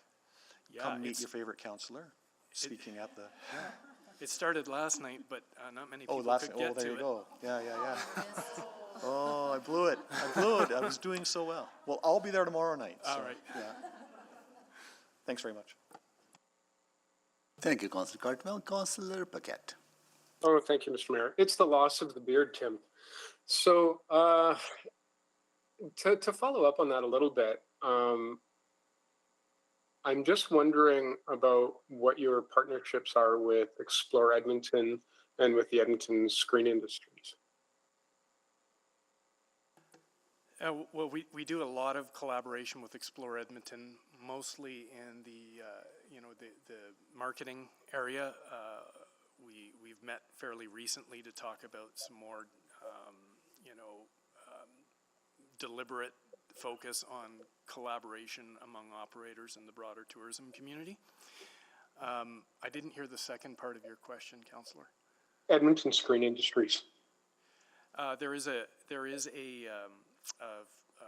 film strategy being developed right now. We're very in early stages there, but some of our experienced development folks are talking with them. And I think that, our development of experiences like Dark and creating a festival with sort of professional actors, Fort Edmonton Park is gaining credibility in those industries. So I would say we're very early on, but there is tremendous potential. I'm reminded every day that we need a Christmas Hallmark movie down at Fort Edmonton Park, and those would be the types of things I'd like to see utilizing the assets outside of the core operating season. I would actually watch a period Hallmark Christmas movie. So, I've had this conversation with counselors over many years, and one of the things that I hear a lot from my residents is that they're a little disappointed by the loss of Klondike days, of sort of an identity to K-Days. And I always wondered why we didn't just capitalize on what Fort Edmonton already offered as far as, sort of that Edmonton frontier and the dysentery aside, as Councillor Hamilton pointed out, but those frontier days. And if there's any talks about that, about like sort of incorporating a lot of what Fort Edmonton does into that, week-long celebration, and maybe even an opportunity with Heritage Days. I think you're right. I think there's opportunity there. We have had some discussions. We've been in a fairly defensive position with our cash over the past 3.5 years, so we haven't pursued any non-profitable kind of profit-driven product development initiatives. But I think, I speak for myself and my board that we would support, if it fit with our mandate, any of those types of initiatives within the city. What we don't want to become is the location people go to when it doesn't fit anywhere else. And I don't know about the commercial viability of K-Days, but there certainly would be an opportunity, and I think it would fit the... Well, just that whole ecosystem, not that, everything would be hosted at Fort Edmonton Park, but that idea of extending your influence out in order to bring more people in. Yeah, I think I completely agree with that. Yeah, and by the way, that Hallmark movie would also probably have to be absent dysentery, one would hope. Thank you, Mr. Mayor. Thank you, Councillor Paquette. Councillor Rice. Thank you, Mayor Sohi. So I know Fort Edmonton Park is a really meaningful piece for our city. And by looking at the financial situation here, I'm really interested to see, and if you look at the revenue for 2023, we only have like 5% and for the grants. So my question to you is there any collaboration results and from between the city and also provincial government? And because specific, we have the tourism and minister and a new minister just in place. Thank you for the question, Councillor. Absolutely. I mean, we're a Part 9 corporation. There are certain grant opportunities that aren't available to us, but we are pursuing a number of grants and funding arrangements through both provincial and federal government. A couple examples are the Prairies Can. Now, these are one-time grants, and they don't really support the ongoing operation of the park, but they would help us accelerate the development of, margin-driven product that, as I've mentioned, would essentially, over time, bring down the burden on the city as well as This is reduce actually the price. This is very good point related to my next question, because by looking at your net operating requirements for the next years, and your revenue and only have like 28%. So compared to how much expenditures and for you to request the city to cover for your net operating requirements. So that is why I'm looking at this financial situation. So if it's possible to increase that revenue piece by increased grants and from federal government, provincial government, that means we can reduce the burden you talk about, the tax levy burden from our Edmontonians. And because this percentage right now is really high, yeah, 72% expenditures, so for your operating requirements to cover for that. When you're looking at the 72%, are you looking at the administration versus? No, I'm looking at the net operating requirements. Okay. And then it's actually only 2% to compare. One is revenue and one is expenditures. Right. So that tell me that from this 2%, and the most our funding is going to cover your operating, and because you don't have enough revenue and from user fees and permits, anything like that, because you only have 5% of grants, 95% revenue from user fees. So that's linkage there. One of the things that's happening on the revenue side is it's 99% admissions, and we don't have the authority or ability to change the admission price, nor do we want to. And we're also looking at the return of tourism. So for the first few years, we've only included, I think it was 0.8% increase in admissions, and then 4.6, and finally into 9.5. So we're really kind of looking at that. What does that trend look like for the return of tourism growth in the admission side? Yep. And did you want to add anything to that? Yeah, and so these data were essentially extrapolations of the Travel Alberta sort of global picture on the return to tourism and regional tourism. So we're following that trend, and it is related to gate admission of the heritage operations. But the mitigating strategy, when you hear my CFO refer to FEMCO's initiatives, will cover the rest, are things like dark. And some of the photos you saw on the slide and the introduction of winter programming and product, and we're pretty far along with funding source establishment, and we'll be introducing a proposal to the board in December on phase 1 of that. So that's the strategy of FEMCO. The reality is museums don't make money. Yeah. And we believe that these additional revenue streams are really the only way. Increasing attendance at Fort Edmonton Park does not fix the problem. It doesn't fix the problem because there's declining interest in the industry. So if that collaboration could increase the results as a grant, so that means we could fix the small piece of the problem. And because I understand you say, it's not a larger way, it's actually a different way, and from different order of government. Yes, and other funding sources, including other partners like the Fort Edmonton Foundation. I just wanted to jump in. The grants that are in there in 2021 are primarily Canada Summer Jobs grants, and we didn't see nearly as much in 2022, and I think that we are going to see even less going forward based on the changes to the program. And so that's something else that's impacting the grant number.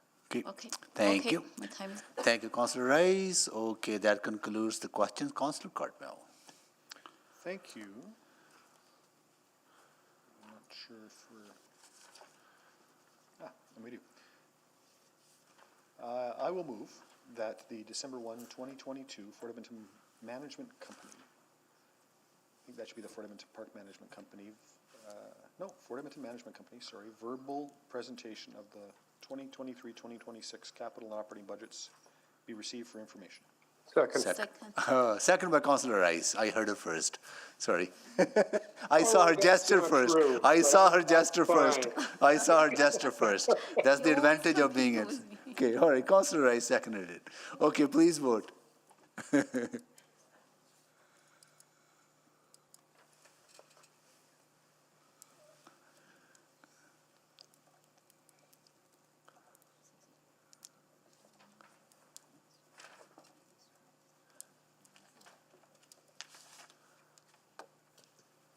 We're just waiting on one vote. Councillor Paquette? We have all the votes. Display the votes, please. That is carried. Okay, we are gonna carry on with our next group of guests, GEF Seniors Housing.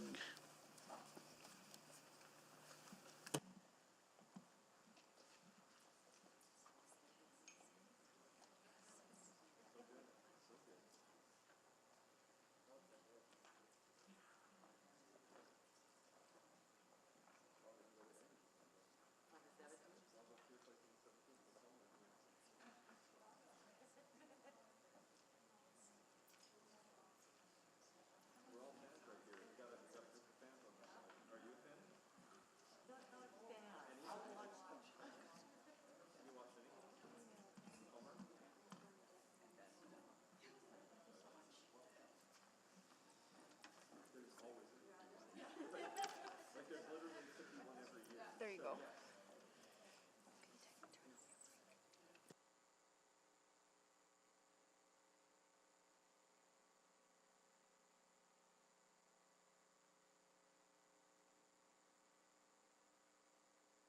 All right, nice to see you all. And so who's going to start and make the introductions, please? Yeah. Your Worship, Councillors, good to see you again. My name is Don Natchuk. I'm the Chair of the Board of Directors of the Greater Edmonton Foundation, GEF. And with me today I have our CEO, Dale Forbes, and I also have our Chief Financial Officer, Kevin Ma, and we have our Director of Housing and Client Services, Shanaika Donalds, and our Director of Communications and Engagement is Bernadette DeSantis.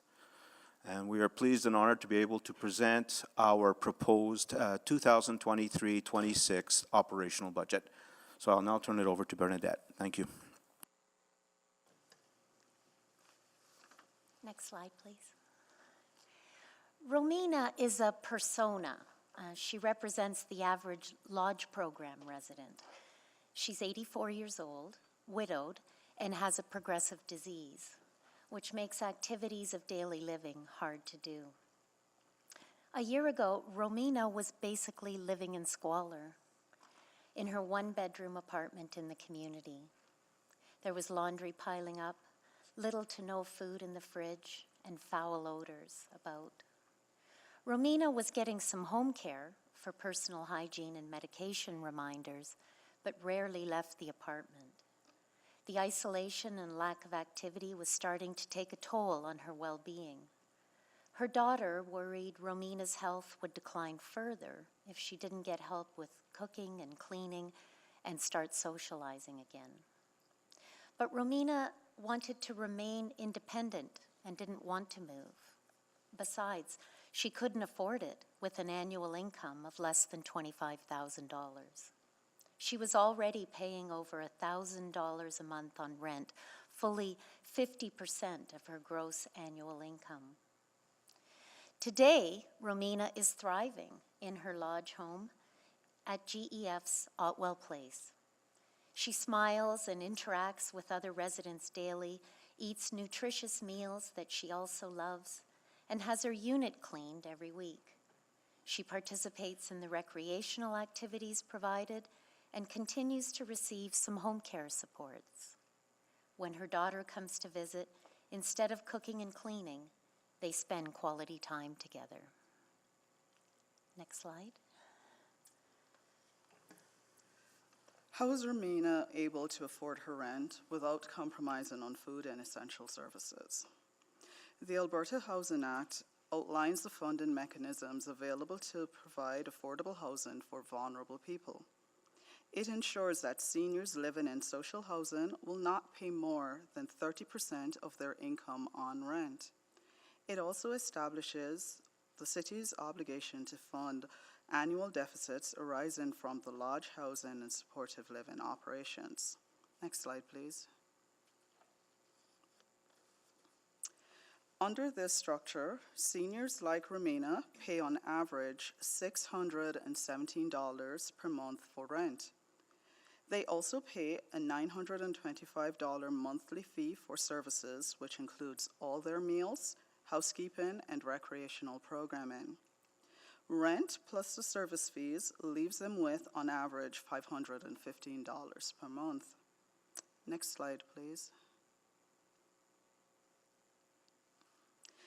But the structure of the lodge program, where rent is capped, leaves GEF Seniors Housing without the ability to increase our revenues. At the same time, GEF's costs for food, labor, and maintenance of our aging buildings are going up. In 2021, Edmonton's living wage was determined to be $18.10 per hour. And yet currently, we have 107 of our 354 employees in the lodge program earning less than that.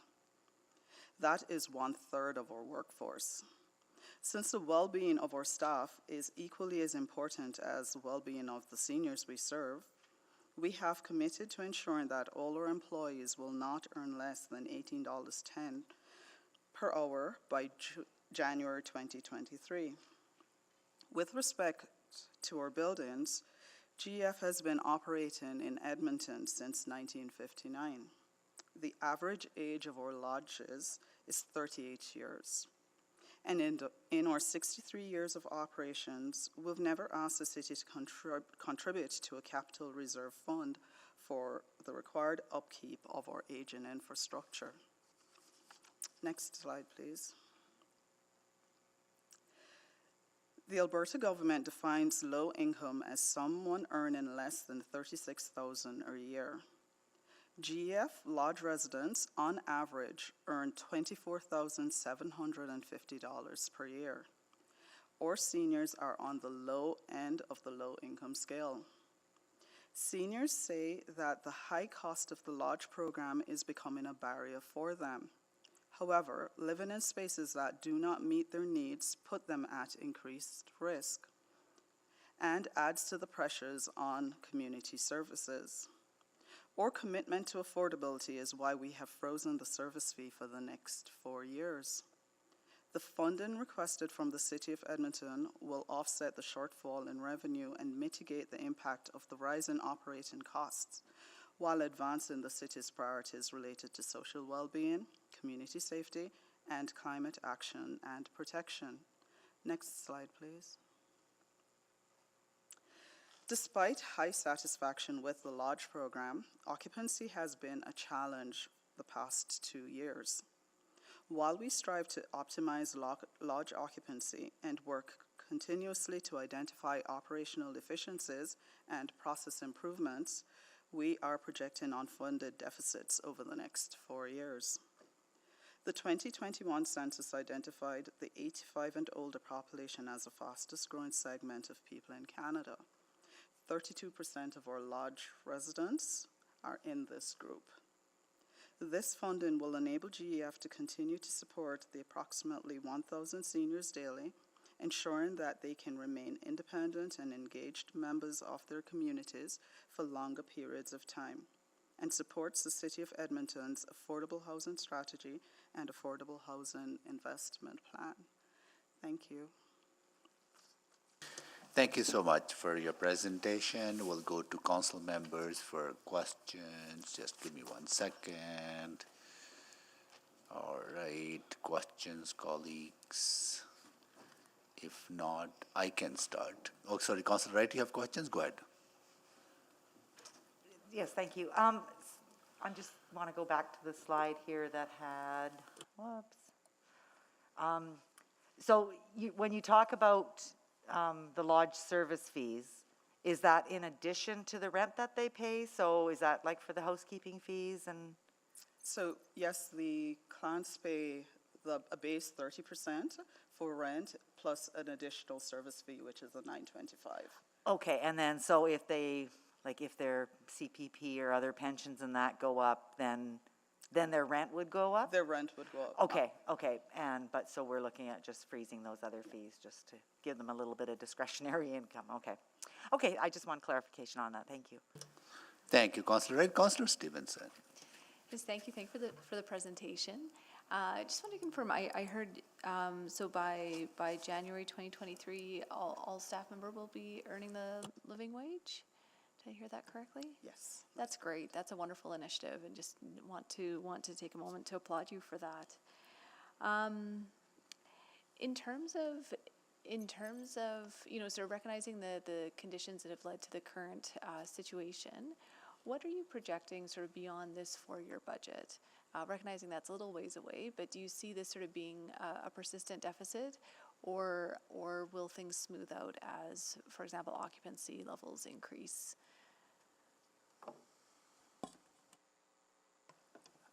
Good question, Councillor Stevenson. Looking at our crystal ball, the reality is that this social housing program will always run at some degree of deficit. It's just the structure of how the program is set up.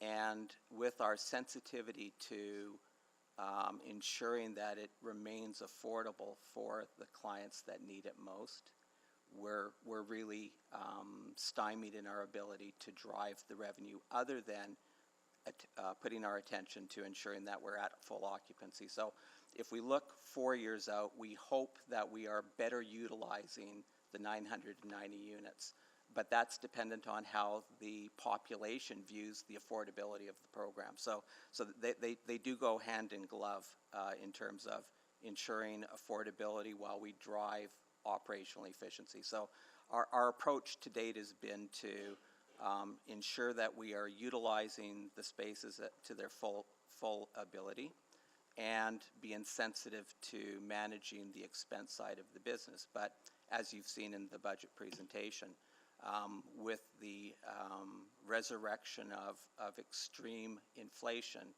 it again creates challenges for us. But having said that, our focus remains to be ensuring that we are always looking for ways to do better with what we have. Okay, no, that's helpful, and it sounds like just in terms of, sort of the ongoing structure of the program, looking at that lodge assistance program, is it possible that some changes are needed there for it to be sustainable longer term? Again, good question. And the answer is yes. As you've seen, the lodge assistance program has remained relatively flat. We benefit right now by a top-up to that program through COVID funding from the government. But this is really an issue that we would encourage yourselves and other municipalities to raise with the provincial government, because it has been flat, and if it continues to be flat, it's just going to create the challenges that we're talking about right now. Exacerbate further. Yeah, no, thank you for that. That's an important advocacy piece for us to be aware of, so thank you. I was just noting, I think in one of the written responses for the budget questions, just noting the 2021 turnover being about 31% and the 2022 turnover being 27% to date. Is that fairly typical compared to previous years, or is that a higher turnover than usual? I would say that over the COVID years, our turnover did go higher because we do serve a vulnerable population health-wise as well. So it has gone up a bit. Will it go down in the next few years? It's anyone's guess, because as we've moved through COVID, we've also seen where our clients are coming to the lodge program older and frailer. So the time that they are spending living in our type of housing is being truncated year over year. Okay, great. Well, thank you so much for those answers. Sorry. If I may, Councillor Stevenson, it's a very timely question, and to add on to Shanika's response, for those that don't know, the lodge program is really the front end of the supported living continuum in Alberta. And what we've seen and are seeing is that people are, as Shanika mentioned, coming more frail and at a more advanced age. There's a reason for that, and that's with obviously more home care. People are able to stay in their homes longer. What we also see is the affordability factor comes into play, that moving into higher levels of supported living cost more. And so we're kind of in that, we're being squeezed by both the needs of the population and what the continuum looks like. I think we mentioned in the report that the program has existed in its current form for more than 60 years. And the provincial government has mentioned that they're going to undertake a review of the program in 2023, which we are ecstatic about, because the program requires a more deeper dive to ensure that it's fitting the needs of current and future seniors. Great. While the rest of the system has changed. Okay, Great, thank you. so much. Councillor Tang? Yeah, I think sort of along some of the similar lineup, I just want to follow up on that lodge assistance program again. For how many years has it been remaining flat at its current 3.7? Do you know? 8 years. 8 years. And what would you say has been the growth of your units over the same period of time? We've grown in the lodge program only 7 units in the last 8 years. Okay. 7 Sorry, 7 buildings or 7? 70 units. Oh, 70 units. Okay, that's a big difference. Right, and of course, adjusting for inflation and et cetera. I think this is an interesting one. I'm happy to follow up with some of the other municipalities and see what kind of conversation there is with Alberta municipalities. And then you have mentioned, Dale, that this program will be reviewed in 2023. Correct. Okay. Yeah, correct. Yeah, and then with the recently released, or the strategy that was released last winter, the provincial housing strategy that was released last winter, any further mention around senior housing support? The government's 10-year strategy certainly speaks to wanting to grow the number of affordable housing units provincially by a pretty aggressive number. I think it's about 12,000 units across the province over the next 10 years. What they are looking for is contribution from public, not-for-profit, private, to grow that with very little by way of capital contribution from the government. Hence why we think it important that we start to put attention to building a capital reserve fund to allow us to seize the opportunity to expand that capacity in Edmonton. Oh, good to know. And where are you at with the capital reserve fund? We're just starting. As it stands right now, we have $0 in a capital reserve fund, so that's part of the ask of the increase in the funding for the next 4 years. Okay, I had understood that your increase would have been to offset, operating costs, so that any kind of pressure isn't downloaded to the residents. In part, it's to offset operating costs, in part to begin to build a capital reserve fund. Okay, and can you just, I don't have it readily handy, but what percentage of that would be for the reserve? Councillor Tan, the reserve is very small. We're looking at about $250,000 next year. It's on average about $300,000 over the next 4 years. So in terms of percentage, so that would be $250,000 out of $32 million budget. Okay, great. Thank you very much. That's all. Thank you, Councillor Tang. Councillor Salvador.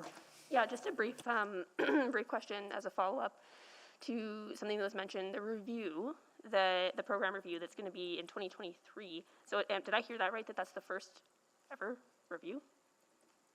That's correct. Wow, okay. I think that was an excellent point by Councillor Tang around the involvement of Alberta municipalities. Wanted to ask if you have any indication as to what that engagement process might look like, and how the city could potentially yeah, be involved and supportive in that process? So as at right now, we are not sure. We've just been told that there is a review that's intended for next year. What it will look like, we haven't gotten the details of that as yet. Okay, no, that's really, really interesting and seems like an incredibly important opportunity. So, yeah, I'll be following up on that. Thank you. Thank you, Councillor Salvador. Councillor Wright, can you take the chair? I have the chair. So you're freezing lodge service fees because the income support for seniors from, which is provincial and federal the responsibility, hasn't increased, right? So you want to keep it affordable. That's the reason that you're freezing those, right? I would say that we're freezing it because the seniors that we serve are predominantly low income. Yeah. And So- they are the lower income seniors. Yeah. It's not so. And the support they would get based on inflation that they're supposed to get from under the federal programs and the provincial programs, they are not going up at the rate they should be going up, right? Okay. And then the shortfall, and the lodge assistance program not being a match with inflation. What I'm trying to understand, that puts us as a municipality at risk because we are responsible for filling the deficit you have. You may have. Your Worship, you're absolutely right on. The city has that responsibility for filling the deficit. The deficit is really a combination of the very factors that you just spoke of. It's the increasing costs to seniors and their income base not keeping pace. Yeah. It's the static nature of the lodge assistance program. Our reality over the last year or two is that in listening to many of our lodge clients, we set that service fee rate, that we're not mandated by anyone to set it at the rate that it's at. That's where it's grown over the years.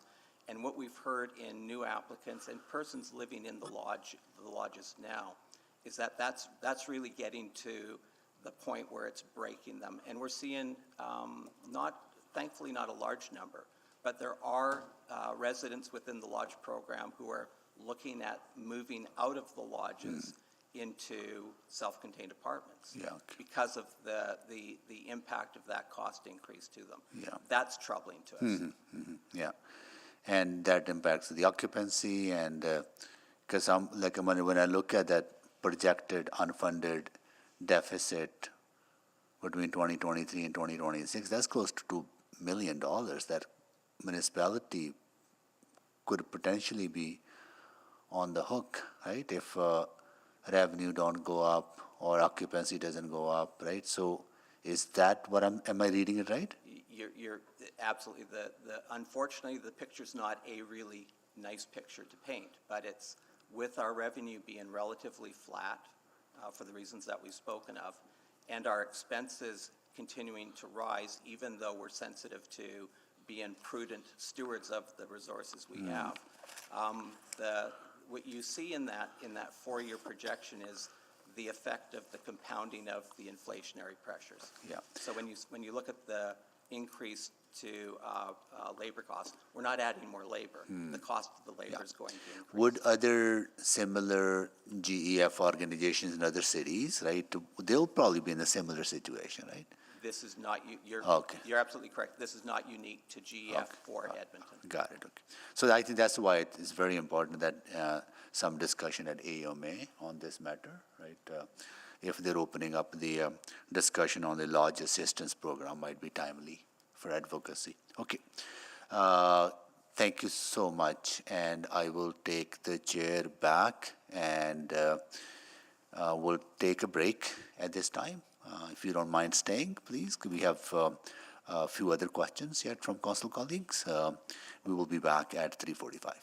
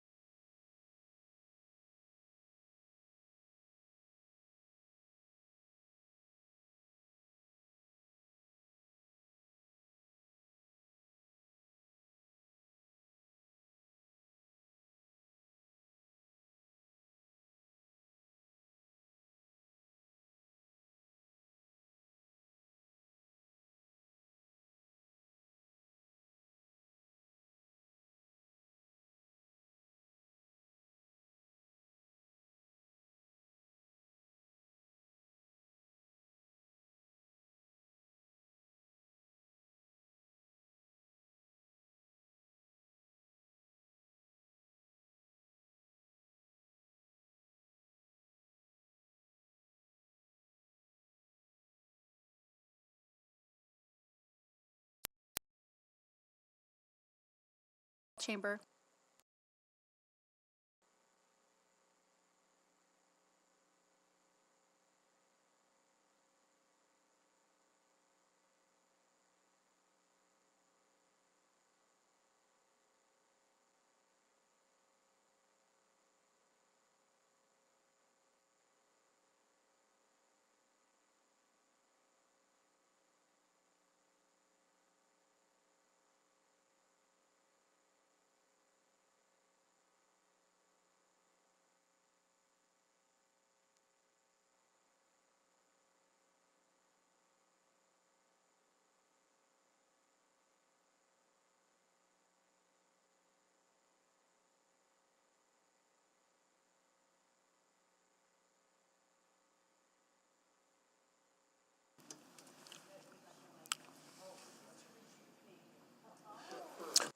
Okay, all right, let's do it.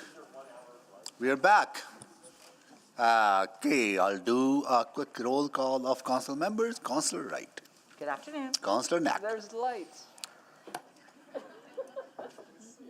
Yeah, there's light in the little dome up there, right? Oh. Yep. Oh, Councillor Principe. Hello. Councillor Stevenson. Good afternoon. Councillor Paquette. Hello. Councillor Tang. Good afternoon. Councillor Hamilton will be joining us shortly. Councillor Rutherford. Good afternoon. Councillor Salvador. Hello. Councillor Cartmel will be joining us. Councillor Rice. Here. Councillor Jans, right? Okay, yeah.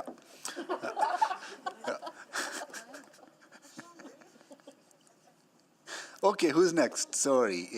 Okay. Councillor Rice, you are next. Thank you, Mayor Sohi. So, yeah, I think I really feel like your pressure, and because for the revenue is flat, but the expenditure keep increase, and specifically we have provincial act, and we only allowed not more than 30% for the rent cost.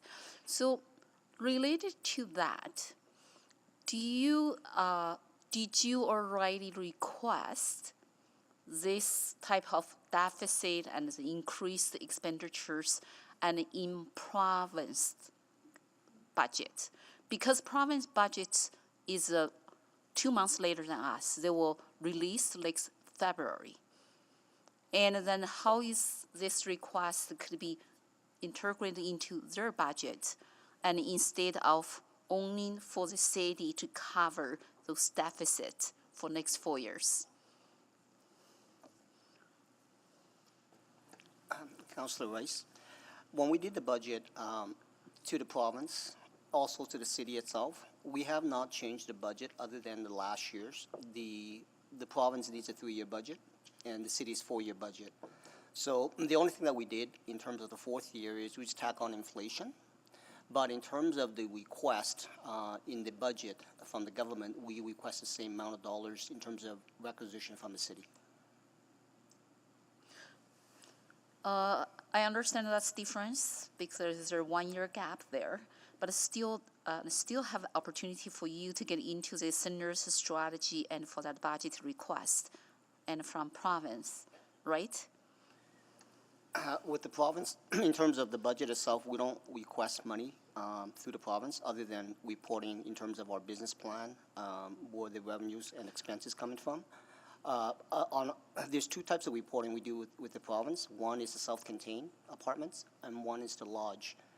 In terms of the self-contained, it's a little bit different in terms of we manage on behalf of the government in terms of what our expected budget surplus or deficit will be.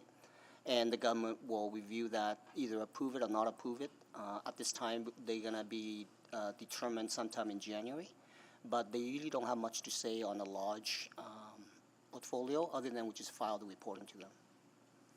Okay, so that is why this specific request is to cover the deficit for the lodge program, right? That's correct.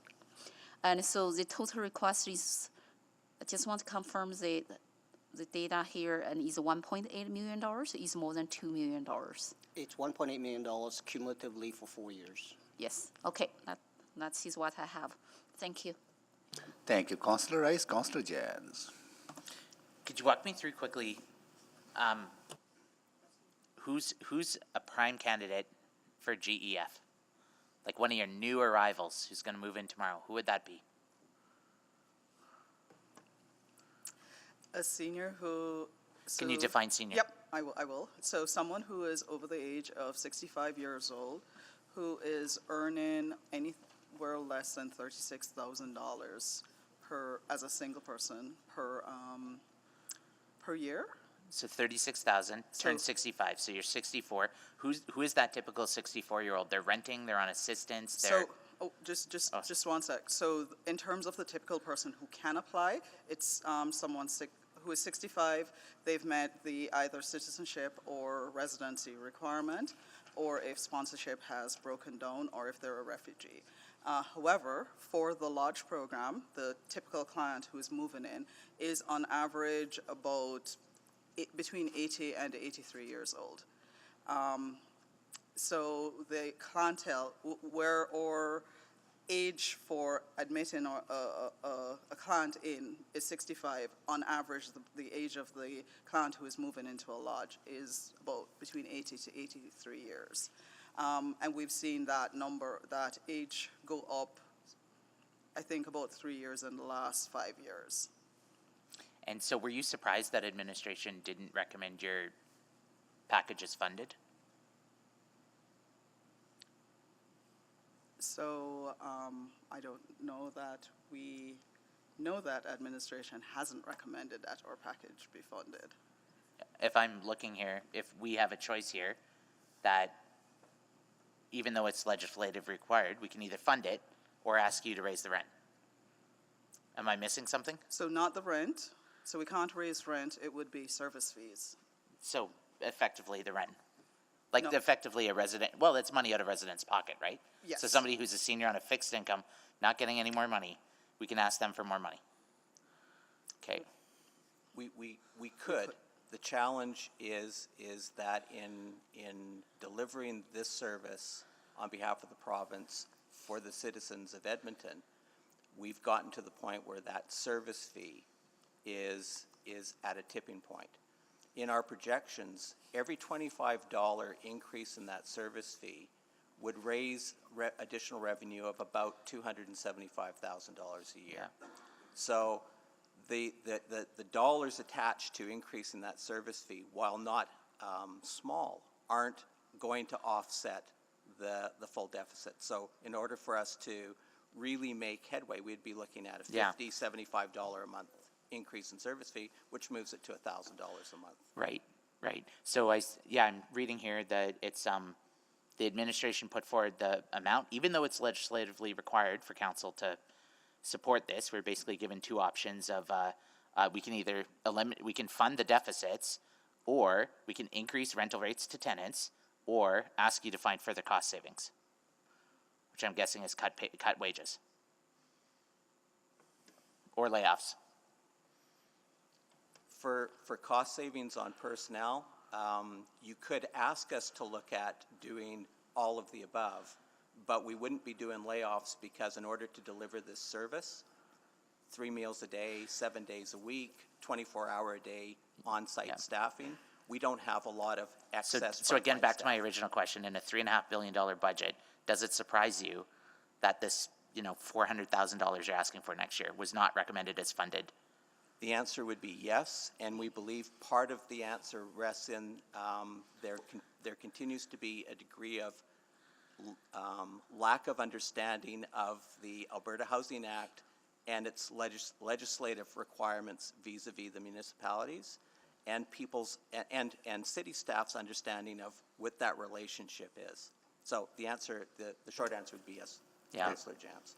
More appreciate that, and I was reading a stat that said during the pandemic, applications for medical assistance in dying went down 30% once the CERB was distributed. So I think it's absolutely reprehensible as a society how we treat our elderly and our older neighbors and our older family, and I'll just leave it there.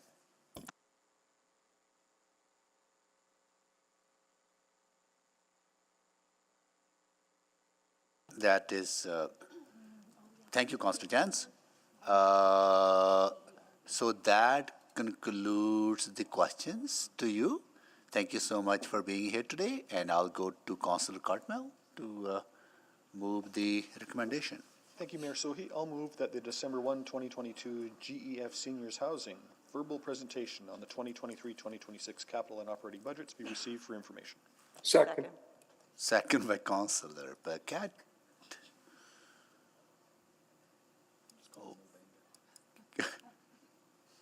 All right, please vote. Here we go.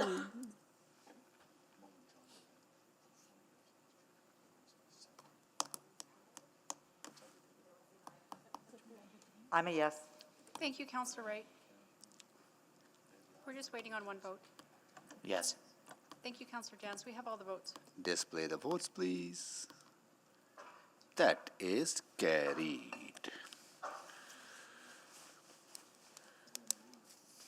Moving along, next is Reach Edmonton Council for Safe Communities.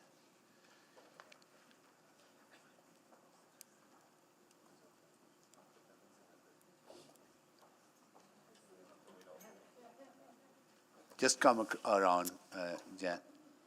Yeah.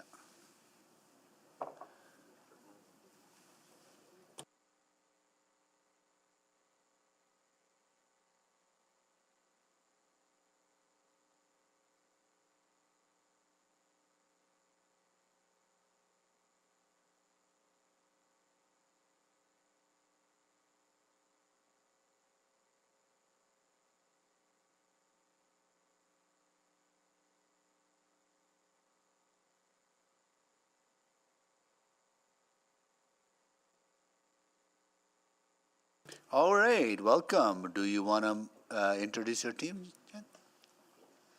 Good afternoon, Right. Mayor and Council.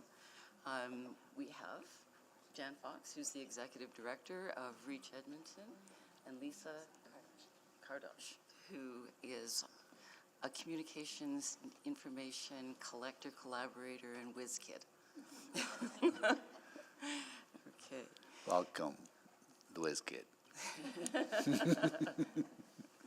Okay. Go ahead. And I am. I said who I was, didn't I? Please, go ahead. I'm really sorry. I'm Donna Ludvigson. Yes, thank you. Chair of the board. Okay. And good afternoon. On behalf of Reach Edmonton's Board of Directors, thank you for the opportunity to talk briefly about how Reach's work fits into our city's safety and well-being ecosystem.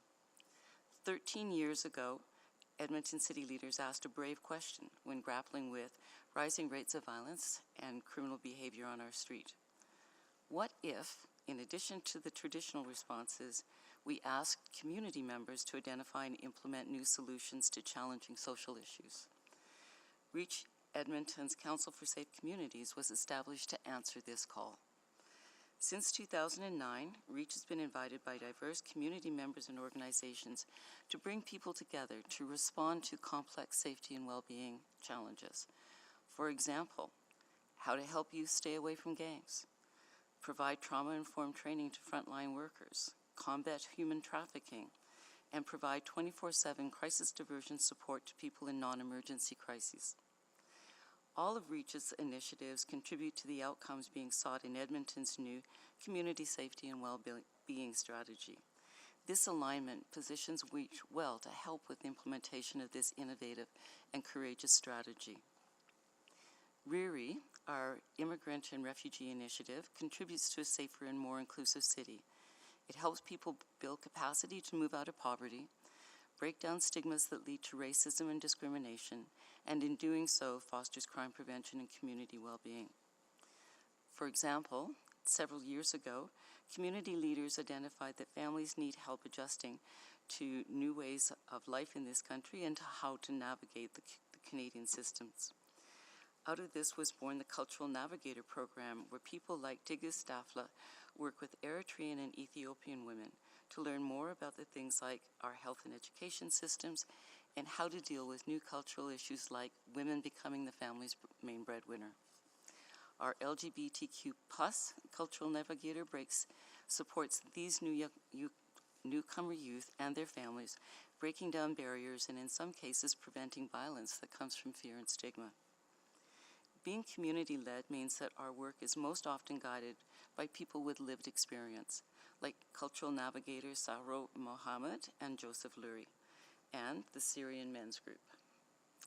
Sometimes even by our youngest participants. This is community safety, well-being, and prevention at its best, with community members themselves at the center of the solutions. They know what's needed and what will work in their unique neighborhoods.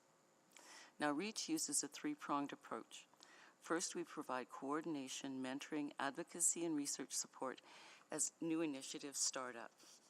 Next, we support initiatives to scale up. For example, in PIPE, newcomer youth receive training to become group leaders, and adult community members come together to guide the program development. The ultimate goal for REACH is to shift out as community members become empowered to own and sustain their work, just as we did with Free Play for Kids and the Office of Prevention of Violence. Despite the work being done by REACH and many organizations, too many individuals, communities, and businesses are still vulnerable. REACH continues to receive requests for assistance to address emerging social issues.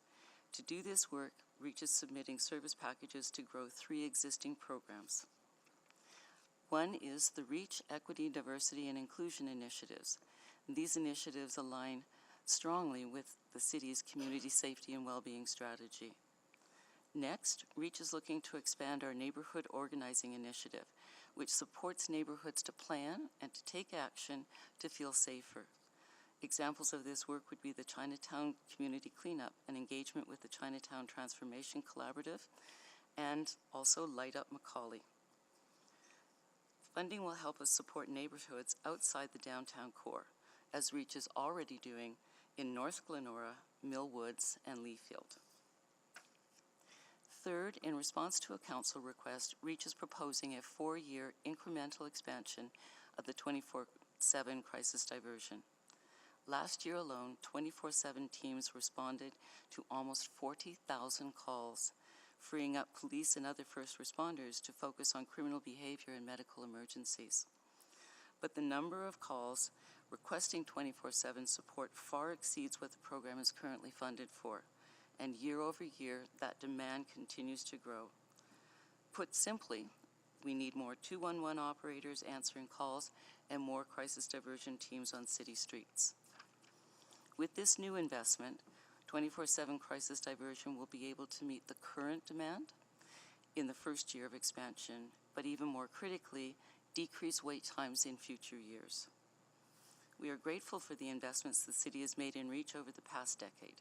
We know that continued investment in REACH will contribute strongly to our shared vision of making Edmonton a safer, more inclusive, and more vibrant place for everyone. Thank you. Thank you so much. Okay, now we will go to questions from council members.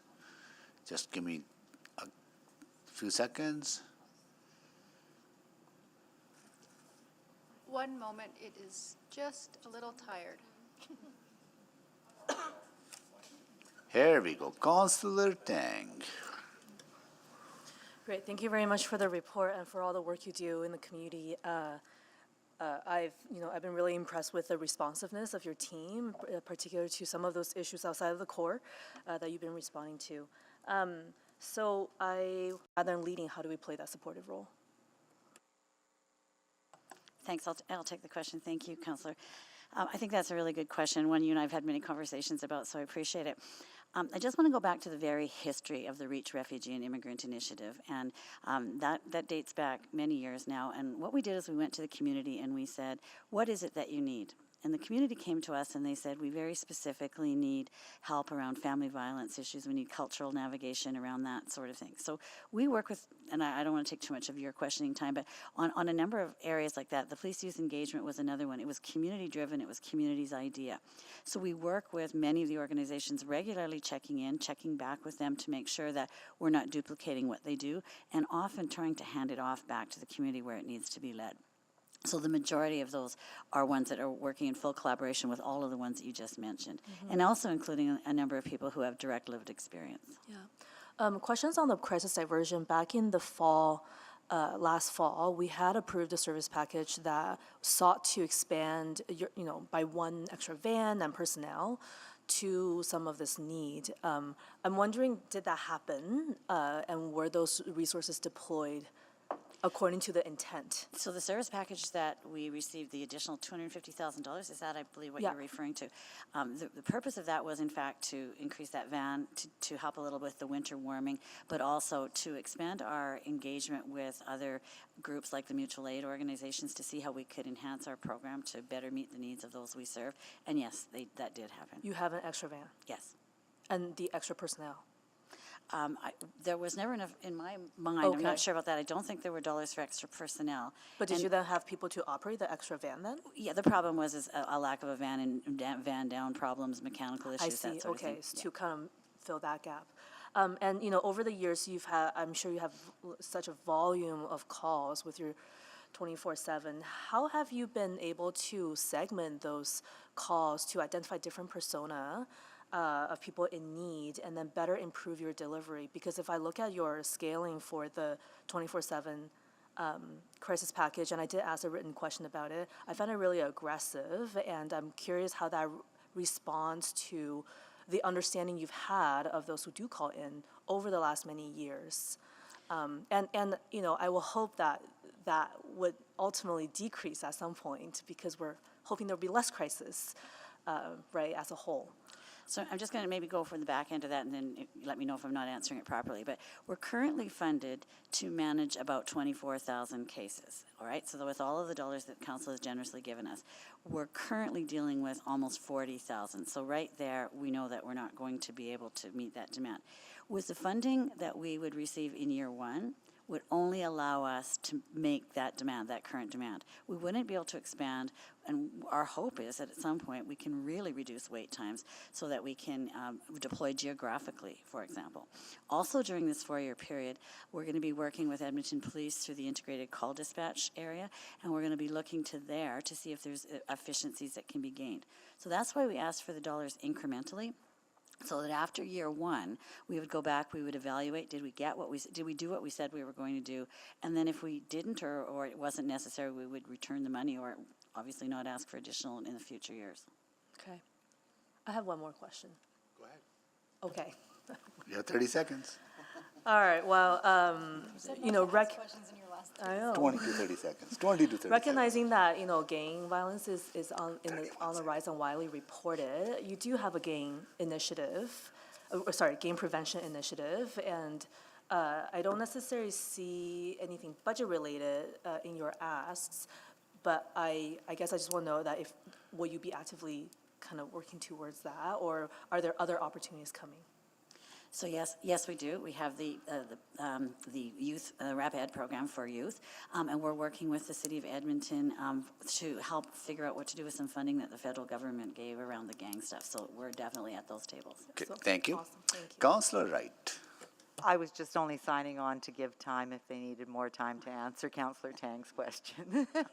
Okay, I'm done, thank you. Okay, you're done. All right, Councillor Rutherford, I'll go to you to move the recommendation or motion. Yep, I move that the December 1st, 2022 Reach Edmonton Council for Safe Communities verbal presentation on the 2023 to 2026 capital and operating budgets be received for information. Okay, need a seconder. Second. Councillor Stevenson seconded it. Please vote. Oh, sorry. I have a question. My name there. Okay, I would have to, what would the procedure be, clerk? So, no, I just want to make sure that we are Yeah, we haven't, taking the motion off the floor, or we can go to we question? haven't voted. You can keep the motion on the floor. Okay, got it. Because Councillor Rice can still ask Got it. questions. Councillor Rice, go ahead. Joyce. Thank you. Thank you for your great work. I really want to confirm because I'm looking for how much you're asking and for the unfunded package. I want to get clarification. What's your asking total? Because I look at there's several unfunded packages there. So what is the total ask? So I didn't do the math on this. Can I tell you each of the asks? Sure. So for the crisis diversion, would be 7.8 million. For next 4 years? Yep.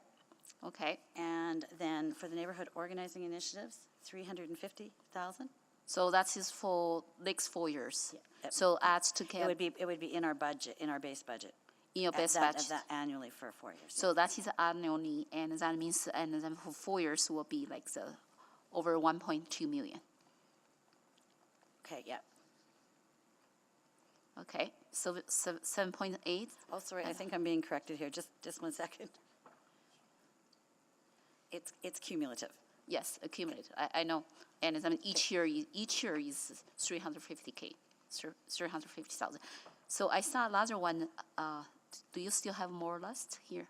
Yes, and then for the Reach Equity, Diversity, and Inclusion Initiative, also 350,000, exactly the same as the neighborhood organizing. So that is another accumulated, another $1.2 million as well over 4 years. Yeah. Over 4 years, yes.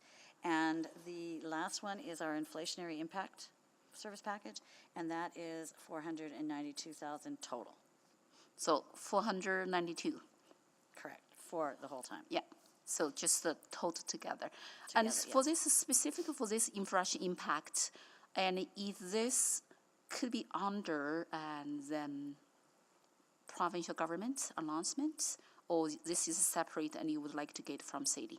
Because for the inflation impact and specifically provincial government announced the support to the organizations, to the individuals. Is that possibility there? So we do apply for grants from the province and from the federal government. So depending on if it meets the mandate of our organization. So I'm not sure exactly, Councillor Rice, which pot of money you're asking or which service package you're asking about.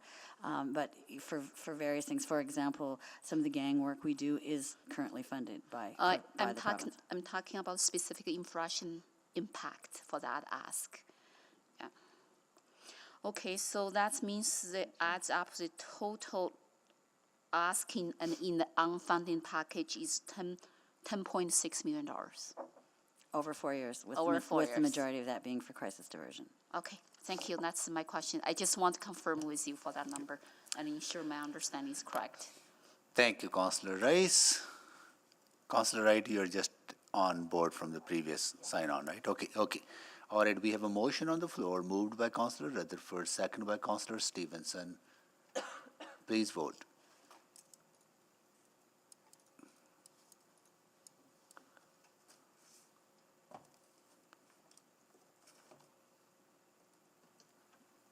In favor. Thank you, Councillor Jans. We have all the votes. Display the votes, please. That is carried, and we will carry on with our next presentation from our friends from the TELUS World of Science.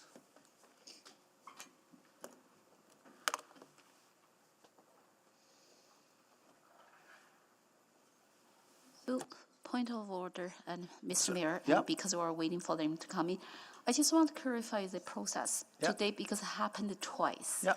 And when the motion on the floor, and then we're still allowed to ask a question. So I thought it's a regular process, even though we put the motion on the floor, we still allowed to ask questions. I just want to get clarified that Yeah, is a regular process. Yeah, so at the Or is it different today? No, on the onset of the meeting, I wanted to be consistent, so I asked clerk if we could go through all the questions first before the motion is moved, right? So it is just a matter of signing up when you sign up. I did not see your name on the list, right? So that's why.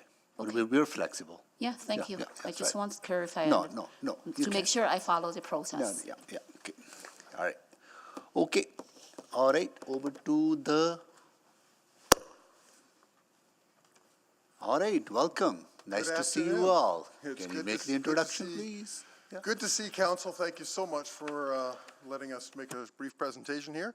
On my left is our Director of Government and Community Relations, Constance Scarlett. On my right is our Director of Finance, Sarah McHale. And my name is Alan Nursall. I'm the CEO at TELUS World of Science Edmonton. And I want to make a short shout out to whoever's advancing the slides because there will be some rapid fire slides here. So I will try to be explicit. It's a pleasure to speak to you today, to speak to council. Here we go up there. Okay.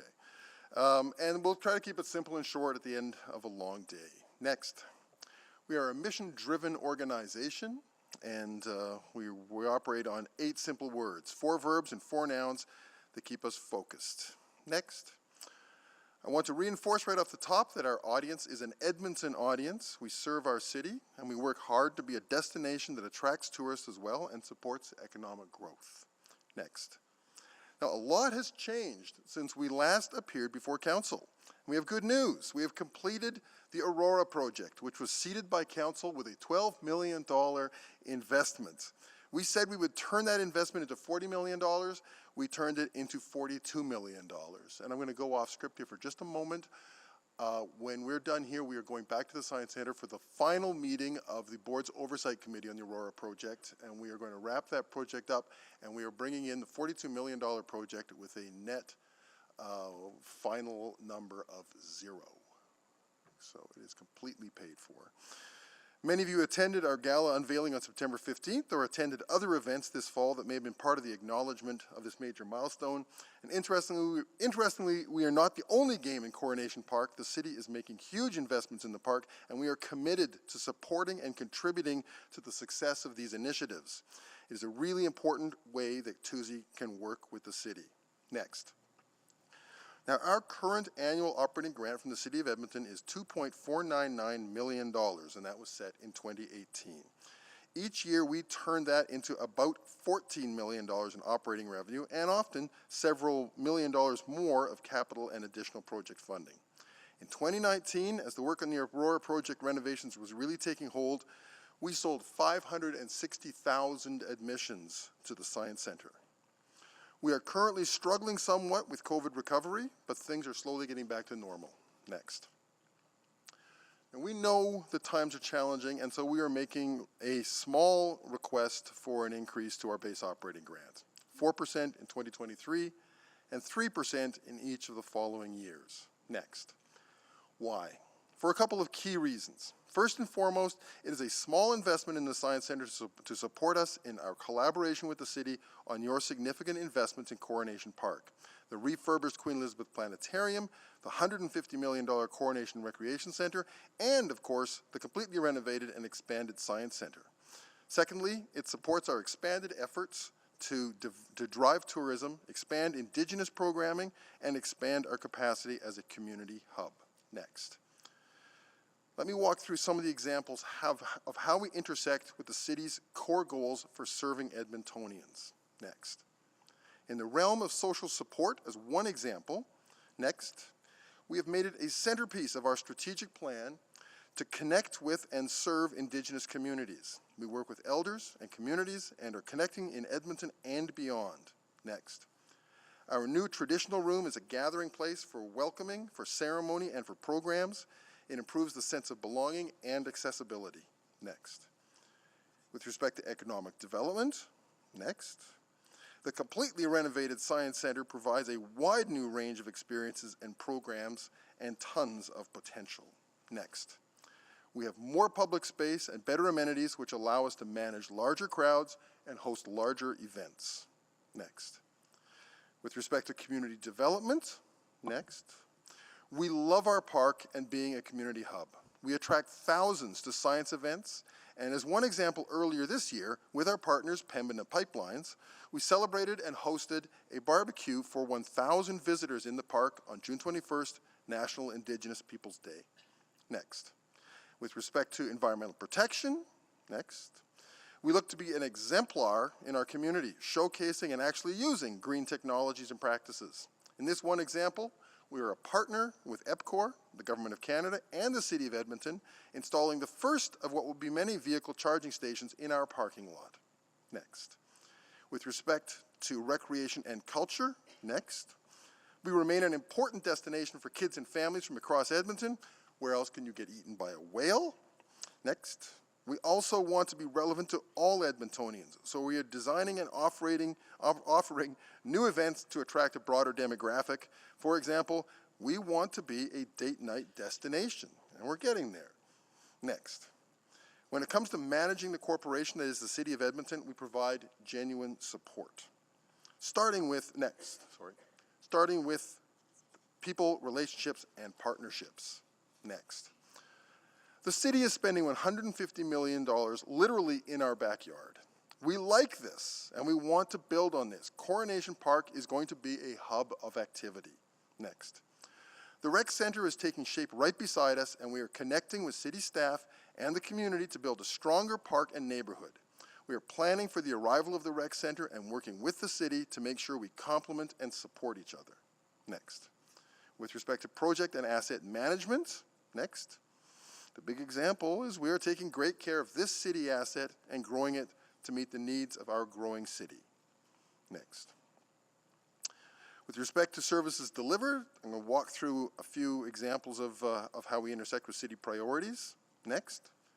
We've already spoken about expanded programs for Indigenous communities. It is vitally important for us. Next. Schools are back, and they're even using our new bus lanes most of the time. Next. And so it means our educators are meeting face-to-face with kids now. The building is filling back up again after 2.5 years of great disruption. Next. New facilities support science programs for families and greater numbers of visitors. Next. And we're celebrating local stories of science. This is Dr. Alison Crisatello. She is the director at the Canadian Ice Core Library at the University of Alberta, and she is the star of the new Ice Core Theatre in the Arctic Journey exhibit. Next. We're taking environmental steps. We have solar panels installed as part of the Aurora project. Next. We are committed to assuming the tenancy of the Queen Elizabeth Planetarium. We have a business plan and a full suite of planetarium projection gear waiting to be installed. Next. The QEP is right behind us. It's our little buddy in the park. We haven't forgotten about it, but COVID has been a huge obstacle in taking up tenancy, and we're working very closely with the city right now to move that tenancy agreement along. Next. We continually create new spaces to explore. Next. And we are celebrating the advances we have made and looking forward to our next steps. Thank you to council and staff for all your support and cooperation and collaboration over the years, and we're pleased to answer any questions at this point. Thank you. All right, thank you so much for that presentation. And I'll go to questions. Councillor Jans. Thank you. And again, can I get clarity? Is TELUS one of our agency boards and commissions? Is the TELUS World of Science? Good administration, do you want to clarify? I think the clarification comes from the fact that you own the building we reside in. Okay, so we don't own the organization. No. We just own the building? That's, you own the building. We lease the building for $1 a year, and with the intention, the responsibility of running a science center. So in addition to the bill, and how long is that lease for? The lease is in perpetuity or 90 years? Essentially in perpetuity, but it's renewed every 5 years. But it's renewed out to, right now it's renewed out for about 20 years. The 5-year renewal is sort of automatic. Okay, and is there a operating transfer from the city to? Yes, every year we receive, right now our current operating grant from the city is $2.5 million. So we give a building for the $1. Yep. 2.5 million. Yes. Every year. Yes. And what you're asking is to make it 2,100,000. Is that right? That's what the ask is? Yeah, it's a 100, adding 100,000 this year and about 80,000 in the subsequent 3 years. But we don't have control over the board in terms like we do with our other agencies, boards, and commissions. Is that correct? No. Okay. So I've asked a question of all of our agencies, boards, and commissions to help share total compensation for staff making in excess of 125, 150, 175, 200, 225, et cetera. And I don't see a response from TELUS World of Science. There's two issues there. One is we allocate the city money towards our programs. It is there to deliver the educational, science, and other community programs that we offer. That's what makes the Science Center viable. Okay. And the second is, in terms of public disclosure, we're not under any obligation for public disclosure, but if there's private disclosure that's requested, we can do that. Okay. I will say there's nobody at the Science Center who makes over $200,000 a year. I will also say that for the past 2 years, during COVID time, management including me, I took the biggest cut. We took pay cuts to get through COVID. Okay. I appreciate that. Thank you for clarifying. Thank you, Councillor Jazz. Councillor Principe. Thank you, Mr. Mayor. My question is about the name, TELUS World of Science. So I'm guessing TELUS must pay or have made a payment for the name? Yes. And how long is that agreement in place? This agreement was established in 2005, long before it predates any of us. It's a 20-year agreement. It expires at the end of 2024. And it is a straight-up naming sponsorship agreement. It's like Rogers Place or whatever.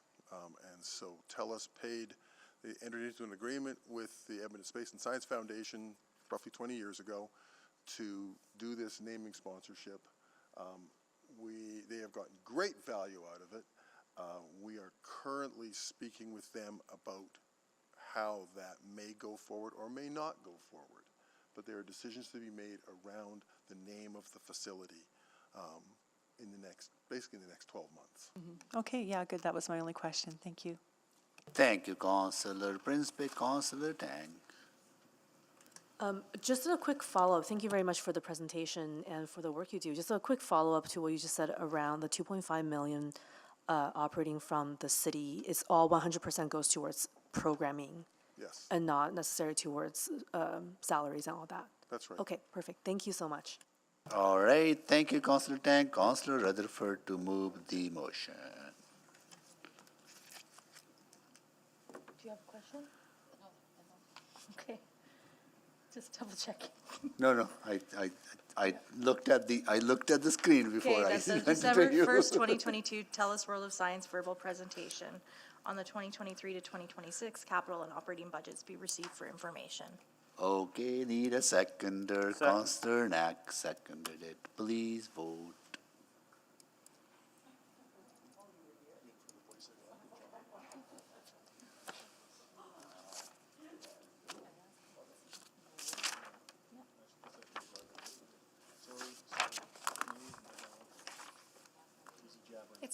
It wasn't just you. We have all the votes. Display the votes, please. That is carried. So that concludes our work for the day.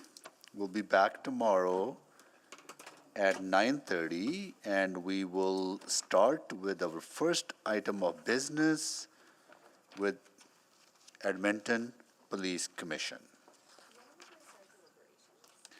After we are done with that, we are going to go into our regular capital budget conversations, right? Right?